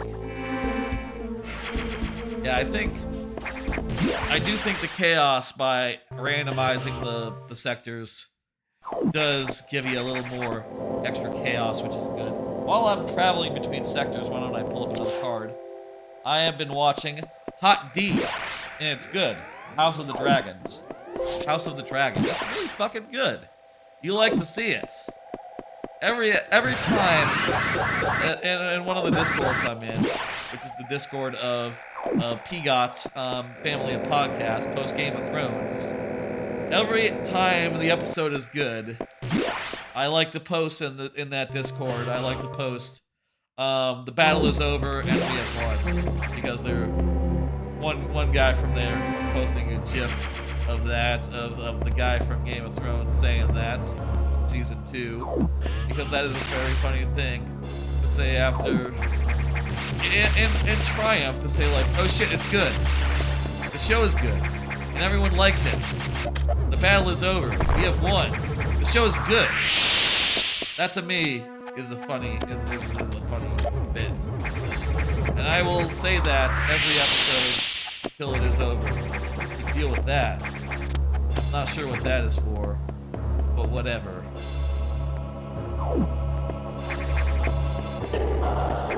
We have the suit.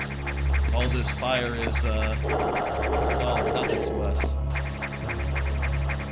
Post time skip, there's been some really good shit. I like the stuff with Lady Hightower. She is really being really conspiracying. You know. I also love the stuff with, there's a lot of conspiracies going on. Maybe not conspiracies, but like a power struggle. And the king is just sick of it. It's good. In every episode, you wonder, like, you haven't died yet, king? Damn, man! I thought you would have died 10 years ago. And he just keeps fucking holding on. And you gotta wonder every episode, like, is next episode gonna be the one where he finally whiffs it? Where he finally, shovels off this mortal coil. I feel like it could be. I feel like it could be next episode. I don't know. It's been fucking good though. There's the green. I think green unlocks the final areas, right? Or does nothing to do for that? No, I think now that we can go to the last 2 zones. Which we already have Various, so we can totally go in the ice place and it's not going to be a threat. Okay, what are we doing here? Let's go directly to the boss here. I mean, I got power bombs, so that'll destroy that guy, right? Oh, missiles also good.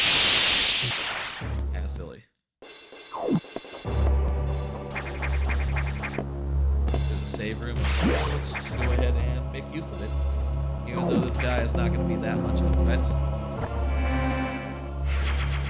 There's also an item in the room to the right of this. The right of this. Go ahead and get it. I liked that whole fucking situation that went down at the end of the last, maybe not the end. There was a whole big fucking scene, and I really enjoyed the fuck out of that. Just how everything just came to blows all of a sudden in the last episode of House of the Dragons. That was just really fucking good to see, and you're just like, oh shit, it's happening. It's happening.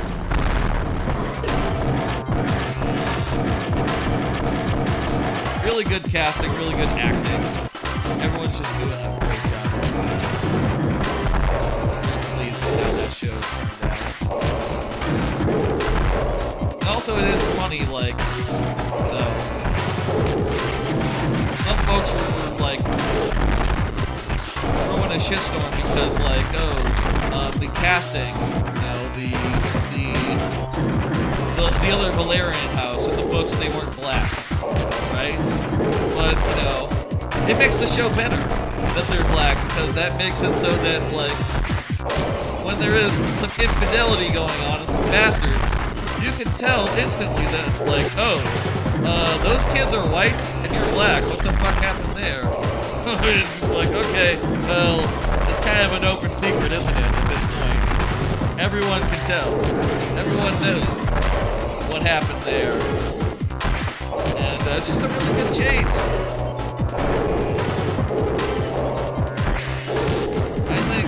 I think even a conservative must admit that like, them being a different skin color as their dad is an inherently good complication. And just like adds a lot of texture to the show that wouldn't be there. Like, they're just kids, and you don't really know. Like, what else would it be like? Oh, they have black hair. Why do they have black hair? Like, no, that's not a good enough sign. That's not good enough, right? Let's see what we get. Missile tank.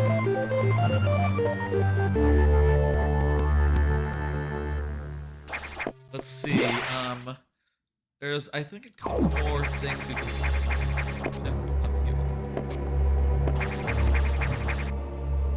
We can't go through that wall. That wall requires the screw attack. One of the things we don't have. Okay, we can get that. Okay, can we, or does it require us to come in there? I could probably get it. I really need to, though. Oh, why not?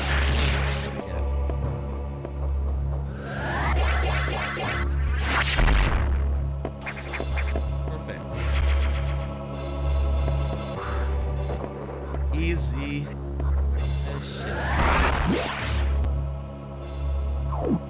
Yeah, House of the Dragon. Really enjoying it. After how bad Game of Thrones was, like, honestly, Game of Thrones got worse as it went, right? And looking back, it's easy to realize that, like, in retrospect, a lot of that show was predicated on it eventually leading to something good, right? Like, you watch this bit. What the fuck is this secret room for? Oh shit, there's something over here, isn't there?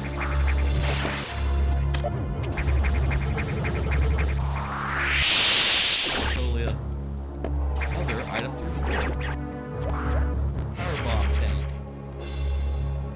It's probably predicated on, like,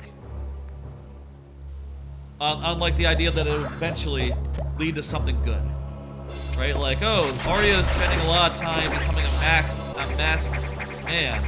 Eventually, she's gonna do something cool. It's gonna be important. And it's like, no. In fact, in the later seasons, they conveniently forget that she has the ability to disguise herself, and she just becomes a stabby person. And it's like, why did she do that? What? If I had the ability to steal people's faces, I wouldn't forget to do it. I guess the question is like, well, what do you expect her to do? Like, disguise herself as a White Walker? She can't do that. That's not how it works. I don't think. Is it? Can you disguise yourself as a White Walker? That is a question maybe the show should have been asking. I don't know. Maybe. It'd be fun if you could. What is it? What is it? Screw attack. Wide beam. That's still, our beam is wide, which is a good thing.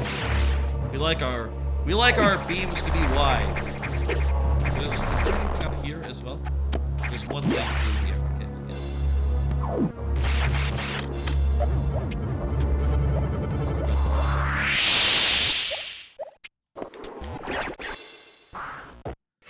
Power bomb tank. You know, Game of Thrones was bad for a long time, so it's a surprise to get back into Game of Thrones, get into House of the Dragon, and find like, oh, under new stewardship, you know, they're actually doing a good job of like having characters and having everything matter, and like not just playing for the low seats. You know, like at a certain point of Game of Thrones, it was like all they wanted to do was to get characters in the same room and have them say epic lines to each other, right? Like, oh, Cersei must say like something really suitably epic, right? And also, you know, character. Cersei must say something epic. You know, Jaime must love Cersei. He must go back to that. You know, in the last episode of Game of Thrones, Jaime loves his sister. The whole previous arc with like the other girl that he liked, just forget about that. That's not important. That's not why Jaime loved his sister. That's all you need to know. And it's just weird. Like, I don't know if this is making sense, but like last season it sort of backtracked and did a lot of dumb things. Not only making the Night War just like, and like the defeat of the Nightman was completely trivial, but like even before that, it was very much like, yeah, let's just get all the characters in the room and have them say lines at each other. That was the show. That was the show for years, and now it's like, oh, there's like well-developed drama, there's tension, there's like there's like intrigue. Oh wait, there's totally an item. There's something below the last room I was in. I gotta make sure to get that.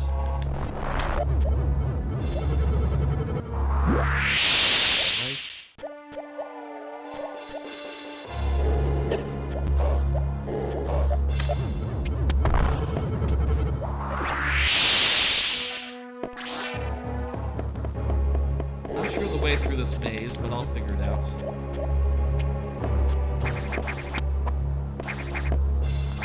What if it's up there?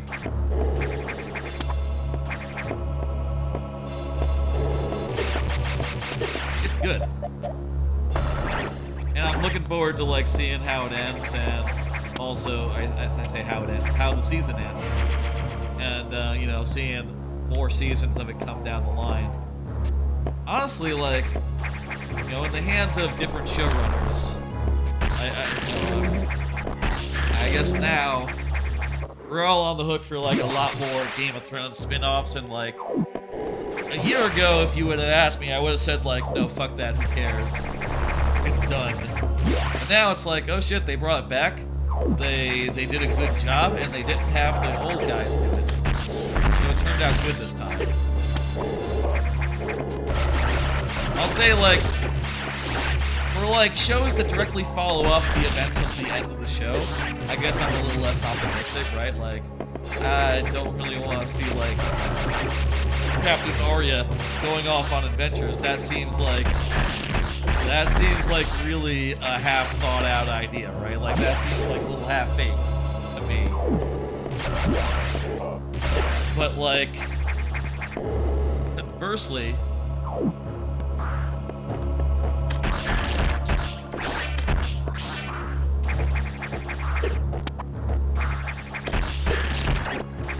Captain Arya going out on adventures, to me, that would be a little half-baked, but, like, just set a show in, like, another part of the world that we haven't seen, like the Shy, or whatever. I think that'd be cool.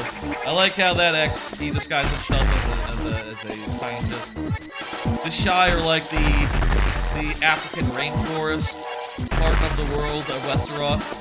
Not Westeros, it's not. I think that's like called Esseros or something, or Softmoth or something.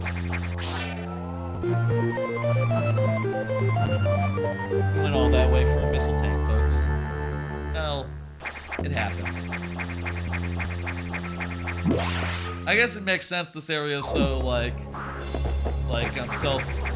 it's like so out of the way. Makes sense not to put anything good here. No, that doesn't make sense. I wonder if there was like a conscious decision to not put anything in this area, because like, oh, we're just gonna go out here.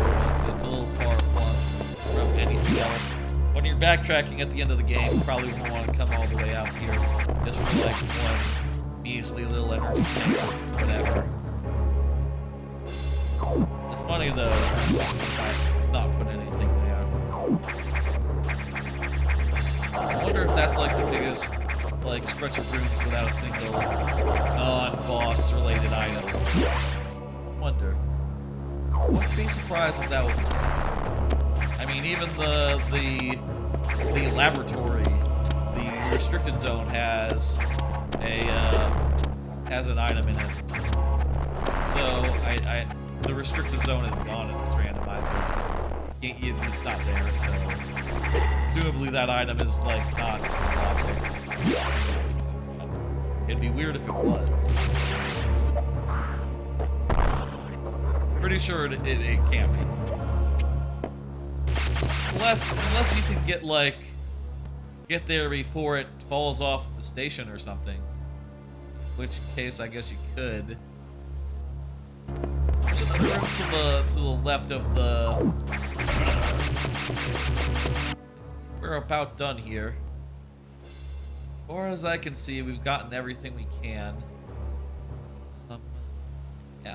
So there's just one thing here over left of this room, and I'm not sure if I can get over there. It's blocked by like a screw attack wall or something. It might be screw attack related.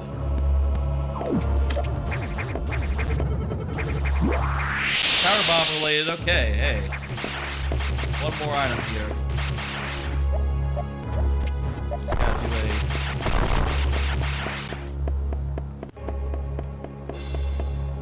a little. Okay, here we go.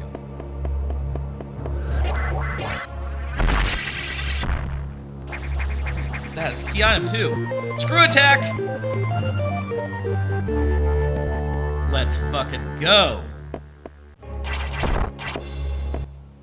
Holy shit. Nothing else in this room.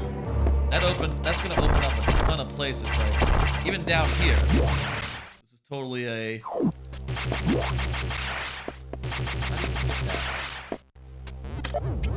I think you need a power bomb. It's a regular bomb, actually. Shit, man. Gotten so much. And now we can basically just like... We can just like...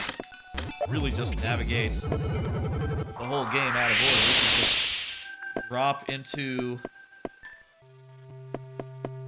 Another data room. We're in Sector 5 now. We got a missile tank. Where the fuck are we? We're like in the middle of this world.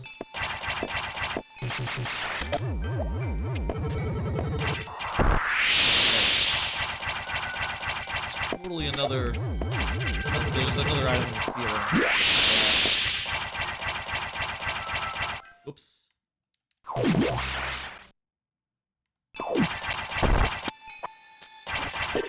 Buddies. Oh, screw attack. Nice. These guys, they don't know what they're in for. Where's it? There we go.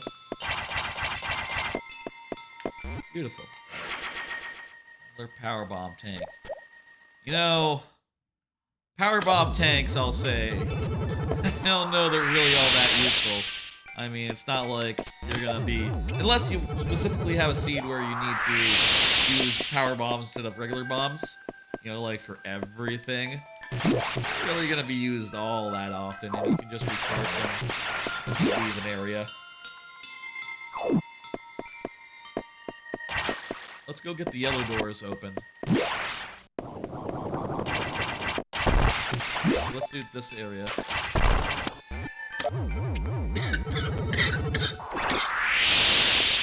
Okay.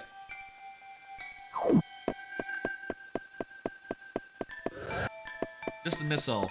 I'm not gonna do this one. This one looks like a pain in the ass. I like how in this game you can always see like, oh yeah, that's nothing. You can often see like, oh yeah, that's nothing. Moving on.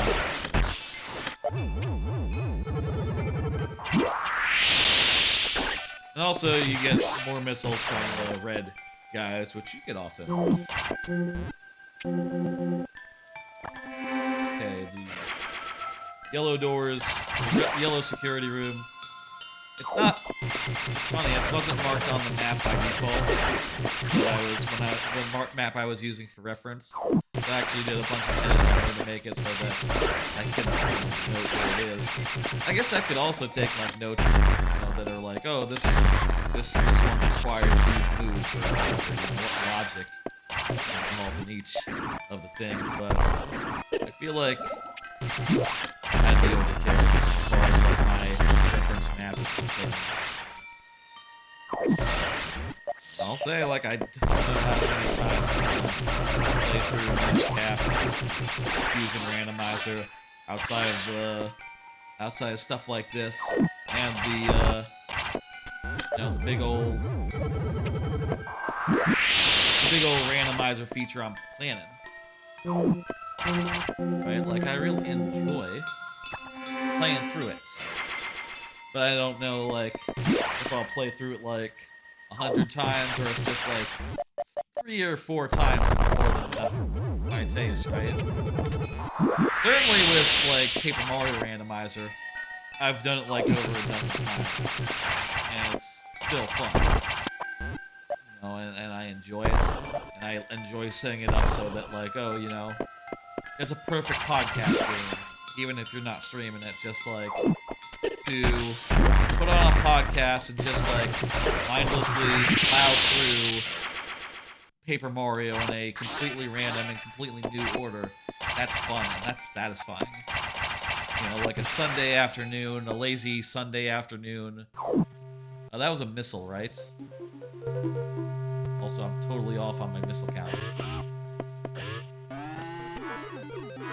Yellow doors open. A lazy day, Sunday afternoon, just pulling up a randomizer and going all the way through it. It's a good day. Good use of a nice Sunday.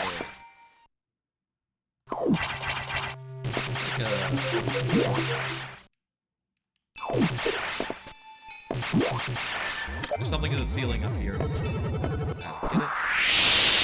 Go.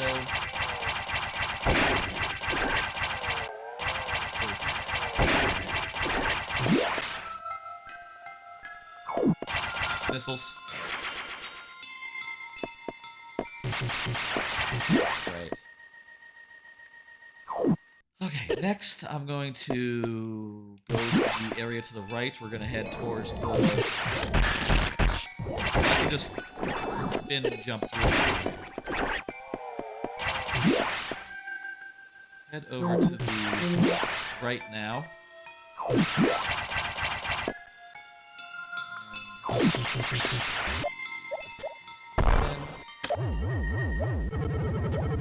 Maybe there's not a block I have to destroy, but something else. Oh, there's definitely a... Ah, here it is. Good to have the map on hand, because I literally know that that's there. If not for having a reference map. Handy just to use as a reference. I don't use, other than for like the forest and the desert area in Paper Mario, I don't use the map app or the tracker for that game. I just sort of freeball it. But for these games like Minish Cap Randomizer, which I was playing earlier, and this randomizer that I don't know as well, map tracker, as having a map open or a tracker with a map, with map functionalities has just been invaluable. For like managing it. 15. How are we doing? It's 11 p.m. Nice. Started around 9ish, right? So about 2 towers on Zero on Fusion. Yeah. Else get in this area? No, we have to return. I think it might be a case where you have to return out the exits.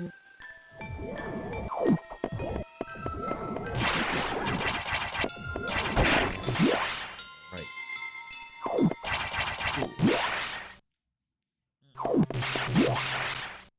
There's a couple other items we can get here in the area now that we have the yellow doors open.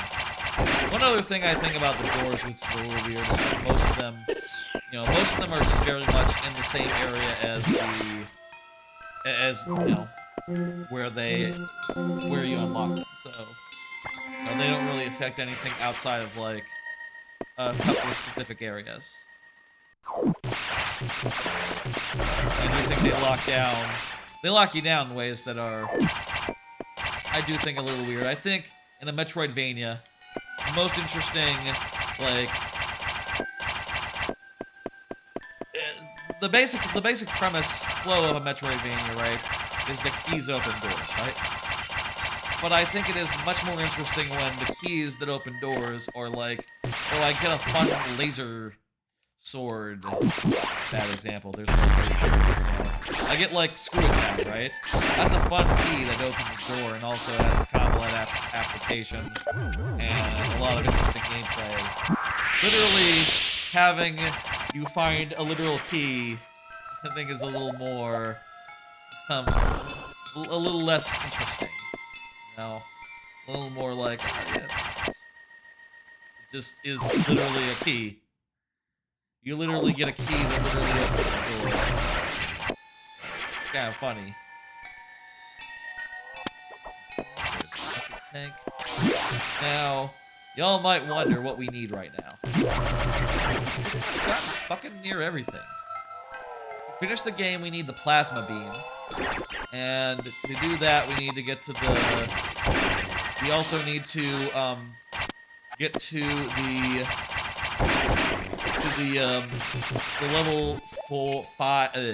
level 4 doors need to be open. And those are in, level 4. We need to find our way. Honestly, we can actually go there right now. As long as... I don't actually think that the boss is one of the bosses. We can totally go do that. Tank. There's one more thing through this wall, I think. So let's... Okay, so... Speed boost.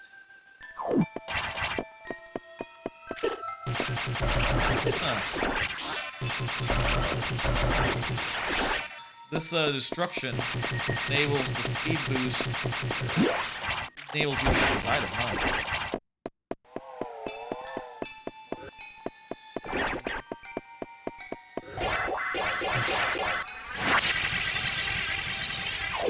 Perfect. Energy tank.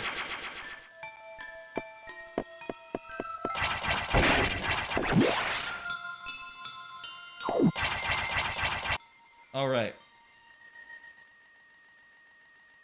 We can also head over to Sector 6 and do stuff there, but I want to go do the boss of this area. I think we have everything we need to do it.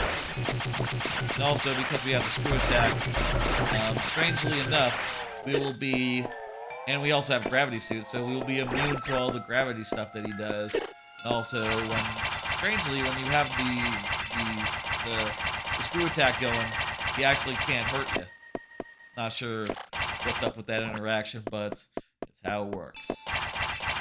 I think that wouldn't be how it worked in the base game, because typically you fight him before... The other way, you fight him before you get the screw attack. So you typically can't do the thing. And also, you don't have the gravity suit. I think you get the gravity suit from him, right? So you wouldn't be able to ignore his gravity. Normally, but hey, that's fun of randomized. Okay. put this? There's a... Why is this a... Oh, maybe you can't actually go through here. It's just supposed to look like that, so they're just made it into they can go through.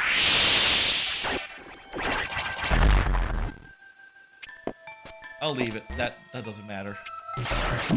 Yeah, I'll leave some of those. We got more than enough power bombs. Like, honestly, we got enough missiles. Over 100. We really don't need more of either. There's something in here, right?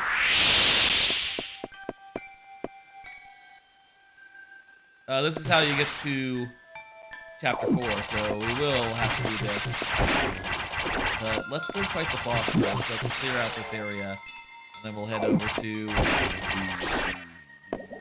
level 4 zone that has a bunch of level 4 shit. And, you know, the way to unlock level 4.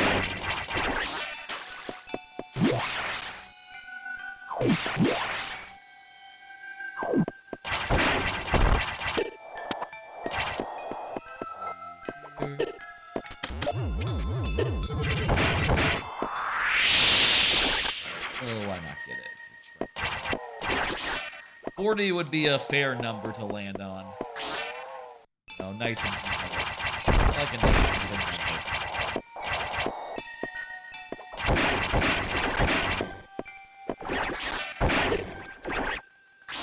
I think there's one here. Might require just bombs.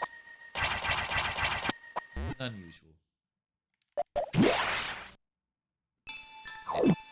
Where was it then?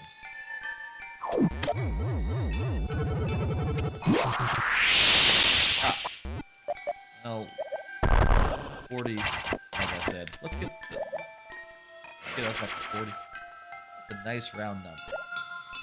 And all we will ever need. Charge. If you're just tuning in, I will say we are doing pretty well. Right now we have, you know, I've been playing Fusion here for around, maybe like 2 hours or so.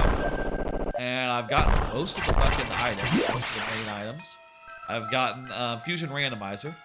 I've gotten everything but the Fusion Beam, and the Ice Beam, and the Plasma Beam, which does mean we can't currently finish until we find those things, but shit, man, we found literally everything else, and we haven't even been in like the ice. No, not this is the ice zone. We haven't been in the nighttime zone yet. There's a whole area of the game that we literally haven't set foot in. Doing pretty well. Let me see.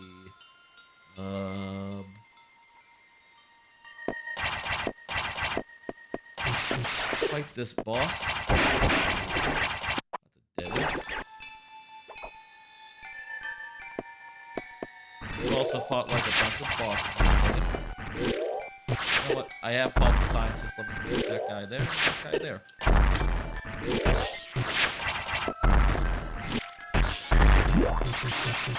Very good. Let's make sure we're not falling into the trap. Get that missile. No, at this point I have probably more missiles than I ever used. I feel like still never have enough missiles. You can have enough. You can have enough power. Missiles.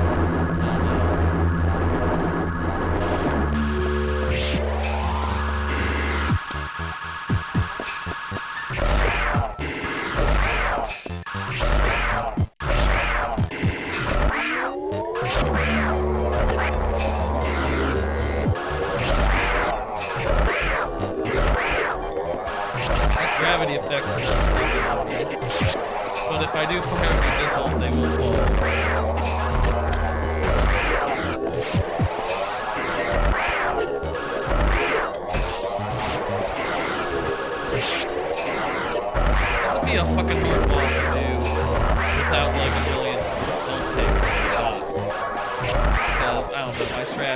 standing up in them, just like getting them from range. For some reason, when you're in screw attack mode, you can pass through a certain box. Kind of weird.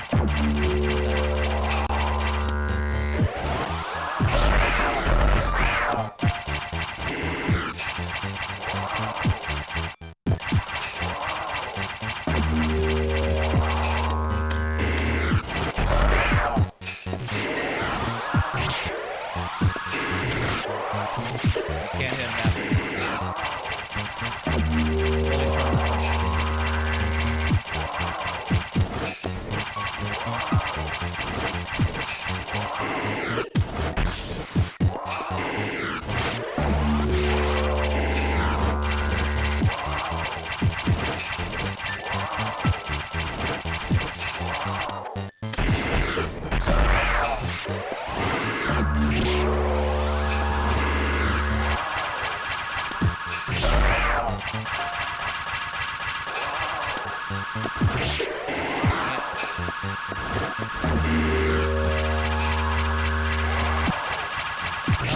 Yeah, I can totally just like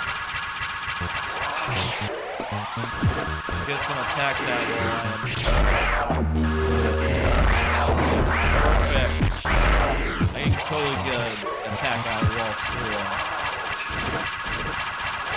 attacking.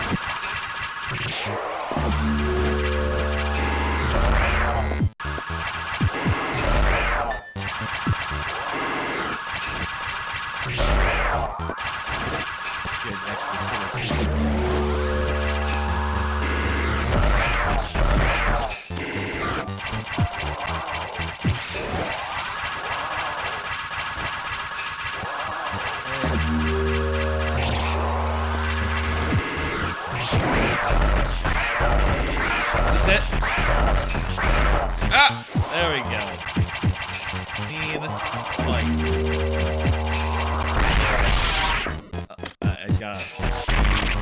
I got de-orb him.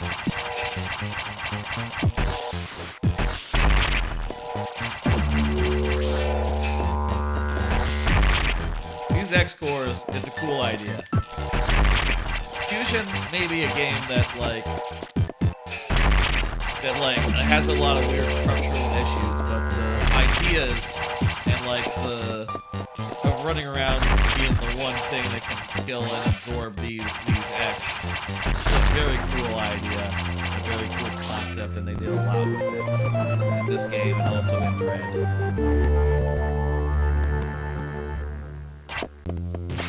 And when I played Dread, I think I realized how much affection I actually had for this game. I feel like before I played Dread, I was kind of underestimating, oh, wow, just seeing the X again, or seeing a game, set after Metroid Fusion, it's like, oh shit, I love the X, and I think they're great, and I want to see them. I want them to be good and healthy. And I realized when playing, I actually really love that game. This game, issues, even with its linear structure and all, and the amount of hand holding it does, it's still a lovely game that is right up there holds an important part of I have a lot of nostalgia for it. Great.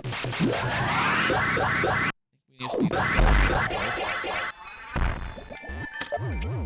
There's totally another room up above, so... Oh, okay, I gotta...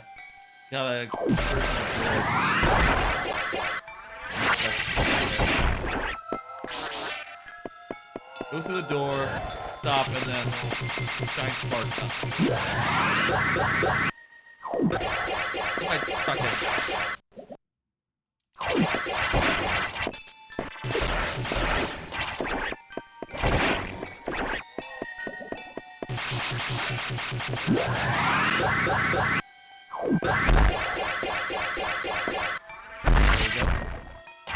Ah, just a power bomb. Rip. Well, 42, that's a significant number in the in the lore of you know, Hitchhiker's Guide. Do kids still know about Hitchhiker's Guide, the 42 number? Is that a thing kids learn about these days? Or is that just like a thing that is like lost to culture? Do kids still read Hitchhiker's Galaxy? It's good. Y'all should if you didn't. If you don't. Right, we're now in Sector 4. Bring up my map. Have it on hand. Make sure I don't miss anything.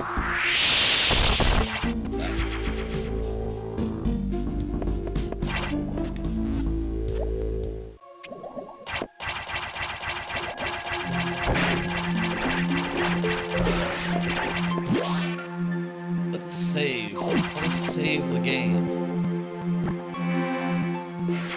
Now in this area, there is a red station that'll let us unlock a thing.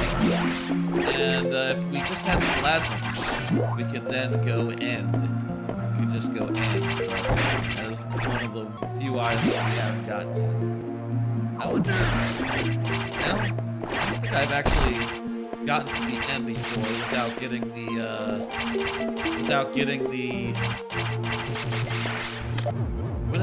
the ice beam as well. I wonder how that final battle works if you don't have the ice beam. That's the whole idea of the ice beam. And the ice beam is how you use the big Metroid at the end. How does that work? Yeah, so I don't think that's also required. You just have to get the plasma beam level 4 doors open, which we're about to do right now.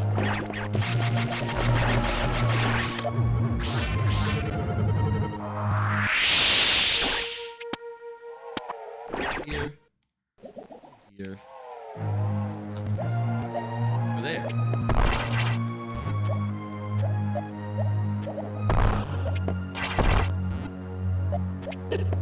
Handy. Screw attack will totally open faster than the bomb can.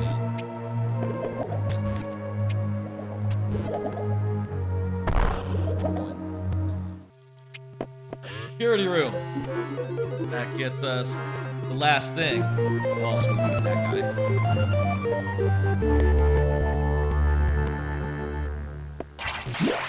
Alright, that's open. Luckily. Get into the...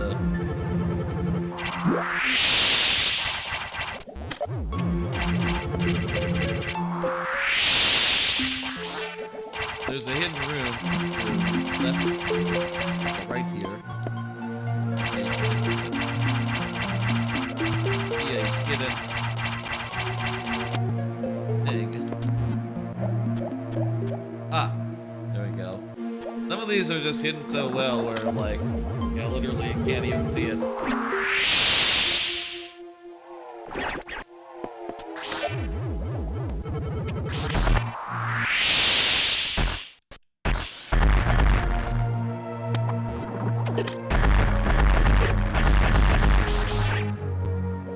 That opens the door. For some reason, you have to spawn in the enemies and then to kill them. Well, that is the way it is, but it is the way it is. Missile, really don't need it. Just hit it.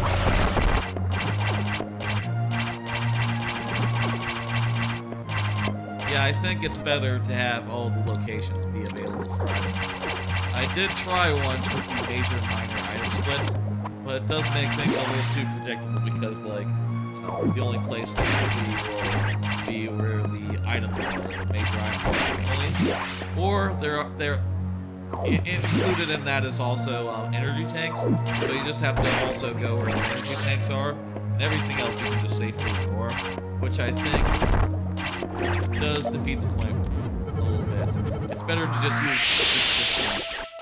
use a reference guide or a map to just make sure you're listening. I think that's a lot more interesting. A lot more, like, has a lot more impact, you know? Like, the fact that anything can be anywhere.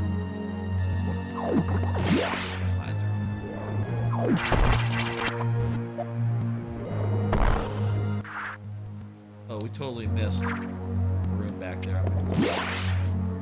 While I'm backtracking, let me pull up another card. Shout out to the Funky Culkin. Funky Culkin TV. Shout out to McClunky Culkin. McClunky Culkin, the VTuber, and sometime viewer of this here channel, a homie. Culkin. I think McClunky Culkin.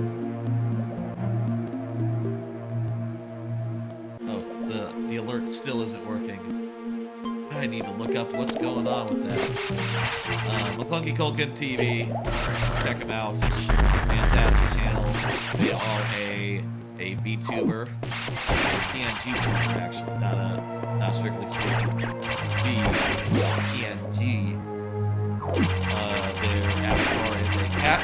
It's a top cat, currently. I think they have said that they want to use different avatars in the future.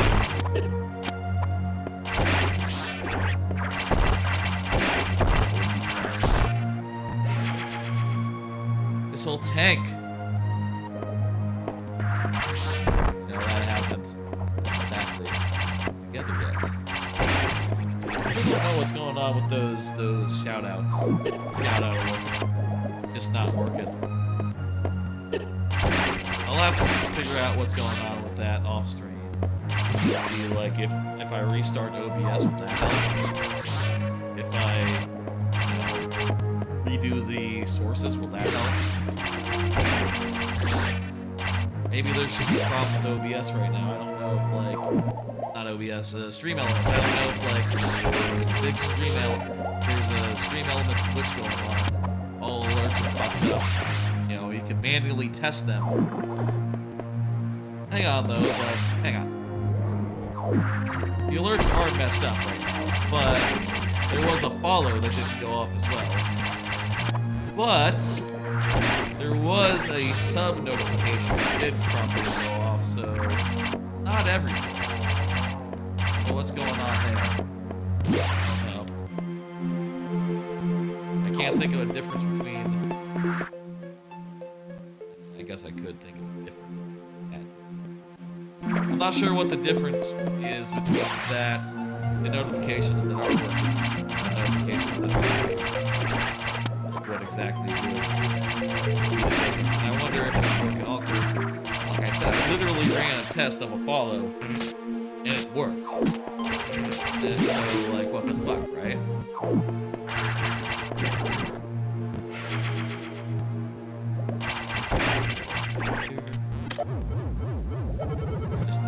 It's just a missile. Is that data room? Yes, we can totally get that data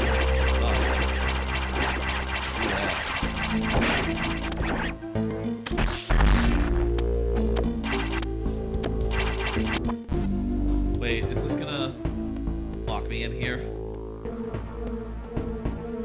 I'm gonna take a safety save state just to be extra safe. Because I'm not sure you can hit that. I'm not sure you can, like, I'm sure you can hit that with a missile on the other side. You get trapped in here. Also, this is probably just for a missile back or something. That's fine. My missile count is off. There we go.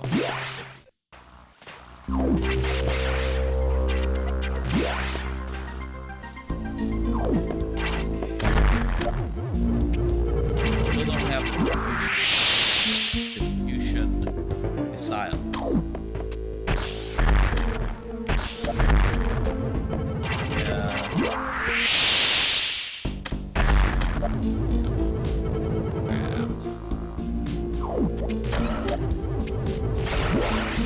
Unless the power bomb can kill those guys.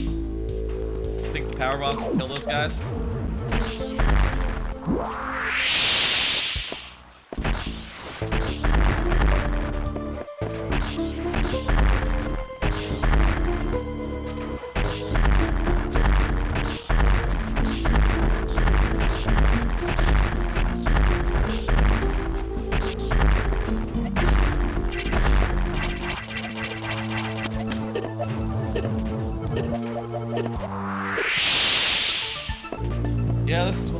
called a soft lock, so I'm going to I made a little state right before that. Yeah, we're just gonna back out of here.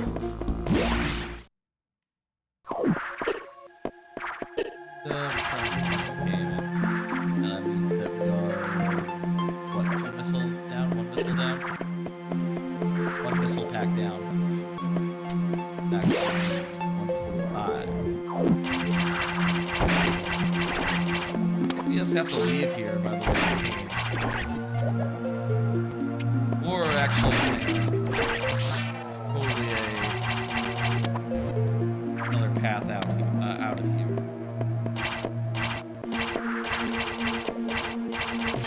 Let's use that path. Let's go out a different way, I think.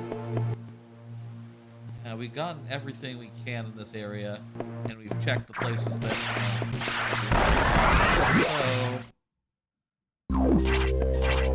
and then go downwards.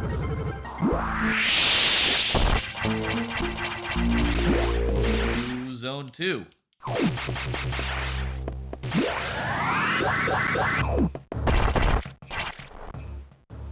Okay, is there anything we can do in Sector 2 right now?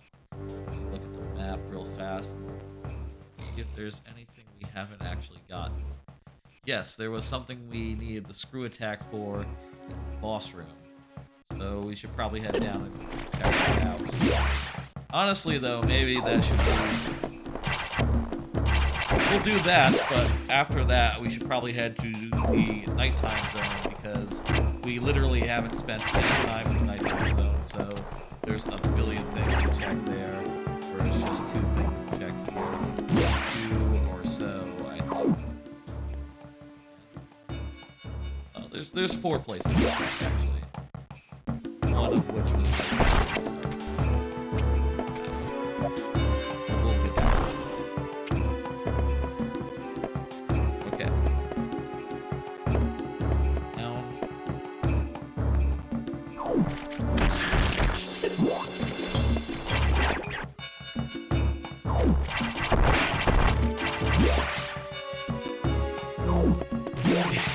We just need plasma, and then we can end. That is literally it. You see the plasma beam. Well, technically, whenever we see a major item, it'll be in an indistinct box. But if we pick it up and we see that we got the plasma beam, we will know. Oh! That was a thing. Question mark block. We don't have to worry about that one.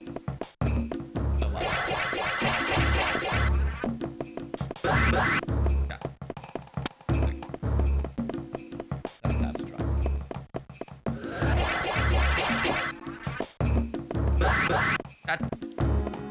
Use the D-pad. I like to play games with this thing. I know that it's not exactly authentic.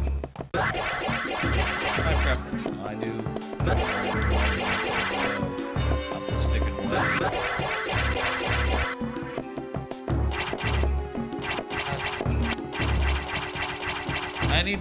I definitely need it, right? Like, that's a speed boost block. 3rd time. This charm.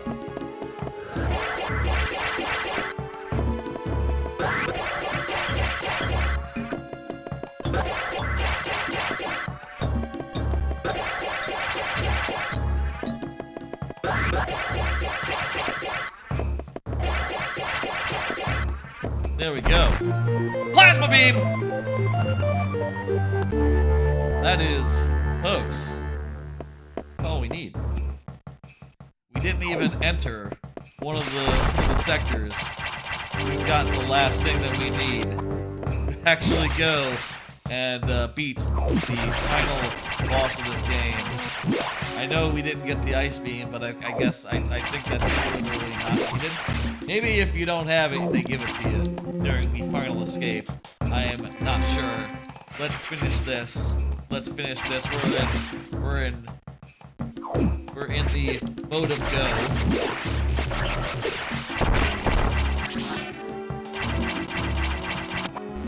in the mode of go. I guess I'm glad we didn't go and check the fifth sector, because that's all we need to do. Just go here, get the plasma beam out. I'm debating like actually checking those places. I mean, I guess if I got the ice beam, that would be a good thing, right? If we got the ice beam, that would be a good thing for the final boss. But I don't know. I like the plasma beams more than enough.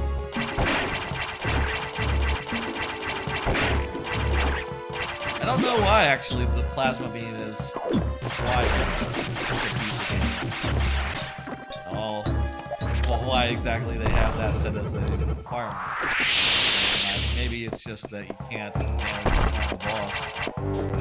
No, that doesn't make sense. Maybe you can't damage the final boss. I'm really not sure. But it is a requirement, so large. Now that we got that, we're in go mode, so what we're gonna do is we're gonna head up to the control room. We're going to set the station to crash into the planet. We're gonna fight a couple of final bosses, and then we're gonna end the stream. We have, folks, tonight, we did a little Minish Cap Randomizer, which we finished. We did, oh, I should, here, well, there's the power bomb data down there. I didn't go to the Core X. Yeah, put down all these boxes. I didn't go to Core X, I didn't go to Ridley. That's all fine. Folks, we've done a good thing here. We've gotten everything we need. Now we're ready to go. Let's do it. Let's go. Which way do I go? Here. Doop-doo-doo. I still have cards left. Let me do a card while I'm running to the place. Looking forward to Universal Epic Studios. Universal Studios Epic Universe, which opens like in 2025. Yeah, so I've been thinking about that recently. Apparently it flooded during those rainstorms that hit Florida. I'm really looking forward to seeing the Donkey Kong Land. You might know I'm a big Donkey Kong Country fan. That was probably my first video game. So, to see a Donkey Kong Land and ride the Donkey Kong roller coaster, that's gonna be a fucking good time. I'm really looking forward to that. The other lands, I'm sure they'll be good. There's like a Monsters Land. I'm sure it'll be good. A Harry Potter Land, which will be like, you know, well, complicated, but still probably fun if you can look past the horrible lady associated with the franchise. I love Universal Studios. I think it's super fun. Been there many times. A couple of times actually in the last years.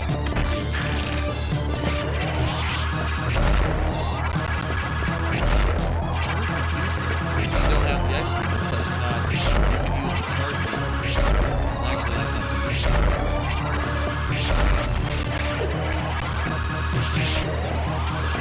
It's actually the same. No, just. I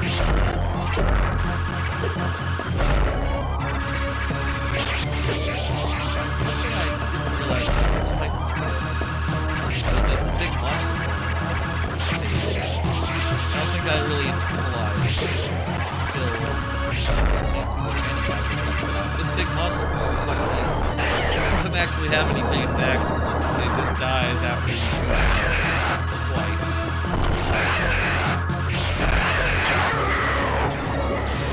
Go.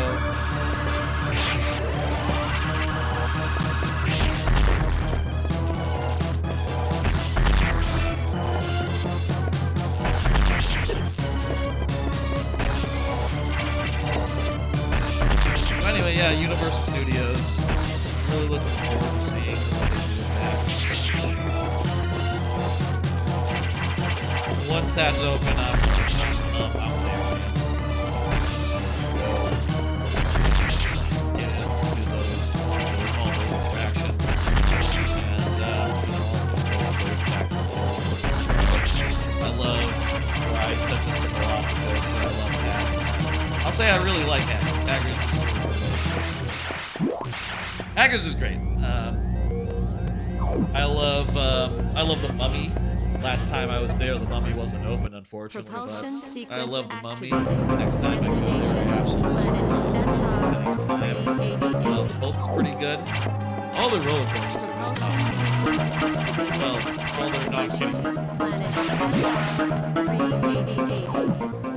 I even like Rip Ride Rocket, which is, I will say, a rough ride. Rip Ride Rocket is a rough ride, but I think the idea of, I think it has a lot of neat elements, and the idea of like when you go on Rip Ride Rocket, you choose like a soundtrack to play as you're riding it, and you know the idea of riding a roller coaster while listening to the Rainbow Connection by the Muppets, which is very fun, and that's by the way, that's from the secret menu. You have to put in like a code in that song.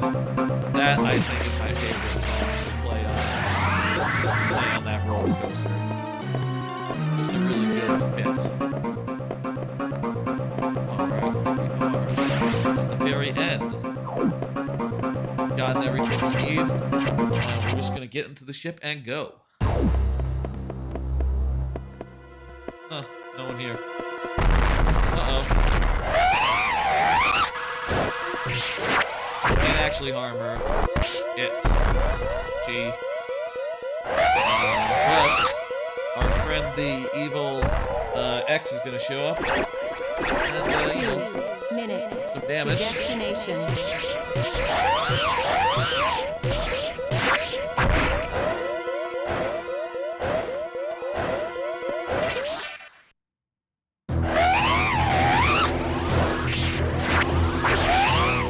Now we can just damage it, I guess. I guess we don't need the ice to actually damage the guy.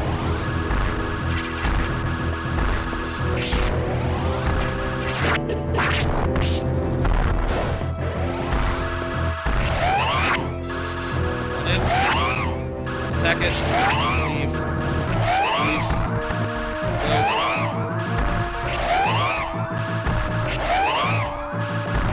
Blue. Get left. Red. Orange. Got this done.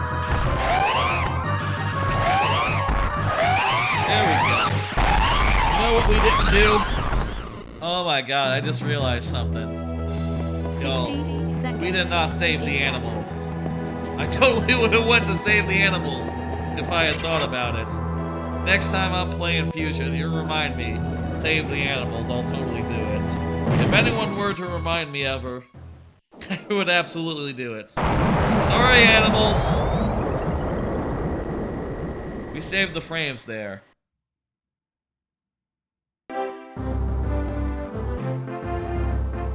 Good shit. Let's.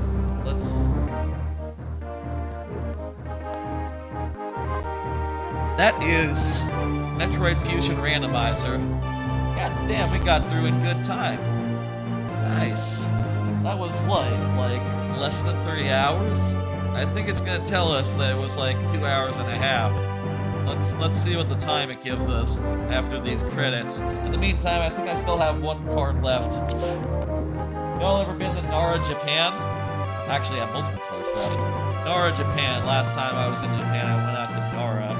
It's a really great little town on the outskirts of like little city that's like just east of Osaka, south of Kyoto, and it is just, man, they got like wild deer running around the whole town, and you can pet them, you can feed them little cookies that they sell you, you can take selfies with them. It's just extraordinary. Just hanging out and going like, oh my god, all these deer are just being super cool and chill with you just, you know, hanging out with them. Wow. Just an incredible place to go and see some stuff. Look at that, it's telling you where the stuff is. We didn't get the ice beam, it was in Sector 6. We didn't get the missile data. It was, I think, in the secret area of the fusion is in the main deck. Didn't check that. Yeah, fantastic place, Nara. Would highly recommend. Definitely take like a morning to go out there and check out all the deer. Probably no more than a couple hours though, like tops. You know, you go there, you see the deer, you maybe have lunch, and then just head back to Osaka. That's more than enough. All right, that's the credits. Let's see what we got.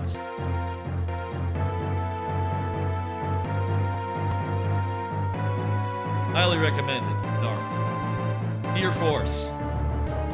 Clear time. An hour 42 game time? Wow. I think like literal clock time is higher than that. I mean, we definitely did fail and die on a couple of the bosses. A couple times, and yeah, we got 65% of the items. That's pretty fucking good. You know, I'll say with that went really well. Maybe we don't even need to make any house rule for the randomizer roulette, which is a whole thing I'm planning. Let me pull up the thing for that. Sometime in November, for Extra Life, I'm gonna do a thing where basically I'll have like a emulator set up where it can switch between 4 randomizers randomly every 10 to 5 minutes, and I'll have a hotkey to switch the trackers so that we can always have the right tracker on screen. That'll be Paper Mario, DK64, Metroid Fusion, and Minish Cap. Honestly, if we can do as good as this that night, we honestly don't even need any house rules to get through it. We don't need to say like, oh, like 6 boss fights or something. That we can do that in like an hour, and that would maybe be a little anticlimactic, Maybe like 6 or 7 boss fights. I don't know if we need to do the whole thing, the full run. That was good though. I'll definitely I might play through this again and see if I'm averaging like this amount of time, or if this is just like an extremely good seed, and we'll see going forward. Well, folks, I think I will see you next mission as well. Thanks for joining me. We did a bunch of viewer levels to start with in Mario Maker. Then we went and finished Minish Cap Randomizer, which I had started on last Tuesday. And then I went and did an entire Metroid Fusion Randomizer in like no time at all. It's not even midnight, folks. I'm gonna bring up the schedule.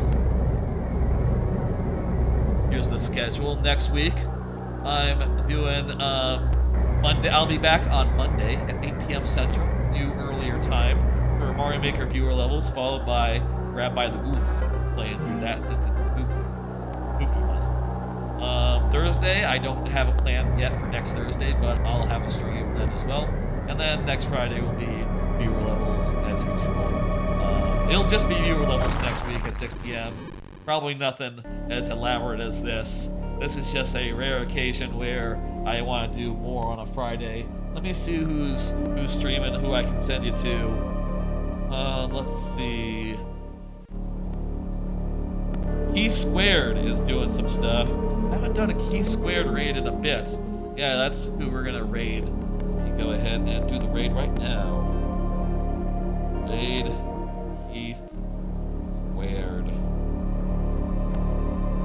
Fantastic. Folks, thanks for joining me again.